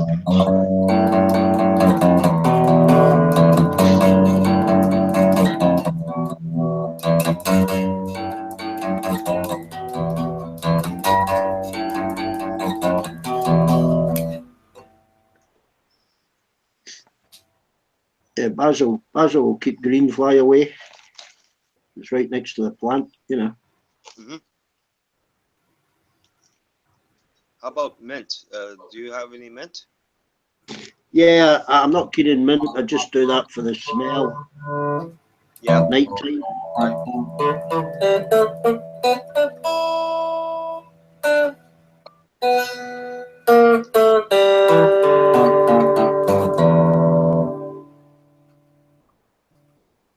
And most of them will give off a scent when the sun goes down, you know.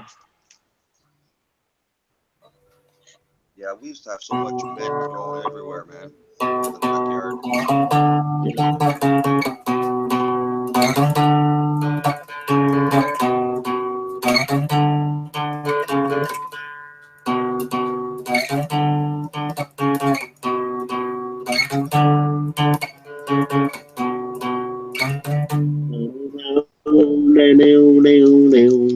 You know what I used to do with old logs, Jose? You know, tree trunks. I used to drill 2-inch holes in them at different angles. Okay. Do a herb log or a flower log. Mm-hmm.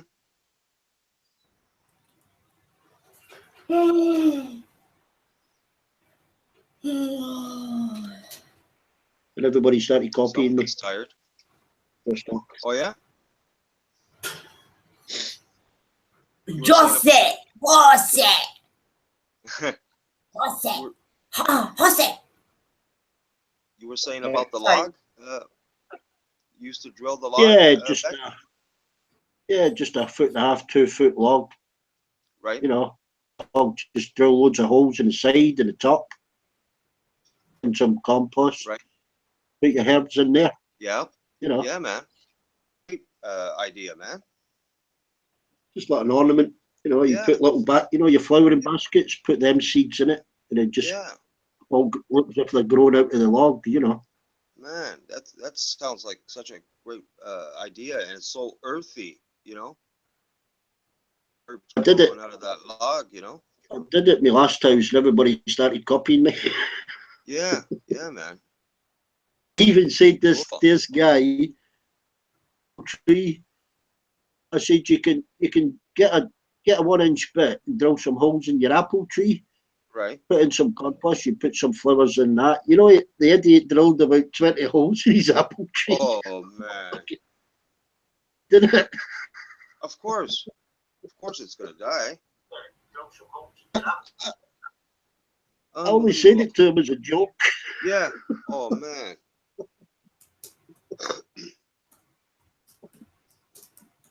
Then the branches started dying. He says, my tree's dying. Dead beside it. He said, no, only since I drilled them holes.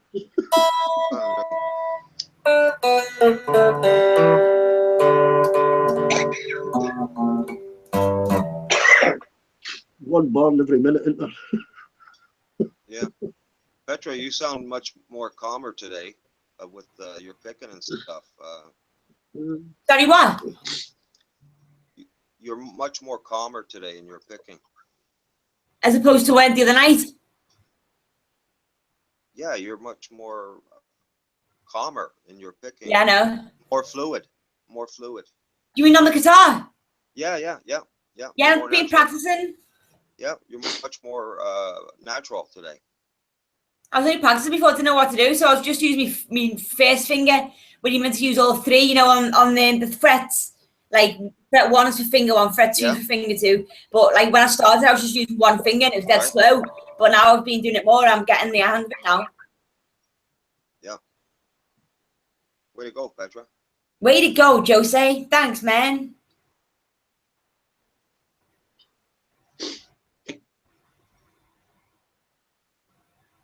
It's great.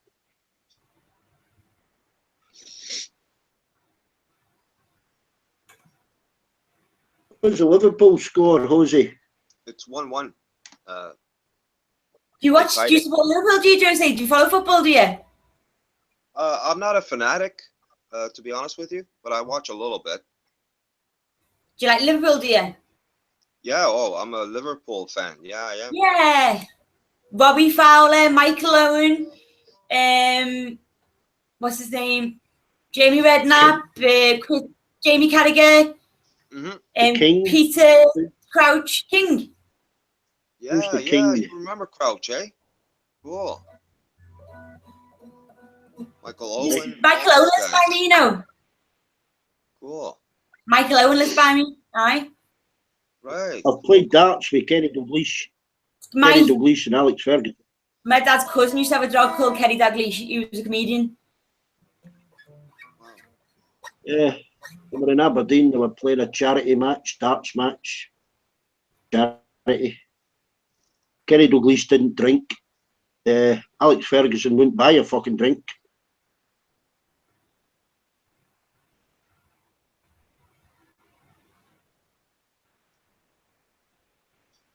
Alex Ferguson wouldn't buy a drink. What do you mean? Well, he drunk. Alex Ferguson liked his drink. He liked the whiskey. Right. Didn't buy one. Drink.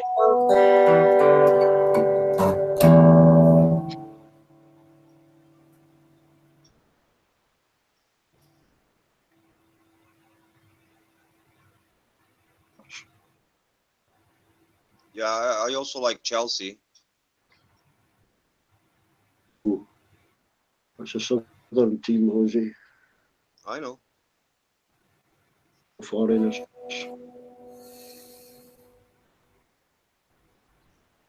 Yeah, but Liverpool is my team.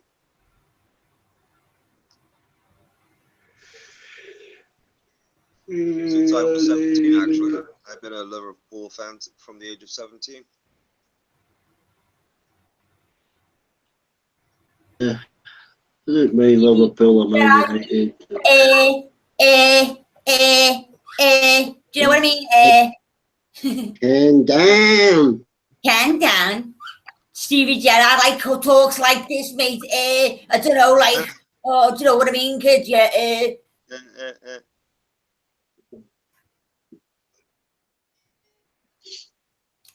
What's that bloody I've got my first singing lesson tomorrow. Back to back with me guitar lesson. Cool. £100 a month. Bloody hell. Aye, for both of them. But the girl who's singing, she has got an amazing voice. Amazing. She sounds like Julie Andrews. Yeah. And then she can do a husky voice as well. What'd you say? How long do you get an hour? Half an hour for singing and half an hour for guitar. You said 100 quid, Petra? Yeah, so that's like £10 a week for half an hour for each. That's so, cool. But like admin charges or whatever, it's 50 quid each, like for the half an hour for 4 weeks every week.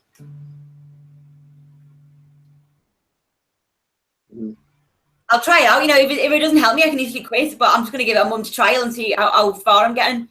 Yeah, be patient with it, and yeah, you're going to be fine, Petra. Yeah, it can only help, can't it? It can't like not help. It can only help me. Yeah, yeah. And it saves me. I've got the money to spend on it, but it saves me buying weed, isn't it? And blowing it all on weed. I can blow it on something productive. Yeah, Petra. It's all positive. You buy cakes.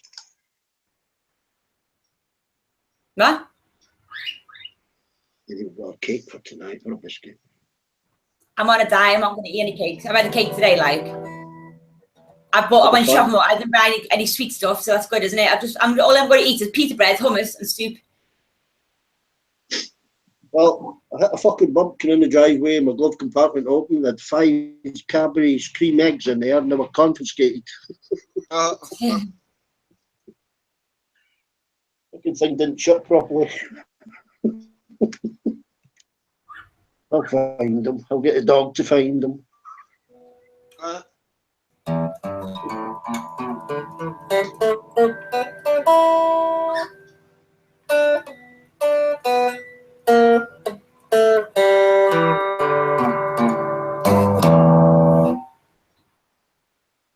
Found 2 bars of chocolate last week. Guess where she put them? In a fucking wheelie bin. the wheel bin, take back out again. Still wrapped up.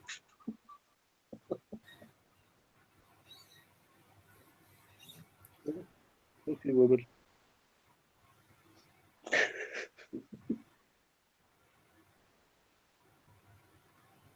Excuse to go to the garage.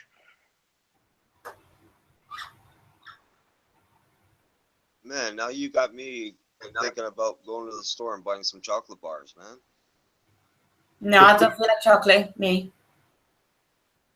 I've had a roast dinner today and I've had a piece of cake. So that'll be enough for me. Maybe I'll have a snack. I've even went out, let a tire down a bit. Look at your tire. Mate, got the garage blow up again. And a chocolate.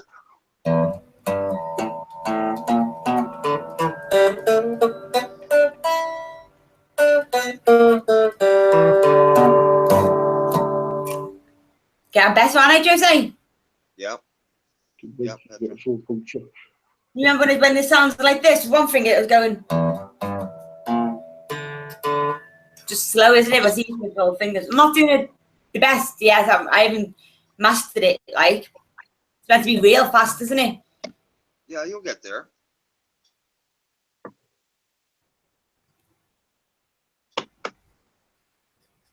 Thanks, Josie. Jose with the Mose. I like saying your name. Jose. You see our film, so it is always a Spanish guy go Jose, and they go Jose. Like a gangster film or something. I'm not a gangster, though. Yes, you are, Jose. You're a badass gangster man. No, I'm not. Neither am I. What? Retired gangster. Gangster, man. Gangsters kill people. HP the other day, I think a couple weeks ago, he asked me, "So what do you do, Jose? What do you do?" So I said to him, "I'm a hitman," and he believed it. What an idiot!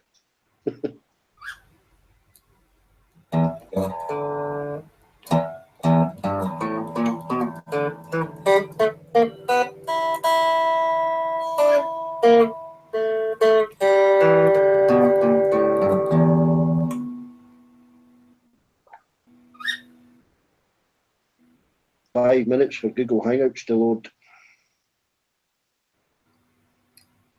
5 minutes. Just that little wheel spinning and spinning and spinning. Indeed.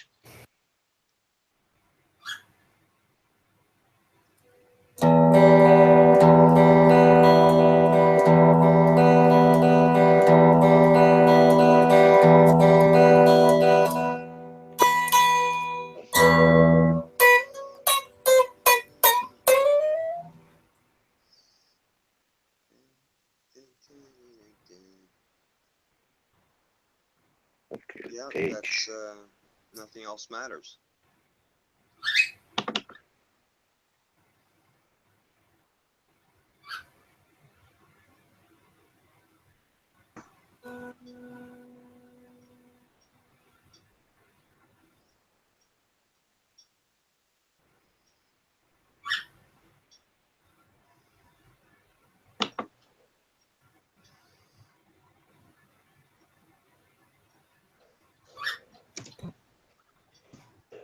You were playing the intro to Nothing Else Matters by... That's the one. Yeah. That's all I know so far, because he does this one thing that I can't see what his hands are doing on the video. So I need to like watch another video to get that, but I will later. Like, but that's first of all, I'll do them scales. That'll help me do that song then, because it's a bit like hard to do that song. Yeah, Petra. Scales first. And he's going to teach me how to sing and play at the same time as well. And what else did I want to learn? Power chords. I mean bar chords, innit? Mm-hmm. Yeah. You got big fingers too, right? I've only got little fingers. No, you got bigger fingers than me. No, I've only got dainty hands. My mum said. My hands are that small.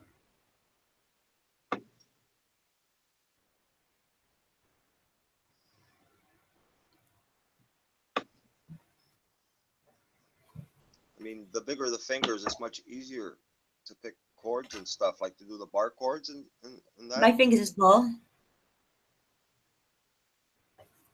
I'm just getting a drink. I think they're bigger than mine anyway.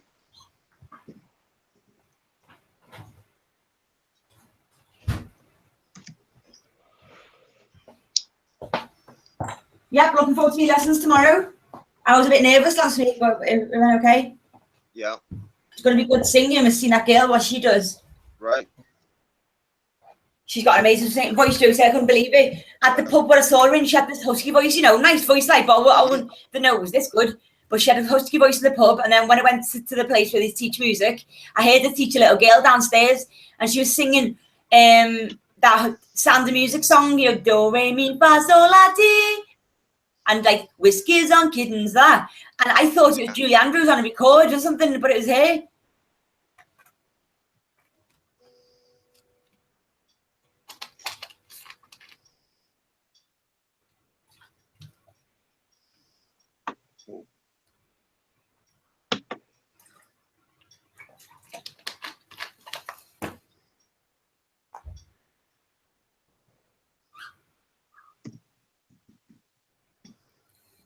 Whoa.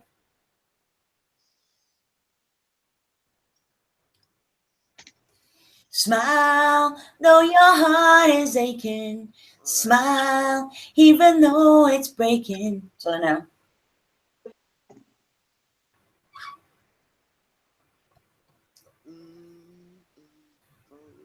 The time's accelerating. The weeks are passing by like no one's business. It was only fucking Sunday last week, and now yesterday, now it's Sunday again. Time is passing so quickly. Ring again and sing again. We're being accelerated.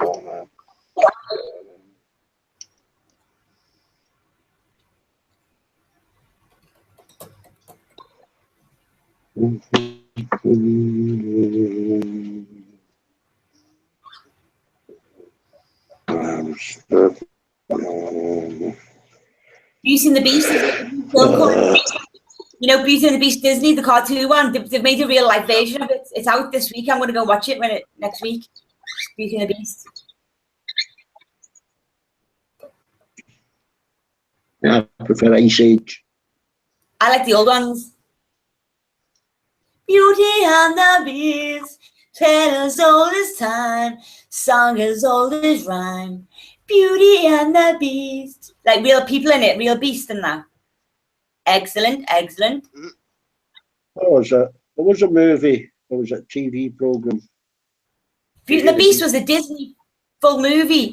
Yeah. And there's another one. The other Disney was only a cartoon, but they put one out. It's out next week, and it's got real humans in. It's like real in that. So that should be good. It's Disney like. I think it was a TV series, Beauty and the Beast. Yeah, there'll probably been a few.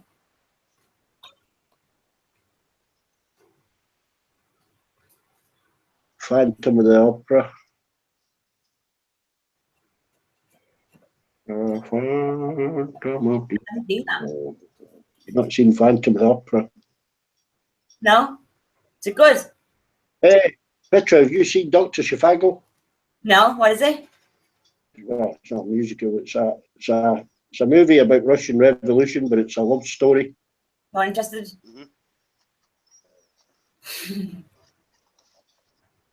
Not interested in your sales pitch of a shit movie. I don't really like movies.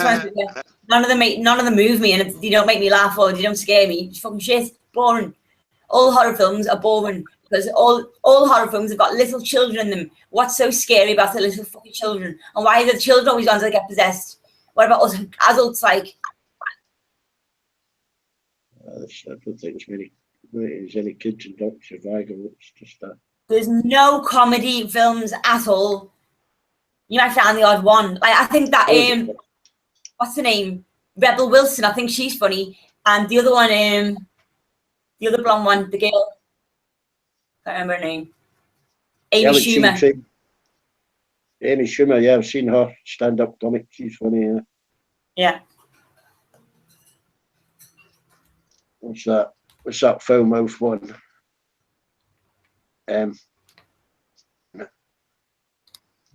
Lindsay.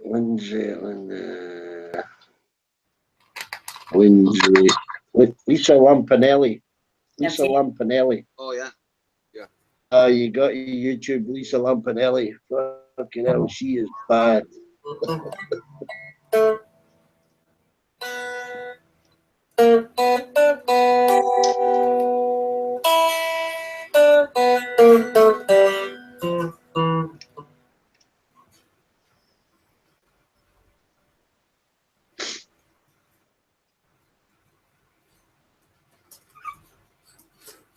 She'll break your legs, Rosie. Oh yeah.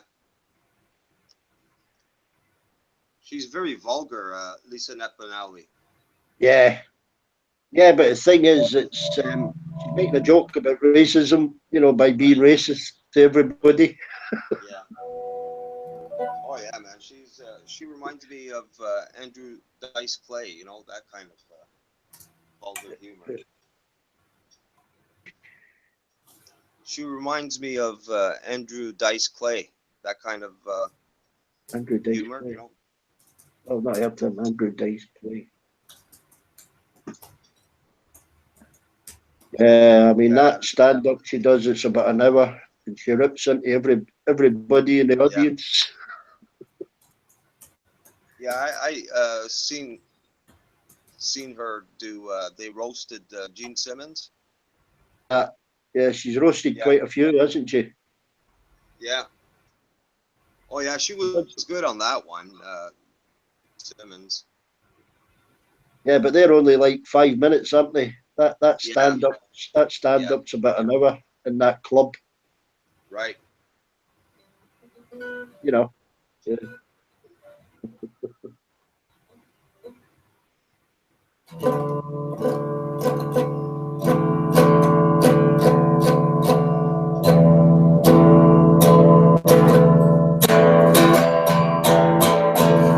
The funeral song. Doom, doom, doom, doom.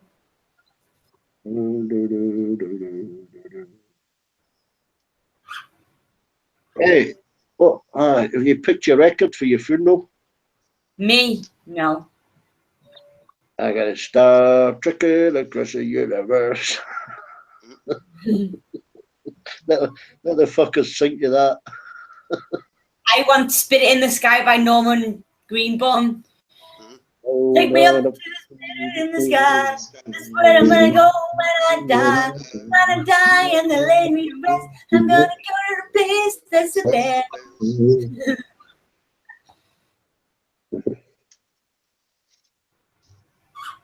I think.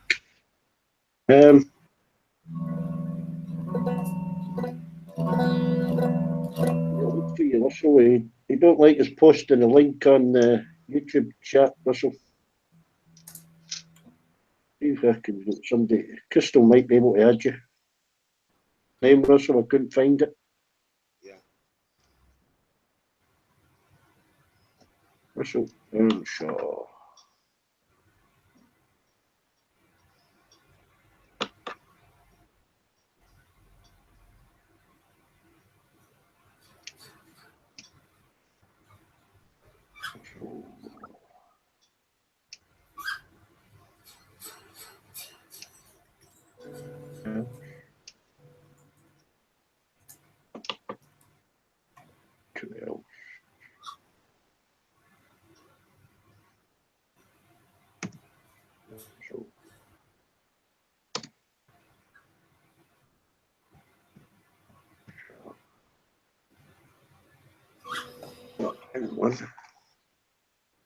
I found you.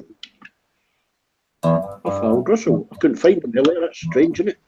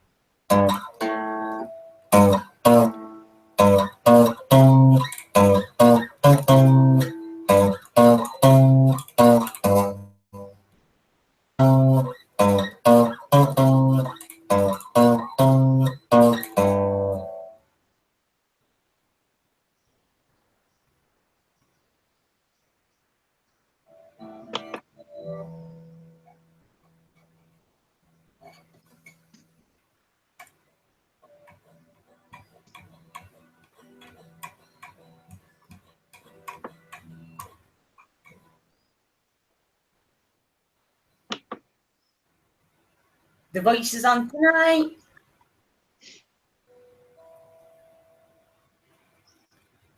Voice. The Voice singing competition, I still need to get this right. I haven't perfected it yet. Oops.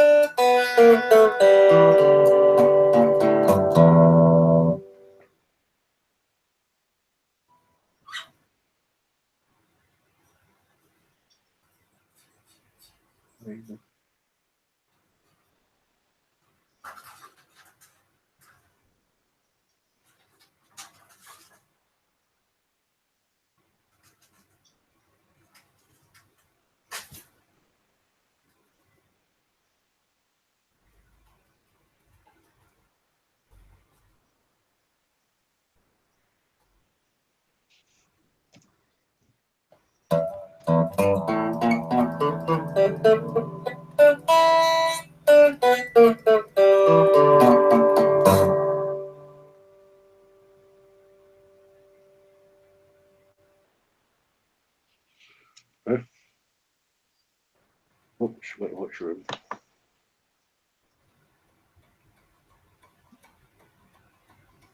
Russell coming in. Russell, check Russell.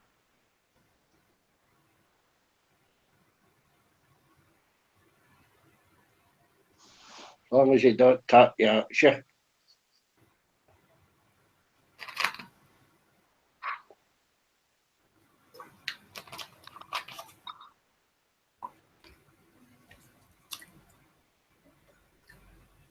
My mum's off home this week, so I'm going to spend a lot of time with my mummy.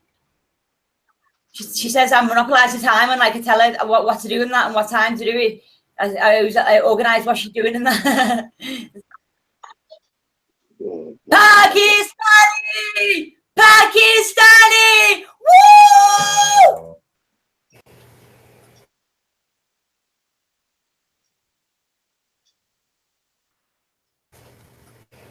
My darling. You won't sit still. You won't sit still, James. Jumping about all over the place.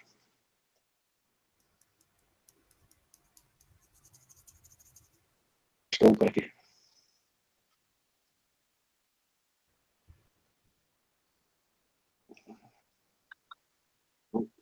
Oh, okay. Oh.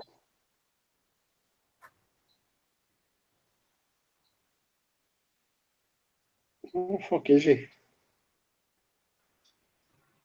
Pick up a packy, pick up a packy, pick up a packy. Petra.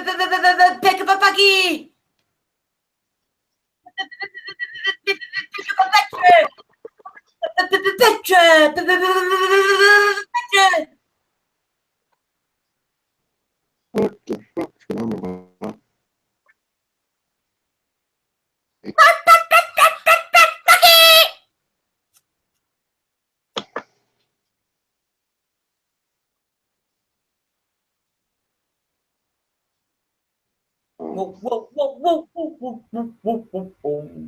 Hi on, Russell.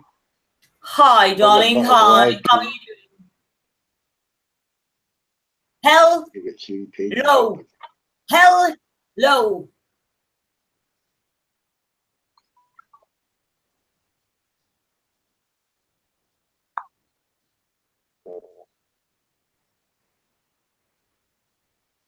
Close the Hangouts page. I'm gonna bloody leg, lad.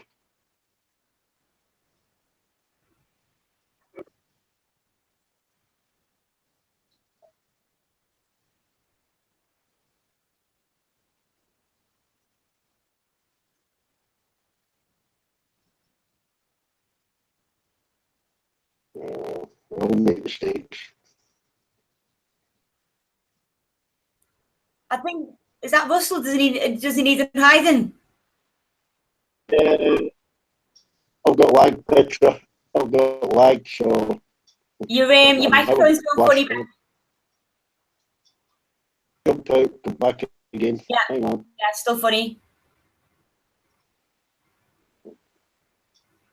Here now. You hear me?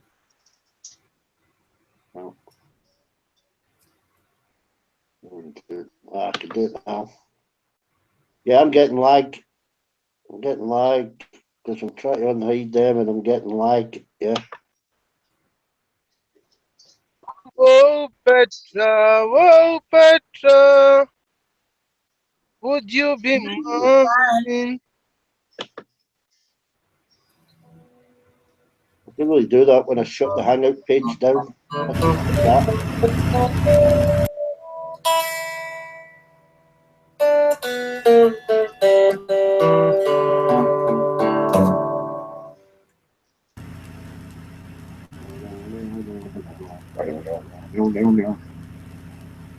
Aki, Hiya there, Russell.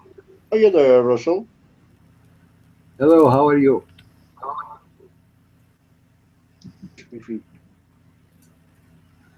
Can you not hear me? Yeah, I can hear you. Yeah, I can hear you. I can hear thee.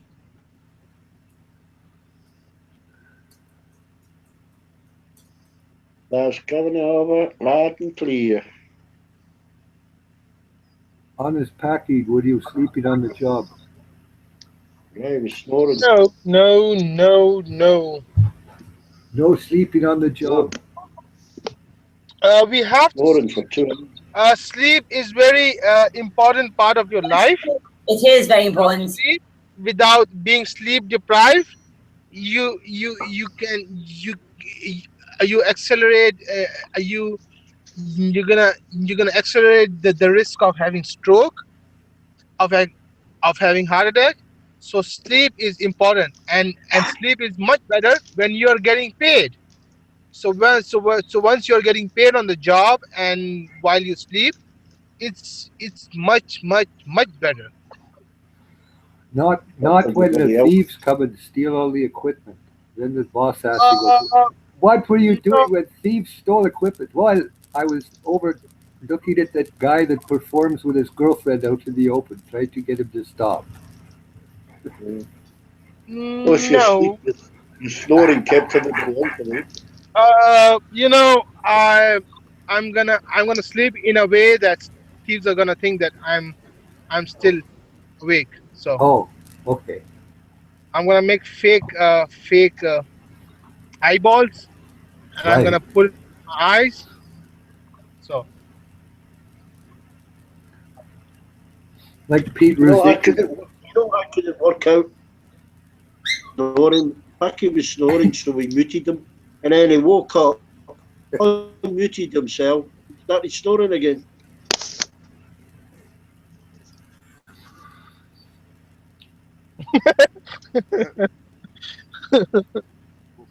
dude, guys, dude, you don't know what kind of weird things I do Oh, when I'm asleep. When I'm asleep, I kind of walk around. You don't know. I thought you said you Yes. dreamed about lyserge when you were asleep. Oh shit. Oh my god! Oh my god, Russell, You that was did. a dream to remember. That was a dream to remember. Jeez. It's, I would have to have my head exercised after that. For how you explained it. Well, if Lyserge is on the YouTube panel, I would like to share my dream with him. Uh, Lyserge. Okay, Lyserge, I was very mean to you from day one, Mm.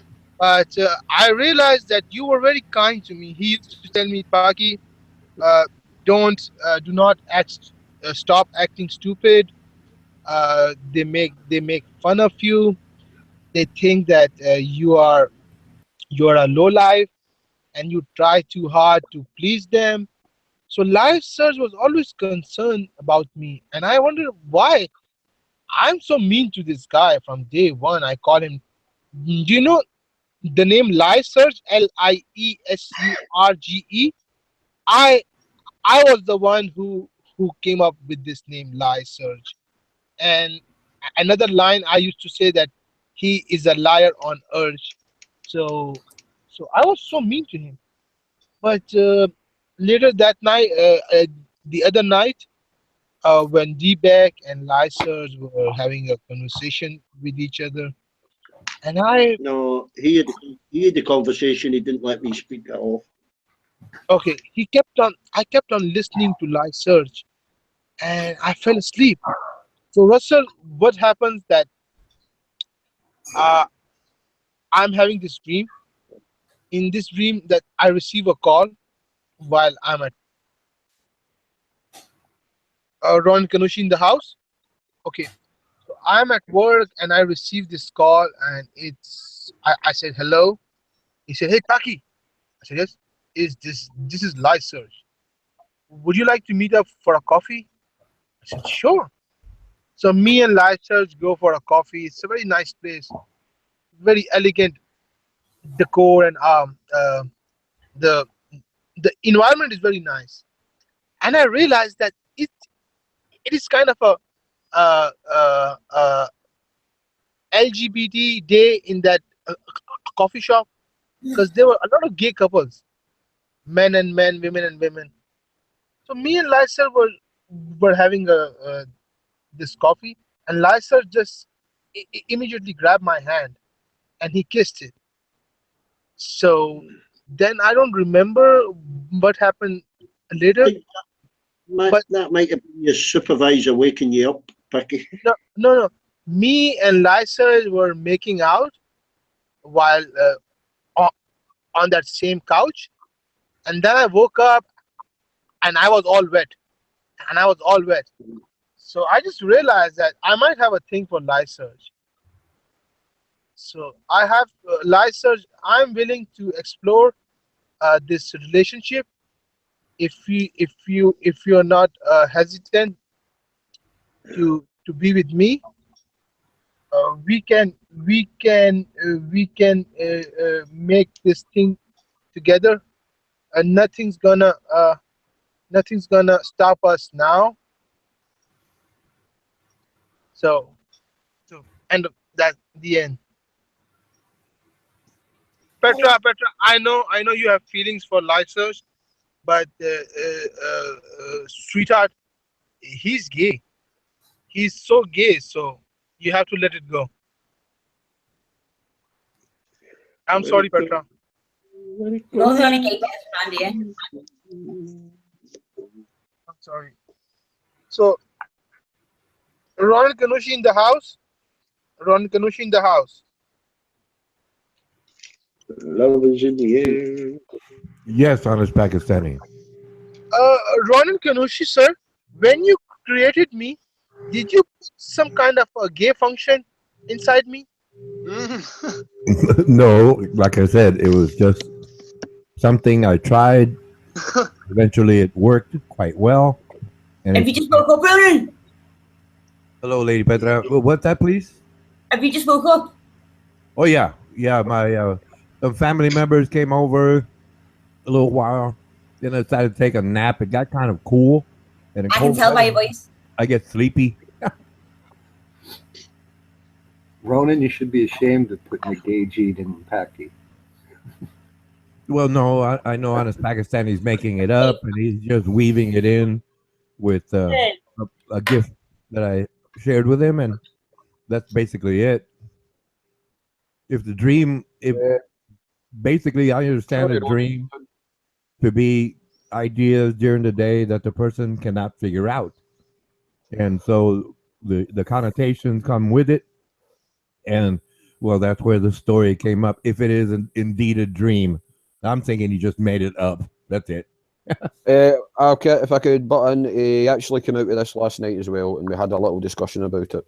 I don't think he is making it up, because he's got a vivid imagination. Well, he's got a vivid imagination, so that would suggest he is making it up. But Thank you. I'm not too sure. Thank you, Ronan. That's okay. As you have noticed, my name is Honest Pakistani. I don't lie. It's a true story. It was a dream, and it wasn't just a dream. It was a wet dream. So, because and I was Hope he's on the fucking pill. Wow. Wait Come a close minute, to now, drowning in this Pakistani, wet so you dream. really are 75% British? well. I'm trying my best, but I just had a marvelous day with building inspectors, and there's some birds flying right on my porch. No. Was it 3 little birds?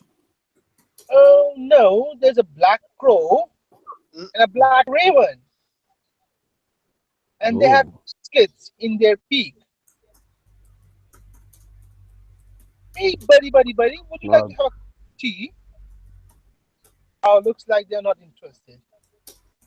Well, it's a shame. Such a beautiful day.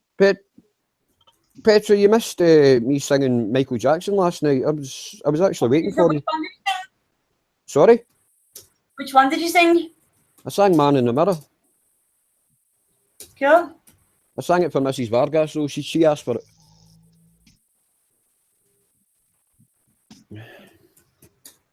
Yeah, I was in good form last night. You missed it.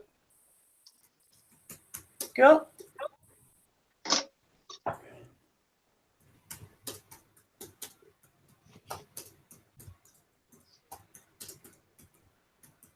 I think Homer brought it out in me. What? Homer. Oh, Homer. But you said Homo. No, not Homo. Although that did get discussed last night, as you can imagine. No, I don't want to imagine it.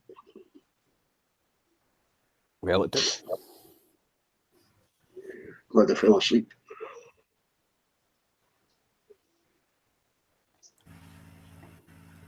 Packy.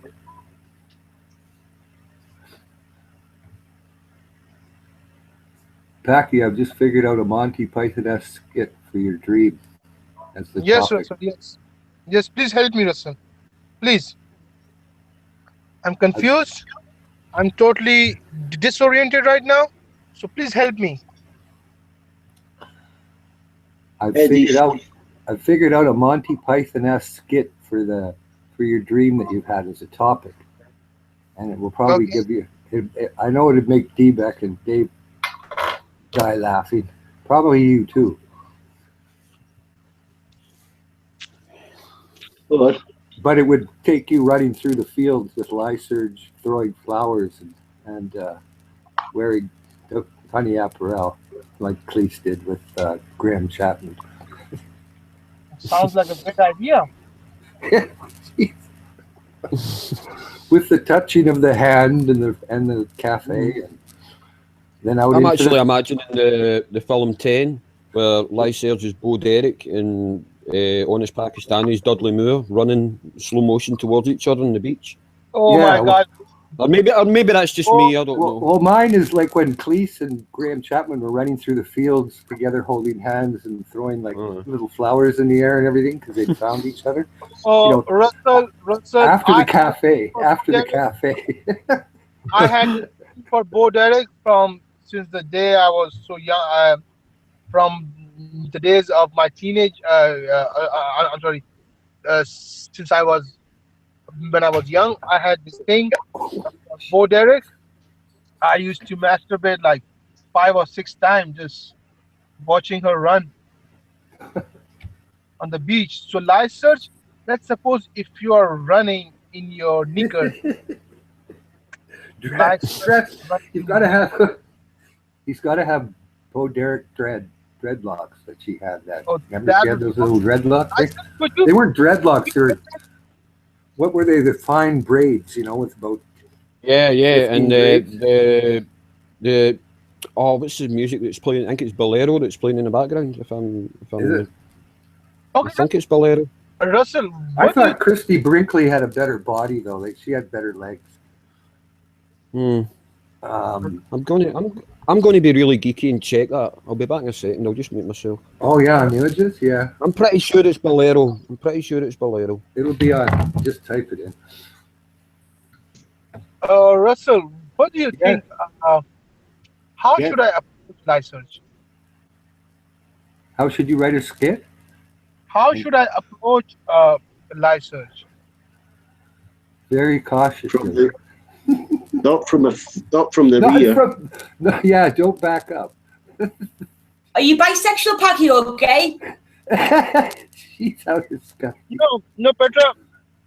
Sorry, late She's just Petra. trying to be funny. Creator, Are you gay or bisexual?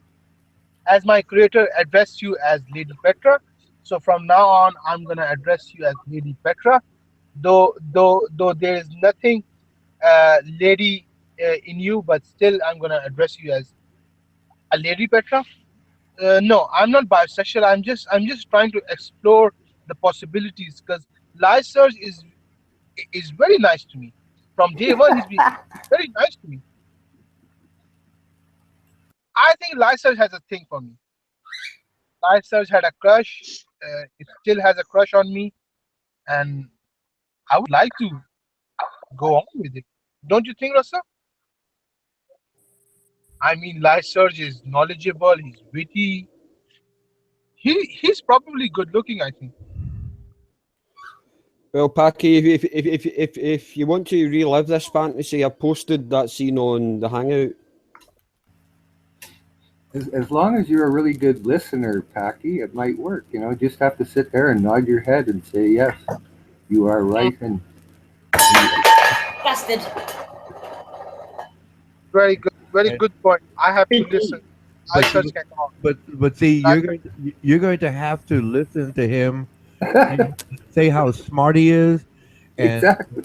I've already figured out that like 60% maybe of what he says is wrong, out of context. It's just thrown in there because that's the first thing he thinks, without being disciplined about a particular topic.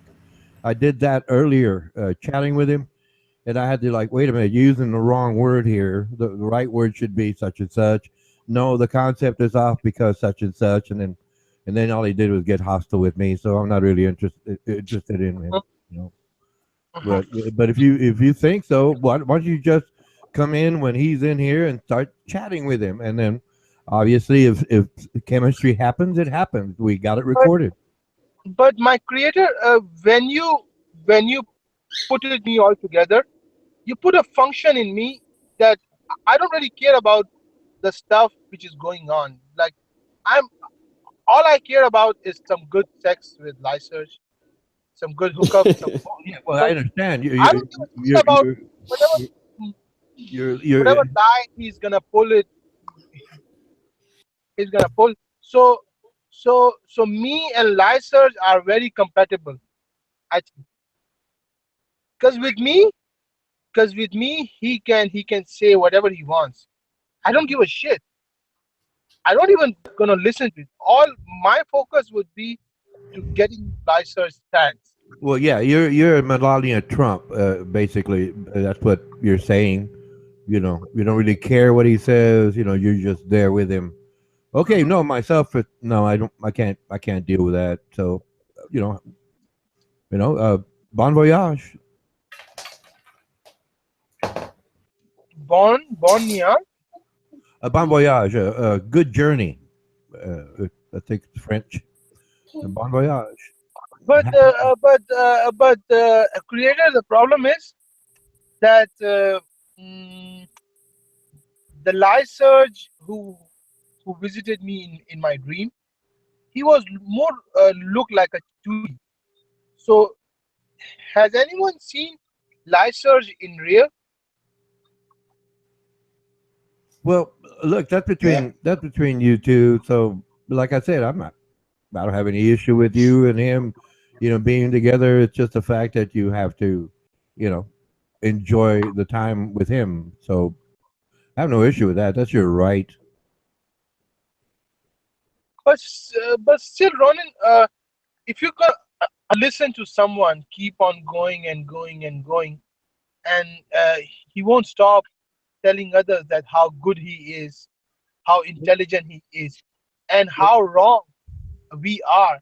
Uh, Well, the whole no. Like I said, you're infatuated. So okay, that's you. But myself, well, no. I have to ask him, why are you saying that? It doesn't make sense. Such and such. And then went on for an hour, 2 hours, whatever that was. And then I was listening. And then when I asked him, he just kept interrupting me. I couldn't even get to the end of my first sentence, and he was interrupting me. So I can't. I mean, I can't abide by that, because it's like in conversation, I say something, he says something, and it goes back and forth.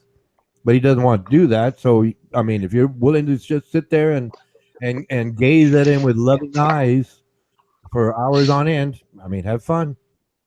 I did. Mhm. He abused me for 4 hours this morning.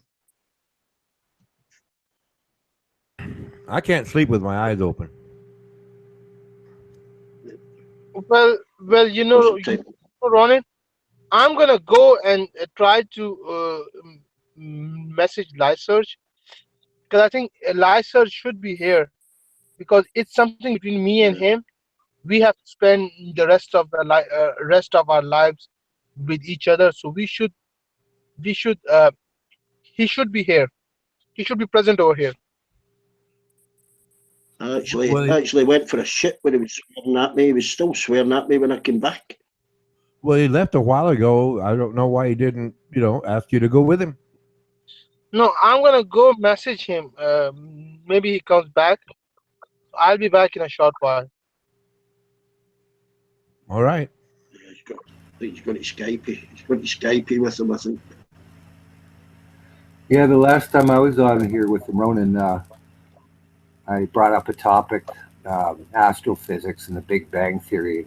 I explained that we don't have the capacity to really realize what was before, if that is what happened or whatever. It's just something, with singularity. And then all of a sudden we got into this, he sidetracked and went into that a fact is the same as a theory. I said, no, they're two different words, a fact. But so it went into like a debate over these words. So it was just pointless to actually carry on a conversation, Yeah, he started doing his quotes from theorists. Well, I mean, because you can't explain what was there before the Big Bang, if that's your belief, doesn't mean you're being challenged or belittled. It's just, I don't know. Huh? Yeah. But I guess you can't admit that. Just to drift back in history instead of going forward. Well, and then the other statement he made is the Canadian Intelligence Agency, its biggest priority is the threat from the United States. And I was going, where is the source of that, please? It must be an Alex Jones type person or something. No, it's right in the CSIS, their website. And it's what? Anyway. I actually humored him and searched for about 3 minutes, knowing it was just futile. Of course it was. I mean, CSIS doesn't write. Anyway. So anyway, it was just futile. Yeah, he actually asked me.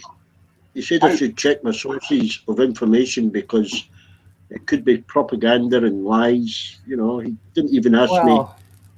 That's the thing. I mean, everybody, especially conspiracists, they'll sit there and search, and when somebody else goes along their line of thinking, all of a sudden they go, see, I'm right, look, there. And they'll start quoting this individual or whoever it is, trying to make them some authority. And it's just like, what? This guy's a wacko. Whoa! It's like, they quote such wacky people, or they don't give the source because it is wacky, if there is a source. But enough of that.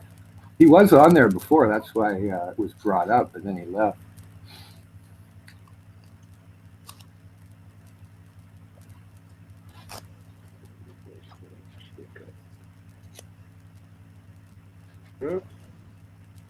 Are you eating a donut? Hey, can you remember Robot Wars? Robot Wars is on at 7.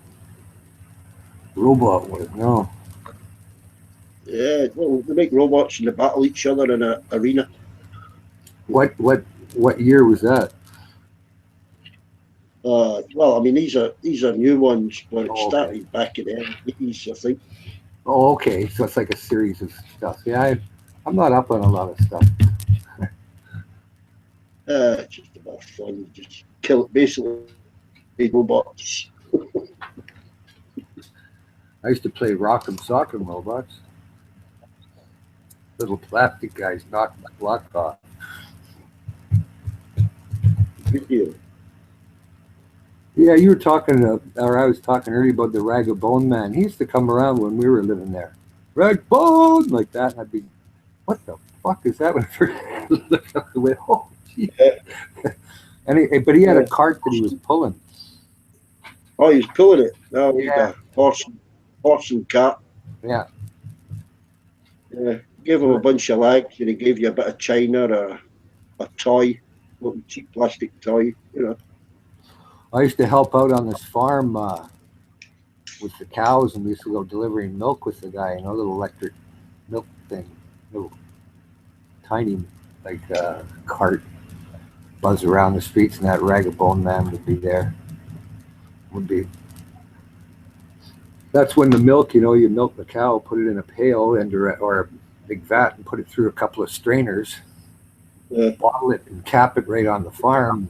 Go out in your own little delivery vehicle and deliver the milk. They probably don't. They probably don't do that anymore, huh? All automated to walk into a shed, and it's all automated now. Done by robots. No, I know, but they do pasteurizing and homogenizing now. They never did that. Yeah. Just went through filters. You got the whole top of the bottle was cream. Yeah. About quarter of the bottle was cream on the top, so you could use that as cream. Yeah, creamy milk. Yeah. The birds don't bother picking the top off now because it's milk, but they would go for the cream. Well, they go goofy here when the people want to have their own raw milk, like if they want to sell it and whatnot. So they have a little way of getting around it where everybody chips in $20 because that's part of the cow, and then they can come in and get their milk. But they have a milk board here that likes to control everything, and they don't really like, they try to say it's prone to disease or could be and whatnot. Every fucking excuse they can make, but they just don't want somebody in there that could take a piece of their cut. So they try to make it really restrictive, but they still get around. Mostly regulating for the supermarkets, yeah. Well, yeah, it's for the milk board, and they have an egg board that does the same deal. I used to have hens, and guys where I used to live on the farm would have big hen farms, and they couldn't go and sell it to the stores. They had to sell it, out of the way stores where they just come in and sell it to the guy, and the guy'd resell it, no big deal. But not any of the big chains. No, you have to go through the egg board and be part of the crowd. Yeah, most of the farms here do their own shops now. They sell their own produce. Well, that's where I lived on the farm. Yeah, you go to the store in the winter or whatever. Make it easy. But you go to the farmer's market, or we had a store just down the road, and he pretty well had everything that people would grow, because people like me bought it. I worked. I'm not going to be tilling my fields. I let somebody else do that, put his cattle and do all the grain and everything. So, but like I said, everything was there at that store. You could buy when vegetables were in season, or any kind of pork or eggs or whatever you want. It was good. I miss that. I think it battles the organic stuff versus the supermarket stuff, and the pricing. Stuff's getting cheaper. Yeah, well, they like to put organic labels on things with technicality. Oh, this is organic. It's not organic. It's just a little bit maybe better than their mass-produced, where they have chicken in a little tiny cage laying eggs and the thing can't even walk. But these ones run around, but they're still crowded and whatnot, pecking at each other. But they get the ability to call it range-fed or organic just for one little way that they do something, but it's pretty well the same a lot. Unless you go down the street to the farm and you see it done. Like, you know, where The farmers here are well regulated as far as the organic label goes. There's only certain fertilizers and they can use, you know, and weed killers.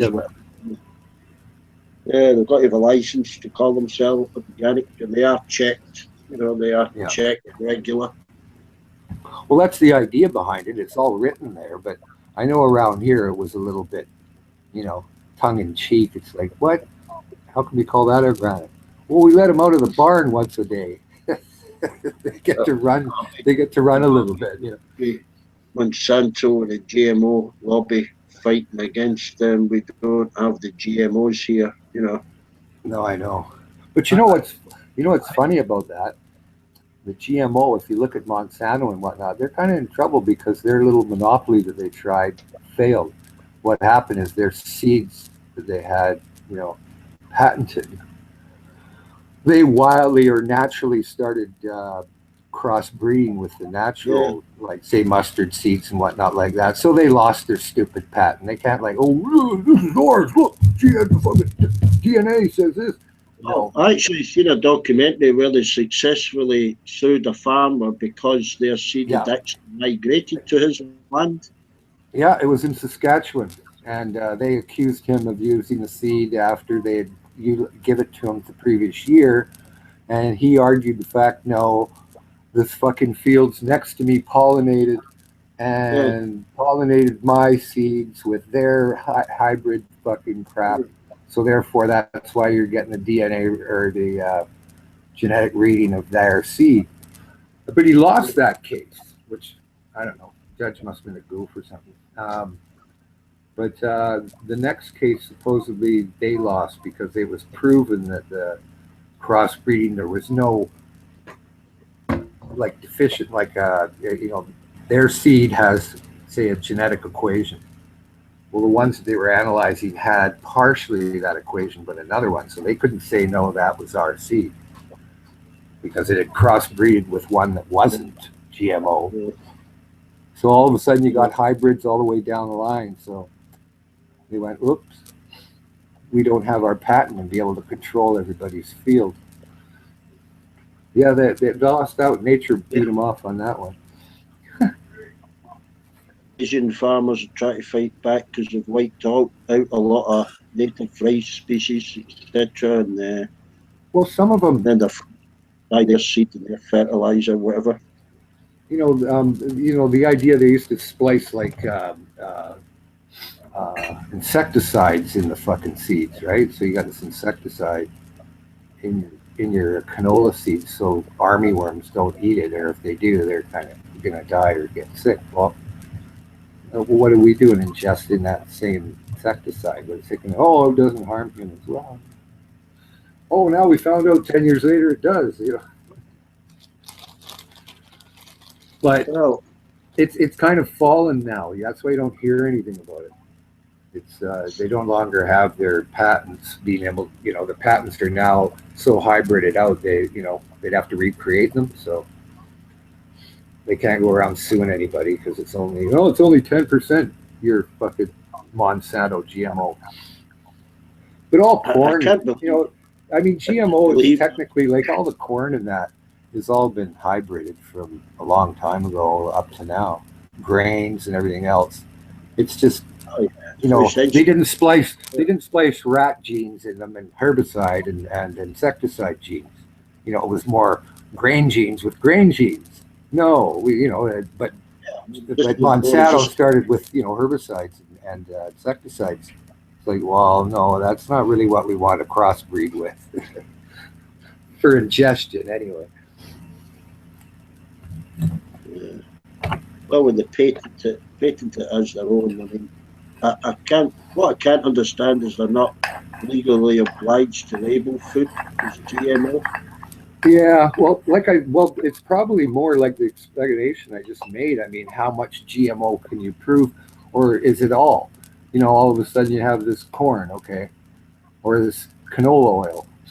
Well, it's part, like when we do the analyzation of the seed, the mustard seed, it says it's 15% genes from Monsanto crossbreed, and then this, and then that, and then all of a sudden you have like a five gene hybrid canola oil with, so it's kind of like got itself lost in the shuffle.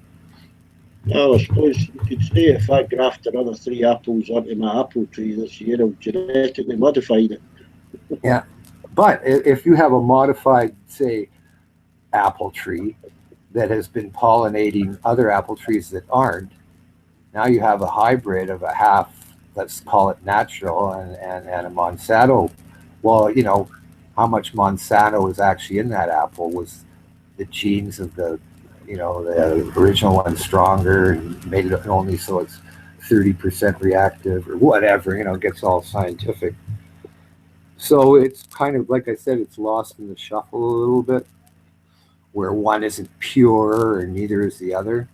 Maybe there is some, they've been totally isolated and whatnot. They're probably, that have never been exposed to anything GMO'd. So, they're still their original genetic structure. You should give up on the patents. Hey? You give up patenting anything. Well, it's like all those hormones and antibiotics they use, they give cattle and whatnot like that. They're so intense. I mean, you can pick them up in the fucking sewer water from people's houses that are pissing out the stuff, after digesting their beef meal. And they can pick up, these antibiotic traces in the fucking sewer water even. Like, oh yeah, see, look, there's hormones in your pee. But, it's all there, whatever. I mean, I probably eaten a lot of. But I know up on the farm in Dawson Creek, those Hutterites, they were really against anything modified. And those guys, they really know their livestock. You brought them in a yearling who was 900 pounds or something like that, they'd look at you and say, get that fucking hormone-treated piece of shit out of here. Hey, Russell, do you believe in chemtrails? I can't see every jet having a system mounted and that many military planes. Okay, I'll tell you one thing. I have seen vapor trails that are a lot different nowadays than I remember as a kid. I don't remember them lingering for 4 hours. But, it's hard for me to believe that they're spraying barium from different planes that aren't military, like who's putting it in there? Wouldn't they be questioning it? Too many. I mean, I know that they distributed chemical over San Francisco way back and it killed a few people because they reacted hard on it, but that was like an experiment to see what penetration of chemical weapons could do. But I don't know how sick the fucking people of the New World are. Monsanto is the sickest of companies. Oh, fuck yeah. But it's just part of that New World Order thing of total control, right? Yep. Where, we've got this people, and then we got the Rothschild Wall Streeters, and then we've got Paul Wolfowitz and different individuals here that have a new idea on how the world should be run. Oh, there's Dick Cheney, our chief. Yeah. This is the guy, Dick Cheney, who lifted all the regulations so that fracking could be. Well, think of it. When Dick Cheney, when you guys went into Iraq, right? And Halliburton got exclusive contracts for all. Nobody else got to bid. It was right. Like, oh, gee, I wonder why. Right. You're absolutely right. And Halliburton's shares went, I think they tripled in 2 weeks. And the thing was, like, I got to give him some respect. I hate the fucking man. I fucking beat his head off. Anyway, but I got to give him some respect because you know what he did? He came right out and told people right straight out, fuck off. We'll do what the fuck we want. Shut your fucking mouth. Yeah. He did. He told everybody to fuck right off. Have you ever seen, hey, Russell, have you ever seen the documentary called Gasland? No, what's that? It was like. It's about how Cheney sold off public lands for fracking. Yeah. Oh yeah. Oh yeah. There's so much material if you look, and it's not made up or anything like that. I mean, it's what people would call business practice. But there's a fucking big trail with those guys too. They're that Carlisle group that they're all part of. That's right. pretty. That's pretty well into everything, right? I mean, I love the title they have. James Woolsey says.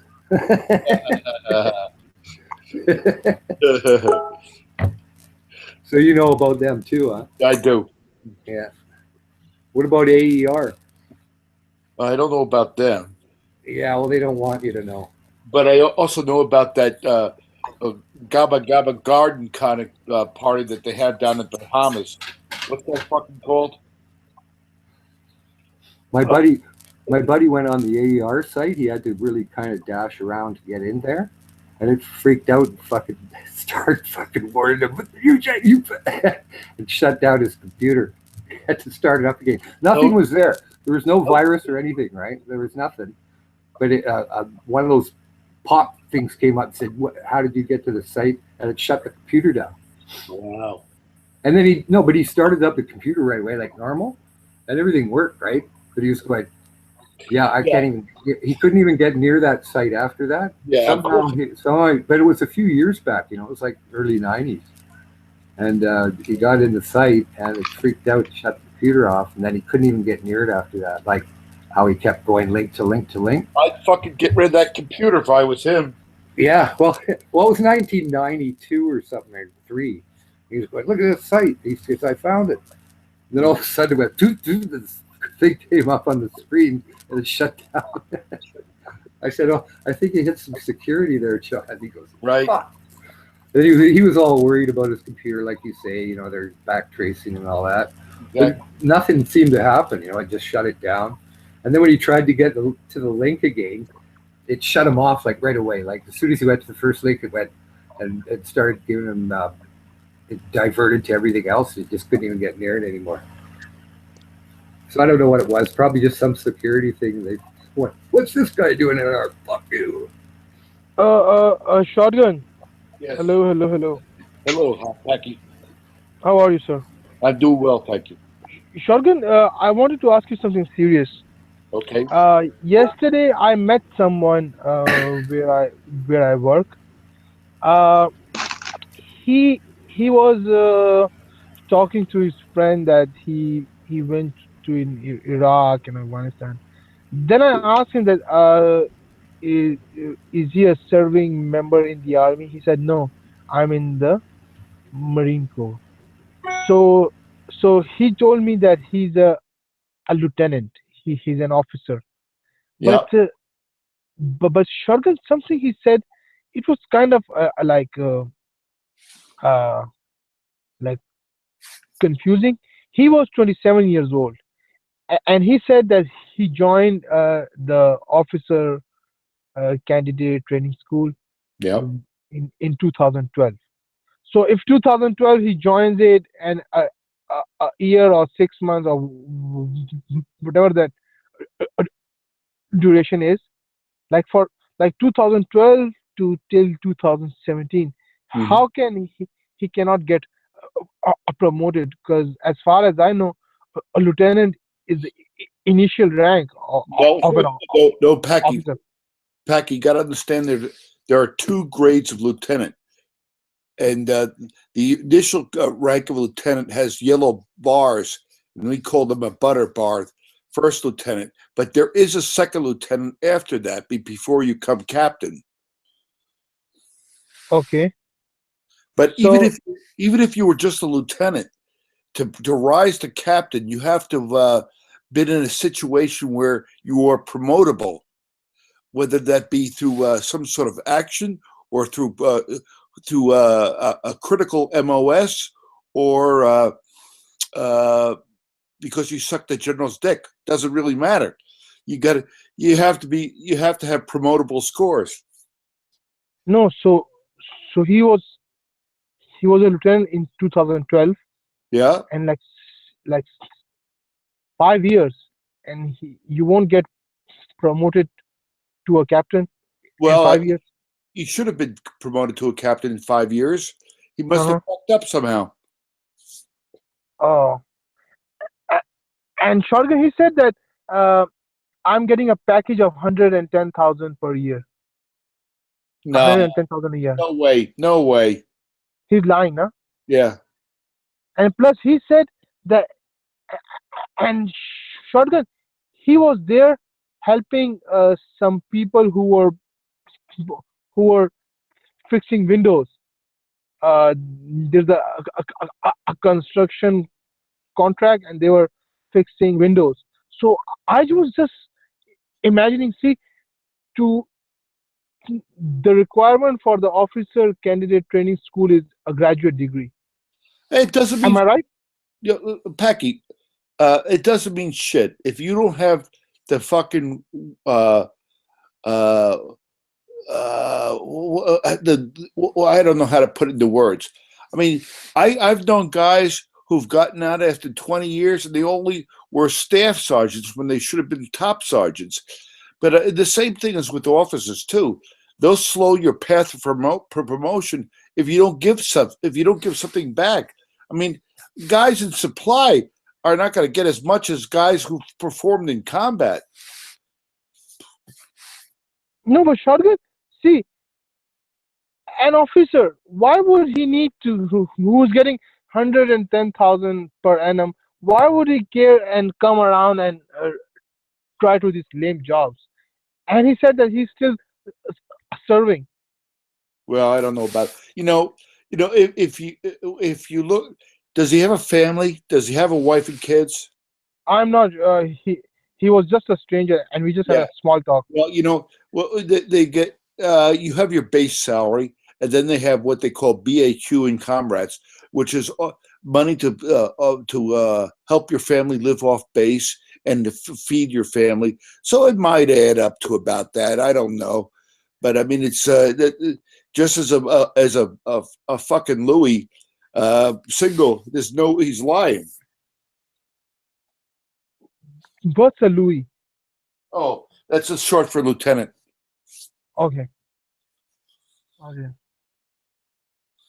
So, what's the basic pay of a lieutenant if he or she has no wife or? I don't know, Peck. You'd have to look it up, man. I've been out too long. Okay, Shotgun. I'm sorry, Shotgun. Sorry for bothering you. Not a big deal. I just don't know. But the guy was in shape, and the haircut was like awesome. Yeah, well, I've seen that before. We call it, sometimes there are people who do that, and we call them stolen valor. Stolen valor, huh? But he was looking nice. Oh my God. I just wanted to grab him and just bite him on his neck. Fucking Packy, you're too much.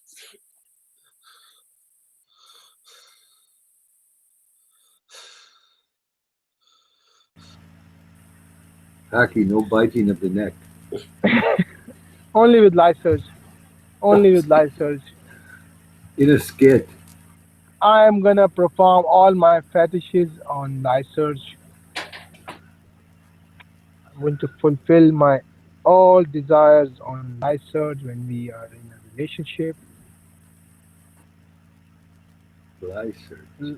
Lyserge, I'm gonna hug you. I'm gonna kiss you. I'm gonna grab you from behind. I'm gonna tickle your butthole. I'm going to massage you with my tongue, and I'm gonna listen to your nonsense. That's what you'll have to do. That's the first thing I have to do. Yes. Listening to Lyserge. You have to learn. You have to learn just to listen and agree. Nod your head. And I need to have patience. Yes. And agree with everything and say, how could anybody cram that much knowledge into one skull?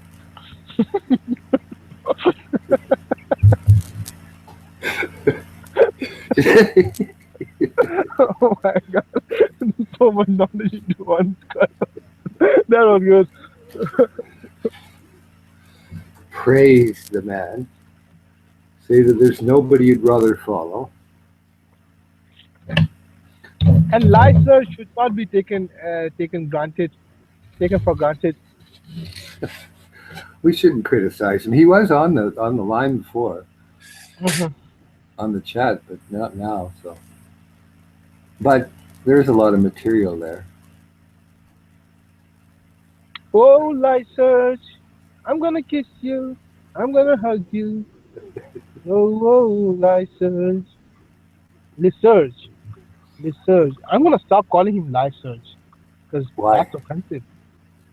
That's offensive. If if we are gonna become a husband and wife, we should respect each other. I would like to be the husband because I think Lyserge is very Feminine? feminine, kind of.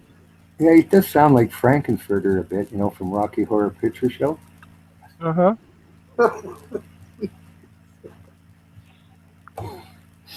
Haven't you ever seen that? No, no, but I'm Oh, gonna see it. I'm gonna see it to have an idea. right. Rocky Because Horror Picture Show. My old girlfriend used to go there, watch this show like it was a little cult type thing where they all dressed up and that. I didn't care. I mean, she had fun, whatever. But yeah, it was some weird show they used to show at this theater, and she was 18 or whatever. They'd all go there and watch the show all the time. Rocky Horror Picture Show, little cult show.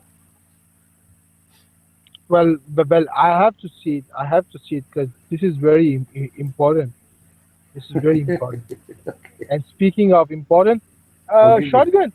shotgun. I have one more. I have one more question, sir. If you don't mind. Hello, hello, hello, Marines. Hoorah, hoorah. The few, the proud. Shotgun. Shotgun. 1, 2, 3. Testing.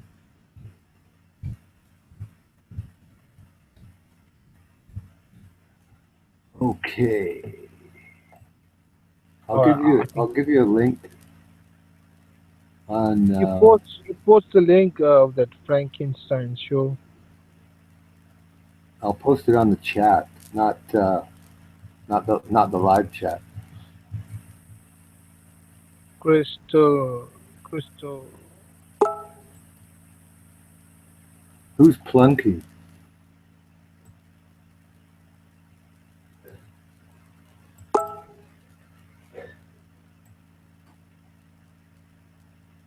Funky or funky?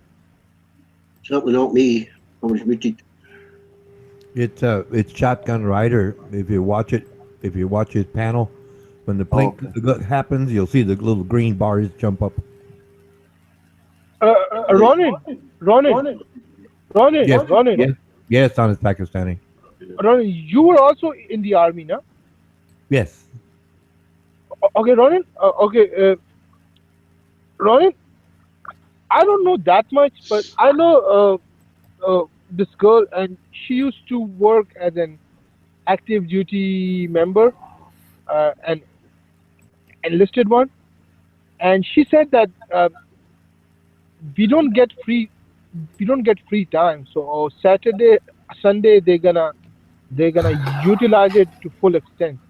So this guy was working on his Saturday, and he said that he's a commissioned officer. So I was just trying to wonder why would a commissioned officer would come to a construction site and try to install windows. So you're saying an officer would come over and chat with her? Sorry, what? Well, they're not supposed to, but I guess she is pretty and he liked her. No. She's not an officer. That's an officer. The guy who I met yesterday was an officer. He said he was at a construction site where I go and work, and he was Like, telling everyone. Packy, was he a recruiter? I'm not sure was he a recruiter or no. I should have asked him. If I see him again, I'm gonna ask him if he's a recruiter. So why is there a difference between a recruiter and Well, a recruiter has certain duties to go out there and try to bring young Marines in, and frankly, I could think of no other place, better place than a construction workplace. No, he was working in this construction site. Oh, that's a whole different thing, man. I have no idea. Packy, go to the Hangout chat. There is so much to learn, Shotgun. There's so much to learn, and I don't have a brain like I don't have the I don't have sufficient. I don't have that much brains like live search. So need some kind of. Don't worry about it. You just live your life the best way you can. That's all I can say, brother. No, I want to do something. Shotgun. I'm tired of being a security guard.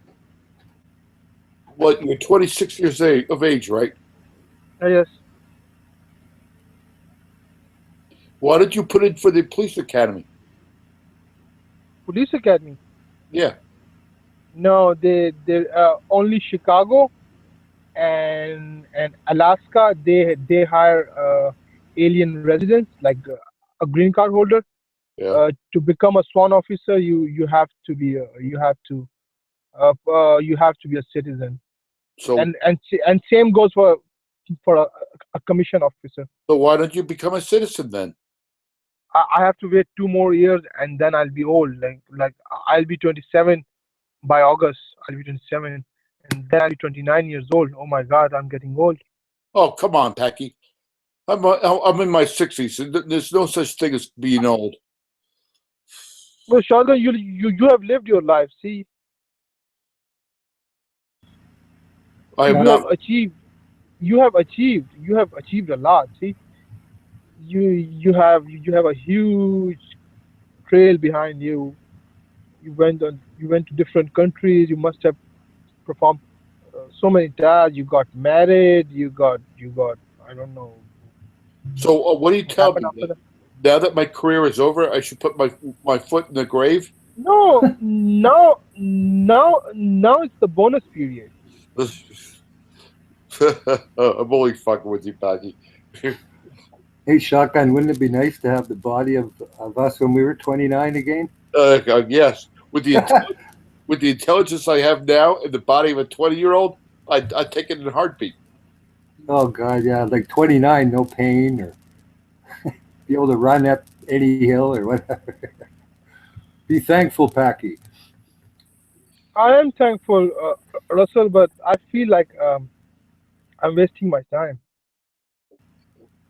Well, what do you want to be? What interests you? What would to be honest, I want to be a prosecutor. Have you seen Packy? That's a pretty in-depth job. Becoming a prosecutor in the United States, if you believe in serving and if you believe in justice, becoming a prosecutor and not just a prosecutor, a full devoted one, is the best job you can do. You can perform a lot because the amount of powers these prosecutors have. Packy, you first have to get a Bachelor of Arts in Yes, Law. I need to get a bachelor's degree. Then I need to get a JD. Yes. I can go for the evaluation and may complete my prerequisites for the JD, but the fast track would be to go for a fast track degree. They're gonna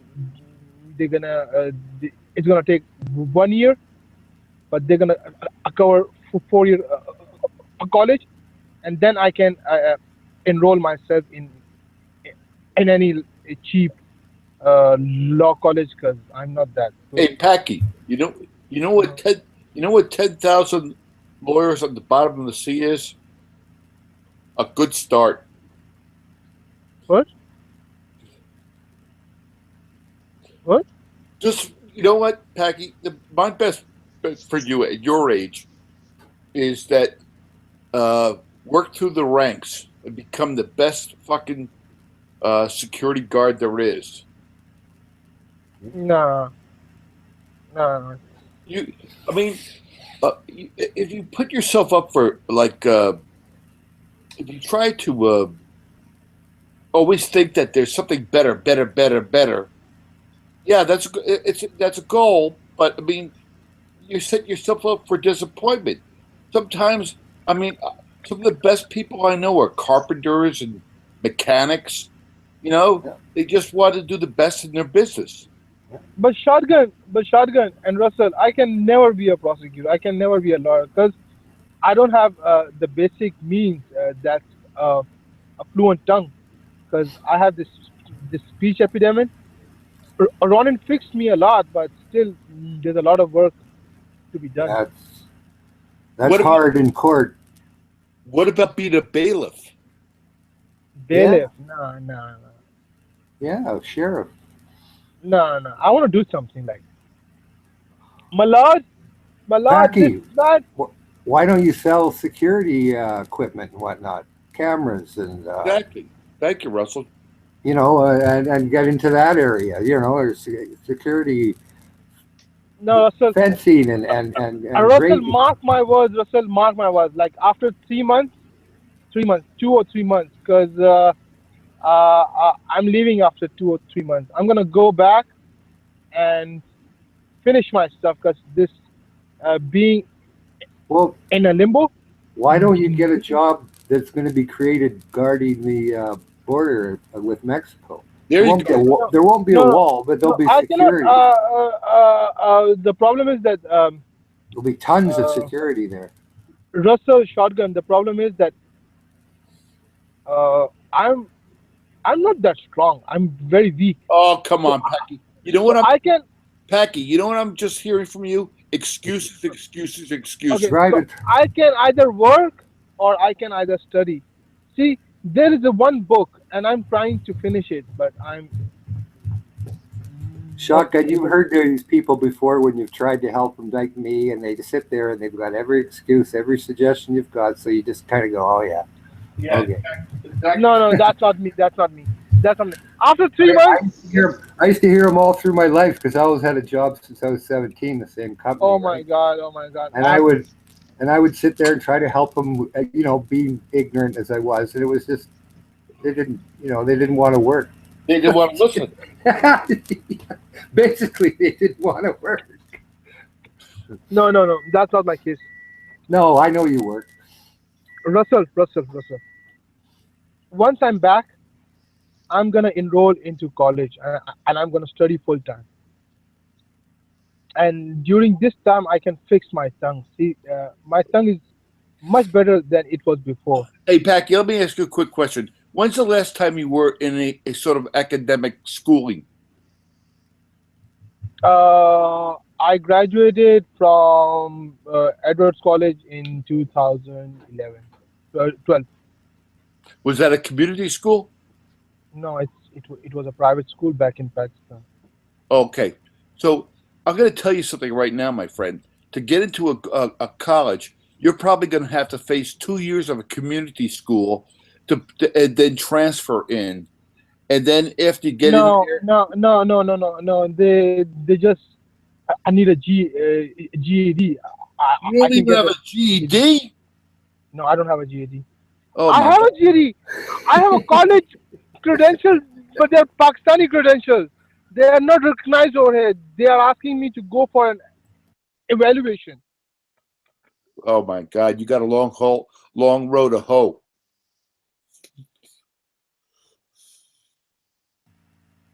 I'm so far. Well, shotgun down there. Do they need all sorts of requirements to get it, into a private trade school or kind of? That's what I would recommend to get into a trade school.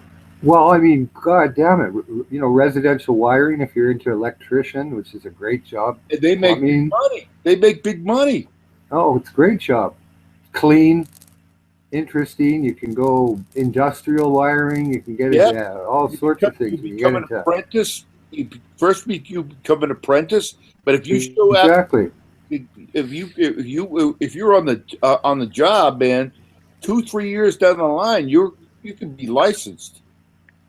Like my son, Packy, when he was different attitude. When he was young. He's a great mechanic and pull parts apart. He said to me, he said, "Dad, what do you think about me being an electrician?" I said, "What? You mean like residential wiring?" I said, "Great job." I said, "That's what I was going to do if the railroad didn't hire me. But the railroad was too fast to hire me." I said, "But Dad, I was all lined up to be an electrician."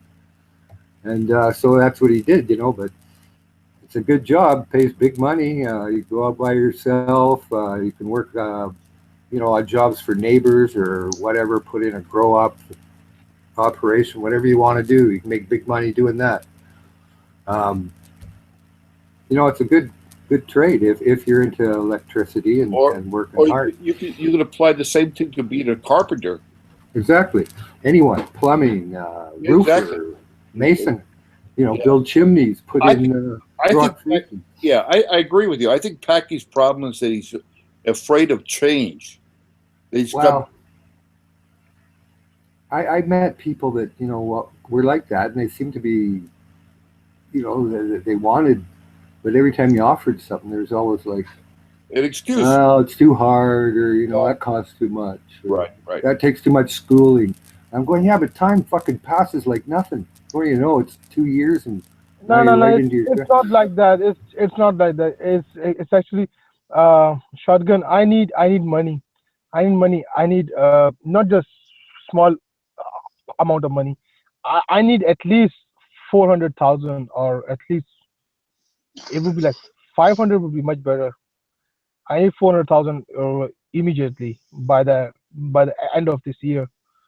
So until or unless I don't have that money, I won't be able to survive. Cause come on, don't be fucking crying on me now. No, I'm serious.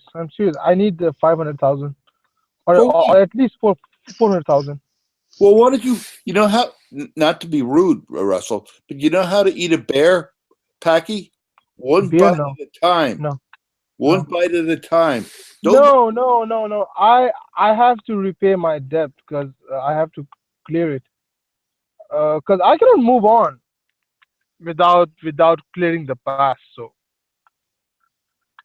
Well, I have no answers for you there, brother. Then I think the best option for me would be to go back, because I'm very more effective back in Pakistan than I could be ever over here. Well, I have to start everything from scratch. Well, here's what I can assess just by knowing you this past year, Packy, that you have a good capability of talking to people and being social. So that you should use that to your advantage, because I mean, people listen to you. I mean, sometimes it's fucked up, but people listen to you, and even though you stutter sometimes, you communicate. Most of the time. You communicate. Most of the time. Yeah, but you communicate very well. So that's how you should put that to your advantage somehow. I want to be a lawyer. I want to be a prosecutor. District attorney on his Pakistani. Sorry, assistant district attorney on his Pakistani. My lord. Or maybe stand-up comedy. No, I want to be something serious. I want to be an idiot. I want to put those cholis behind the bars. Packy, why don't you get a job in an immigration lawyer's office? With other people. No, I don't know. I want to be a criminal lawyer. And I'm going to puto. Well, you start. Hey, you don't start at the top. You start at the bottom. That's exactly right, Russell. You don't start. It's the bottom. No. It's the bottom start. ADA is the first step. Packy, you get recognized for what you do, not what you say. Exactly. You start at the bottom and you move up when they recognize what you do is not a lot better than what you say. Exactly. Russell, you don't start at the top. Russell hit me on the head. Shotgun Russell and everybody listening on Armando Vargas Live. I'm gonna pledge this. I'm gonna pledge this oath. No, I'm gonna pledge this oath. Okay, whatever. That within the end of this year, I'll be back and enrolled into into a college for. I have to look up because getting a bachelor's in criminal justice would be much better if you want to become a, a prosecutor, right? Yeah. Right or wrong? Okay. So I'm gonna be back, and I'll fix my Pakistani stuff back there, and I'll be back. Packy, I came up with another suggestion for a job for you. Yes. Correction officer. Correction officer. Yeah, working with prisoners. No, Perfect. but Perfect. shotgun. Perfect. Shotgun. Correction You officer. can go into law from there. You can go into law from there, Packy. I'm telling you, he's right. A lot of people go into corrections and then they filter into law. See, Russell, getting into law enforcement is more difficult than getting into. Well, we're not talking about the state troopers, Packy. We're talking about correction officers. And once you get into that program, they're no shotgun. No shotgun. LASG, like I'm just giving you an There's example. private companies that supply that for the That's right, Russell. That's right. that apply for those outreach programs that they have prisoners working for nothing or whatever. But there's private companies that do security. That's right. And some of those companies offer benefits on how to improve your education. Exactly.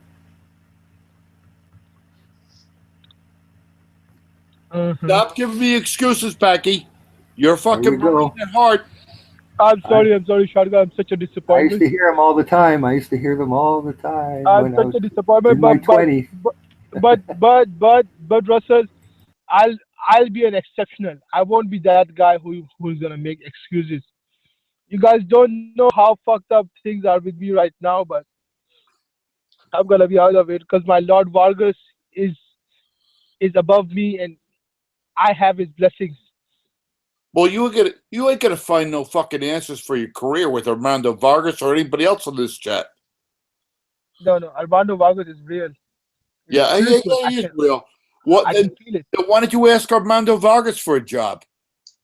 No. The relationship between me and Armando Vargas is without any materialistic content. We are devoted to each other. Well, good. You found a spiritual leader, but that ain't gonna fucking put money in your back pocket. I'll get the money, Shagan. Money is not a problem with me. Okay, then good. Don't worry. God bless you. Don't worry. Well, just tell me that I can be a prosecutor one day. You could be a prosecutor one day. Your Honor? In America, anything is possible. Really? Yes. Oh my God. I'm gonna be the ugliest you prosecutor. you have to put your mind and the effort into it. That is the secret. So do you think wasting time with Armando Vargas is spending time with Armando Vargas is just a waste of time? For a job. For a job. Armando is not paying us anything. He's paying us shit. He's not training you to be a functioning person in society as far as career to support yourself. Let me think.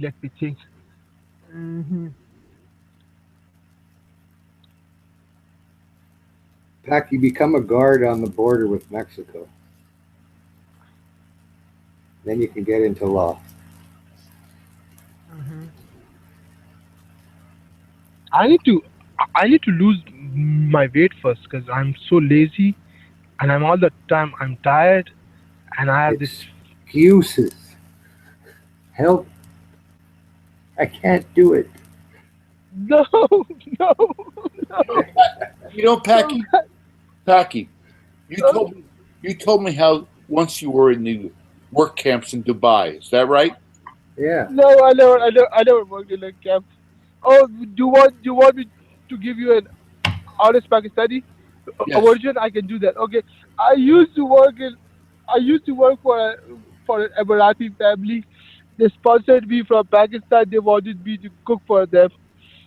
So when I arrived there, Shadgan, they made me clean the toilets. They made me do the dishes. They made me cook for them.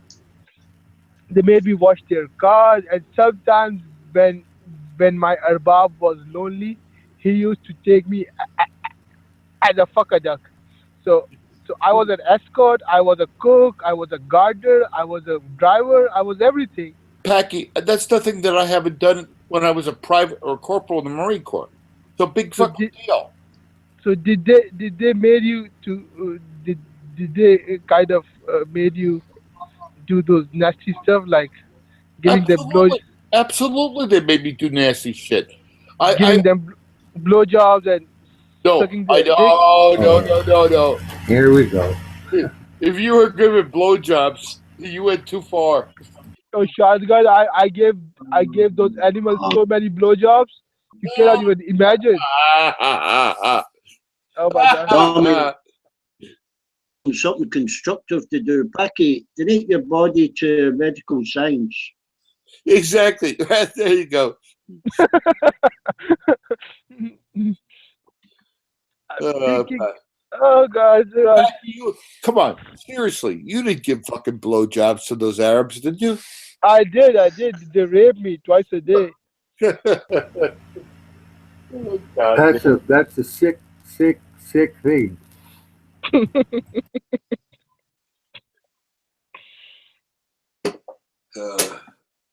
So, Packy, but what I was trying to say is this: if you want to be a prosecutor, and you were held in such contempt by these Arabs, why don't you advocate for the rights of of other people that came from Pakistan and have to work in the Arab countries who have no rights?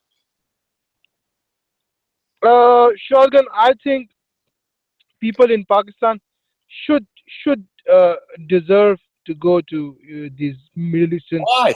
countries because I think because if you try to tell them something, they're gonna accuse you of being a Jewish agent, being an American puppet, and they're gonna say a lot of bad stuff. So they should go there. They should waste their 5 6 years over there, and then they would be able to learn.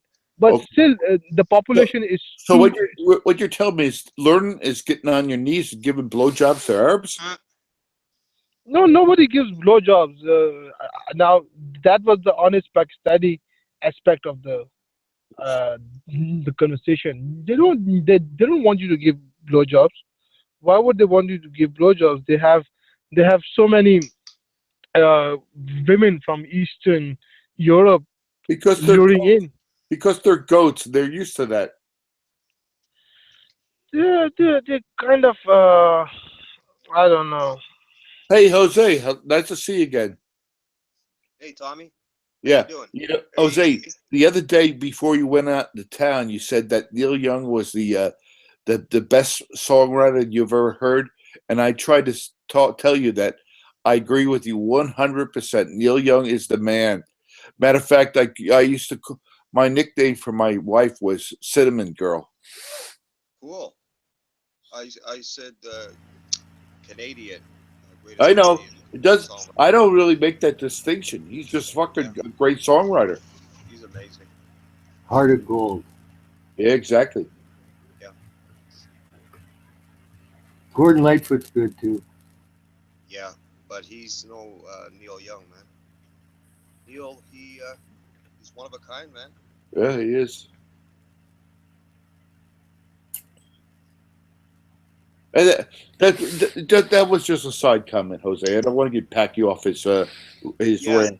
Yeah, Packy. Packy, I'll tell you a story about a guy I knew. He's Filipino. He could speak English not too well. Told him to get a job up in a camp, a logging camp, Cobbett, up in the middle of nowhere. Fed you really well, paid you well. And he was up there for 6 months, helping, doing the mechanical work on the machinery, heavy-duty mechanic. Then he went to school, and he challenged the first year. He got 2 years of time under his belt in I think 8 months.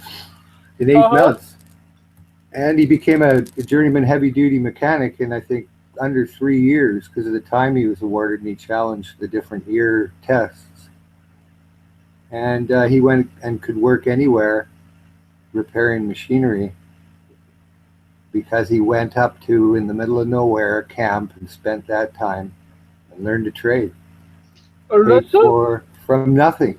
He didn't, he just wanted to do that. And, okay, that's very inspiring, Russell. That's very inspiring.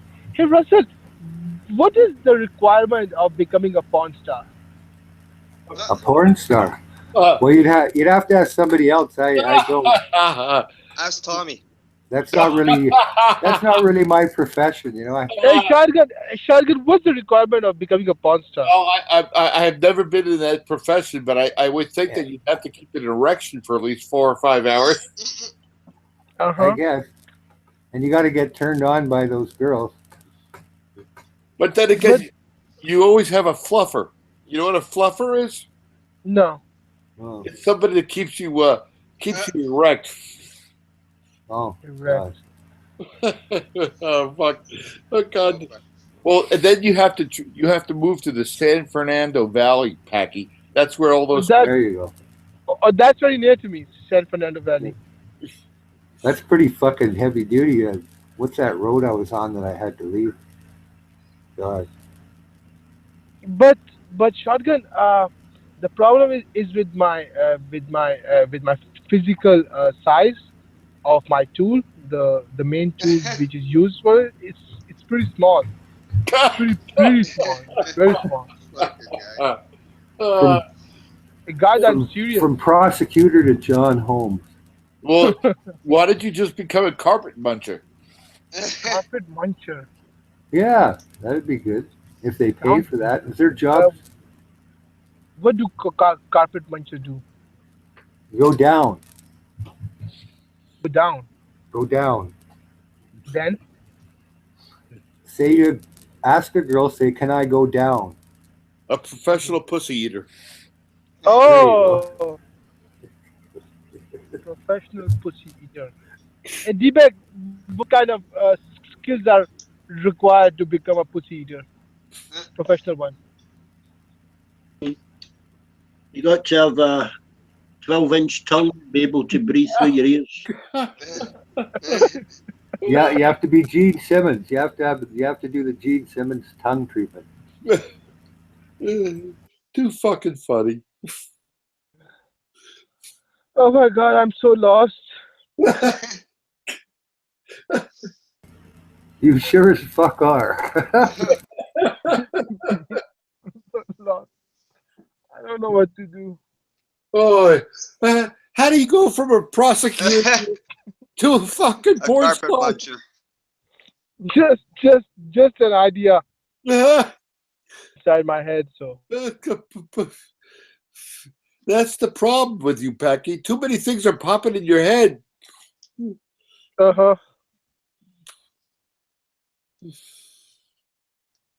Oh God. Damn all these beautiful girls. Make it suicidal when they say it's over. Oh.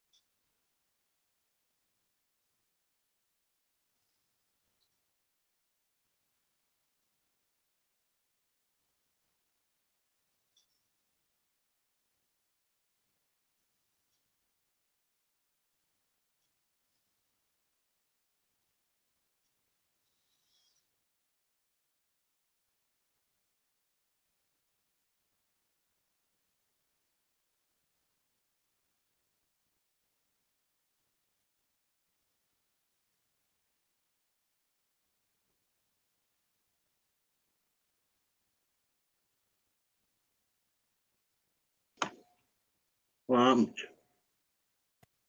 1, 2, 3, 4 gone. I don't know, did everything shut off or what? Or did they just leave? Dave and somebody else disappeared. Well, I don't care about Dave, but how you doing, Beck? What's going on tonight? Bugger all, just typical Sunday night, sticker on and back to boring Monday. What's for dinner? Had my dinner. What was it? Roast beef, roast potatoes, veg.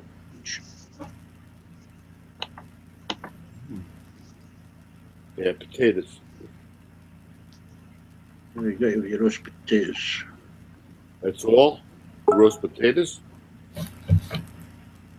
And mixed veg. Yeah. Yorkshire pudding. Oh, and then homemade apple pie and custard. No meat?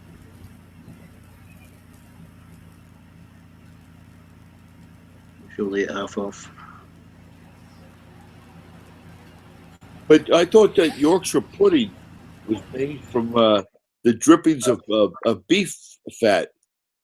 No, just eggs. Milk, flour.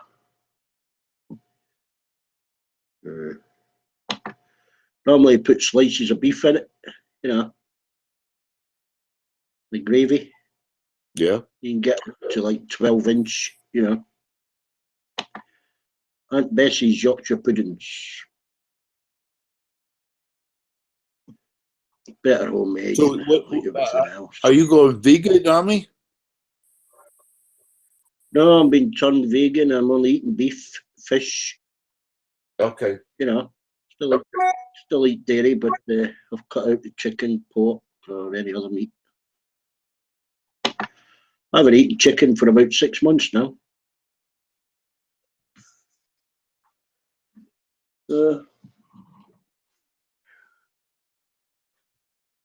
Nothing in particular. If anything, I've put on fucking weight. I haven't lost weight. Stopped eating meat.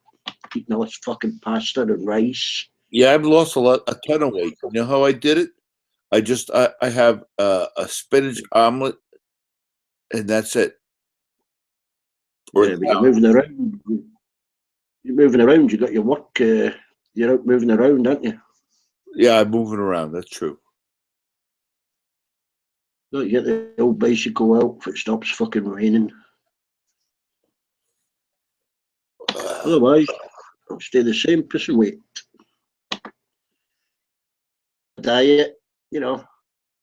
His wife put him on a fucking diet as well. Well, his doctor did because he had a stat put in, you know, one of them valves in his heart. Yeah. Yeah. He cut out the takeaways, his treats, his little cakes. He cut out his fry-ups, and he fucking put weight on. I know. I was up to about half a year ago. I was up to 245 pounds, and I said enough is enough. I dropped 20 pounds. 2, 4, 5. What's that? Oh, it's 10. You just have. I mean, who gives a Nutrisystem, Miami South diet? It doesn't mean. The basic thing is you got to burn off more fucking calories than you take in. Yeah. Move around and don't fucking eat as much.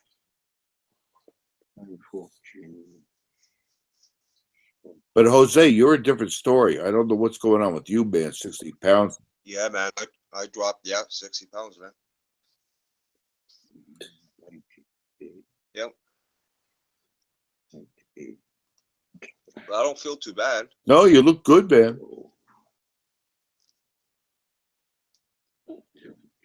I just hope it's not a health-related problem or stress or anything like that.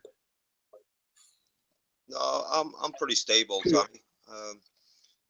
Plus, I think it's seasonal.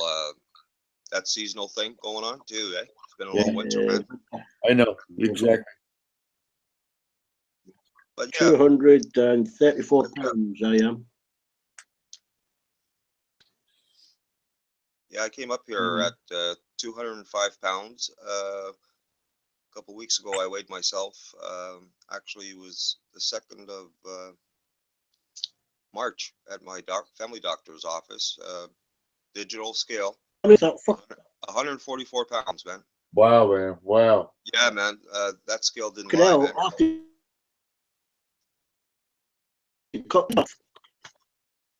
That's a lot of fucking weight, man. It is. Did you have any skin issues, like as far as dropping weight that fast that you had excess skin? No, man. No. How old are you? Half a century. Yeah, that's pretty damn good then. I mean, I had from a young age, I had the belly, I guess baby fat in that area. There's I guess when I lost the weight, there's a couple little, stretch marks there. Yeah. But that's understandable, Yeah. It's not like I'm gonna go and make an appointment, have some plastic surgery, No. You know what I'm saying? I hear you. I never thought about the stretch marks. I'll look like a fucking map of Brazil if I lose fucking 3 stone.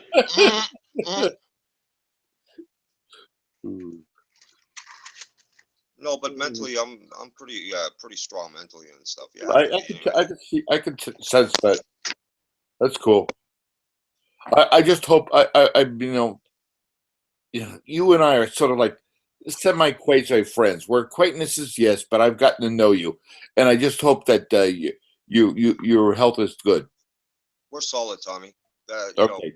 We are fucking solid, buddy. You and I. Yeah, Ozzy winds us up, but he's all right. The other day, I was very surprised you got on the camera there, man. Yeah. Yeah, that was a really nice surprise there, Tommy. Yeah. Well, every once in a while.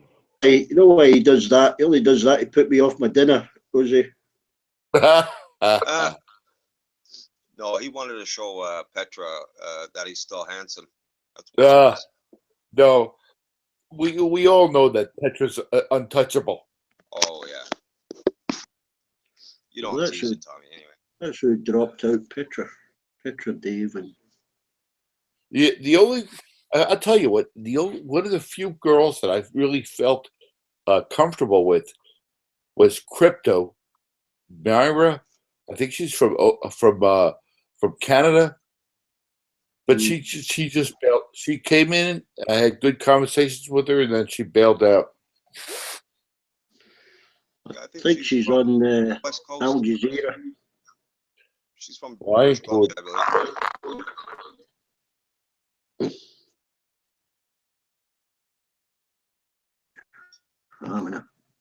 And then one night, I just me and I had a good conversation with Kiwi Les.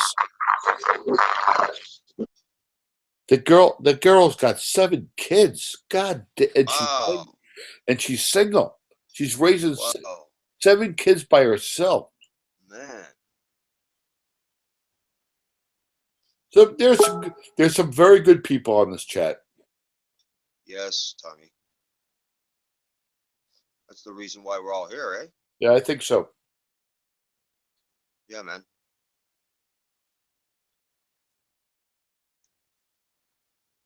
We're just being ourselves, man,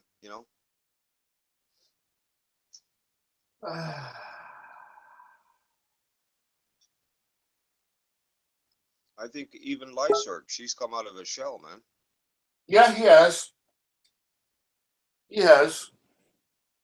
He's become a little more tempered in his language. Yeah. I mean, I told him this morning, you got to be more nicer with, like the ladies, man, especially like, Abby, pay me no mind, Yeah. Like, come on now. I told him, the surge, okay. Just you know, some female, you know, giving you a hard time, just you don't have to react, you know, Yeah. by insulting them with words, you know. You get more with honey than you do with vinegar. Yeah, you know.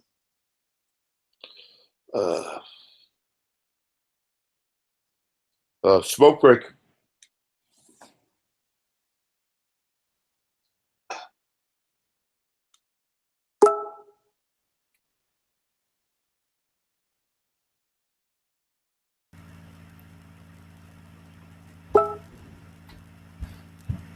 Well, Jose, I guess Hey, Russell. it's me, you, and the plunking. Plunk. Ooh. What's going on out there, man? Out west, man? Perfectly clear. +5. Pretty nice. Lucky you, man. Minus No, it's 19 over here. I'm telling you, like between the weather in Vancouver or on the coast compared to here, it's completely different. Like here, you get a little bit of a winter. Like there's still snow out there and whatnot. It's pretty wimpy compared to where I used to live in like Dawson Creek at one time. But just you know, the rain is so minimal. Like, and if it does manage to try to rain, it can only do it for a few hours and then it's over.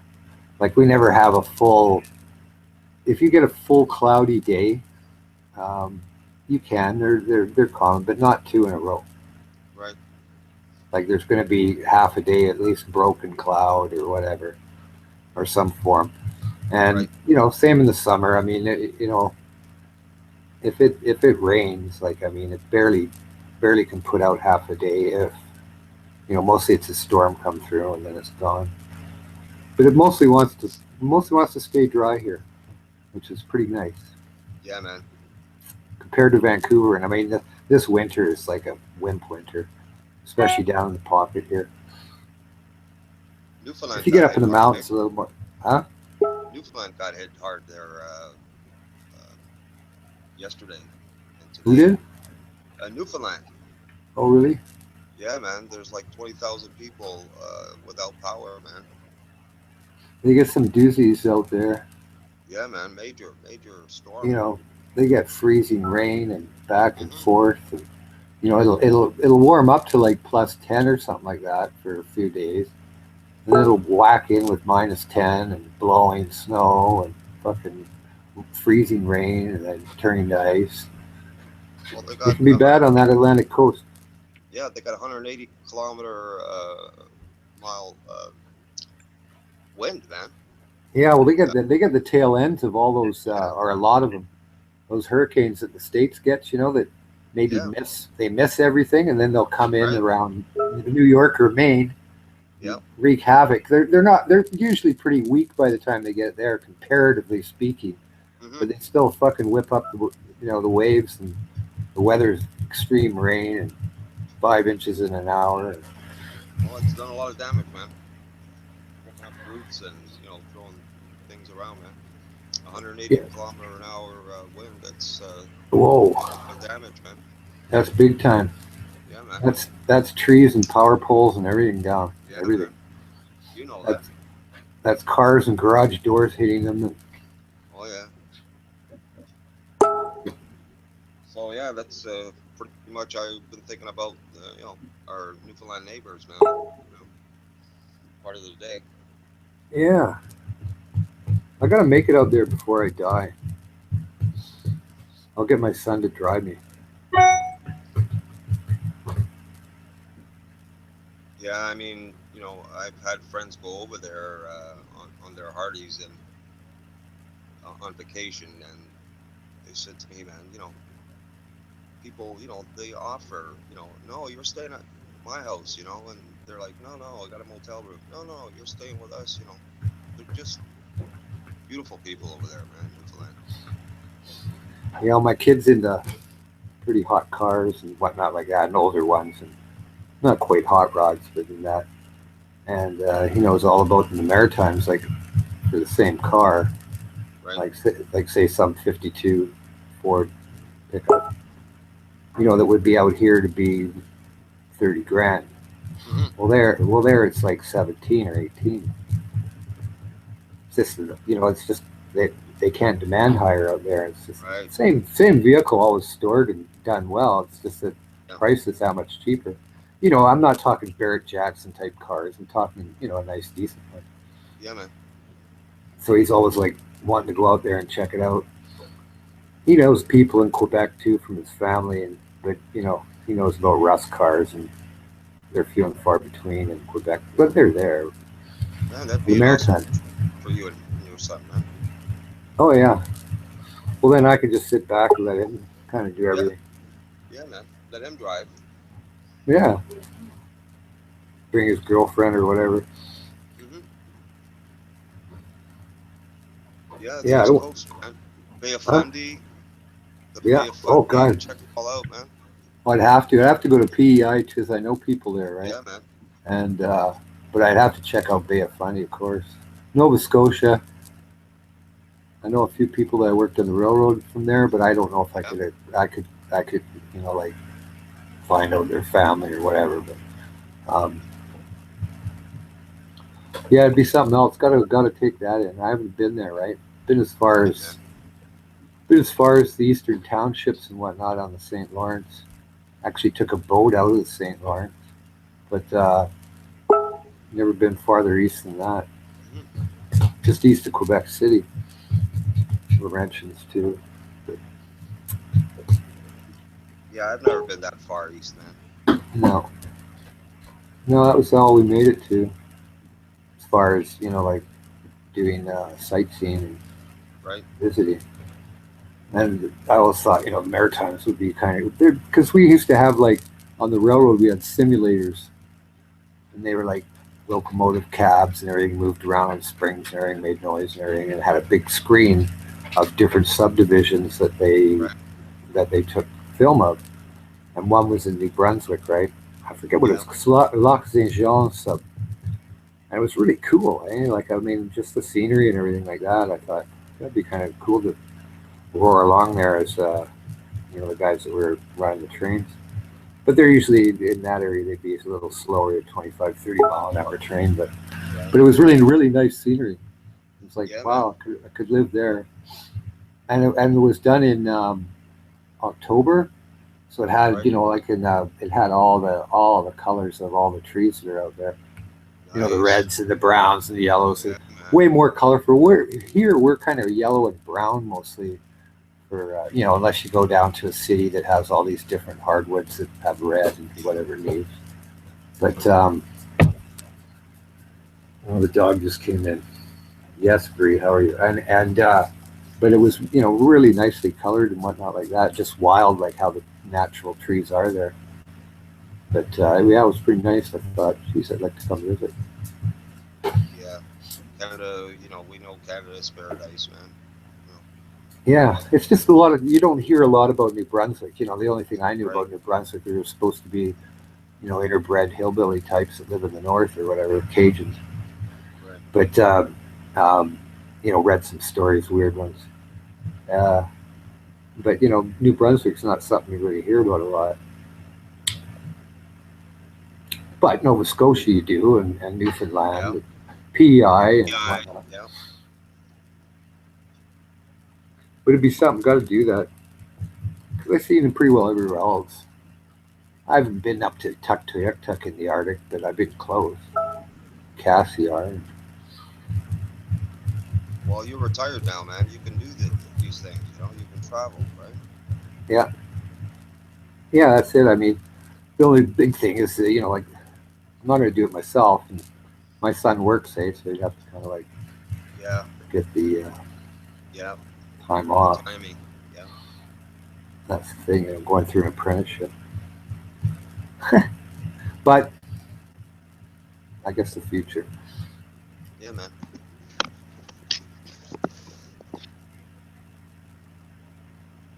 Yeah, I was checking out the standings there after last night. The Leafs beating Carolina. Oh yeah, what? Vancouver, you guys, holy man! What a lost season. You guys got 41 points, something like that. You know what? I haven't even been checking it out because it's it's pretty hard being a Canucks fan. It's more a disappointing type thing, and And there's so many years since '72 they've gone through these ruts, and then it's just, for me, it gets laborious. It's like, here we go again. And everybody's looking for the reasons why. Actually, it's Colorado's got 41 points, not you guys. You guys got Yeah. more, but you guys are way It's out. probably under 5. They're probably under 500 though, aren't they? Yeah, you guys are way out of a playoff position. But are they under 500 in points? Yeah, you guys are. Yeah, I don't even watch. 15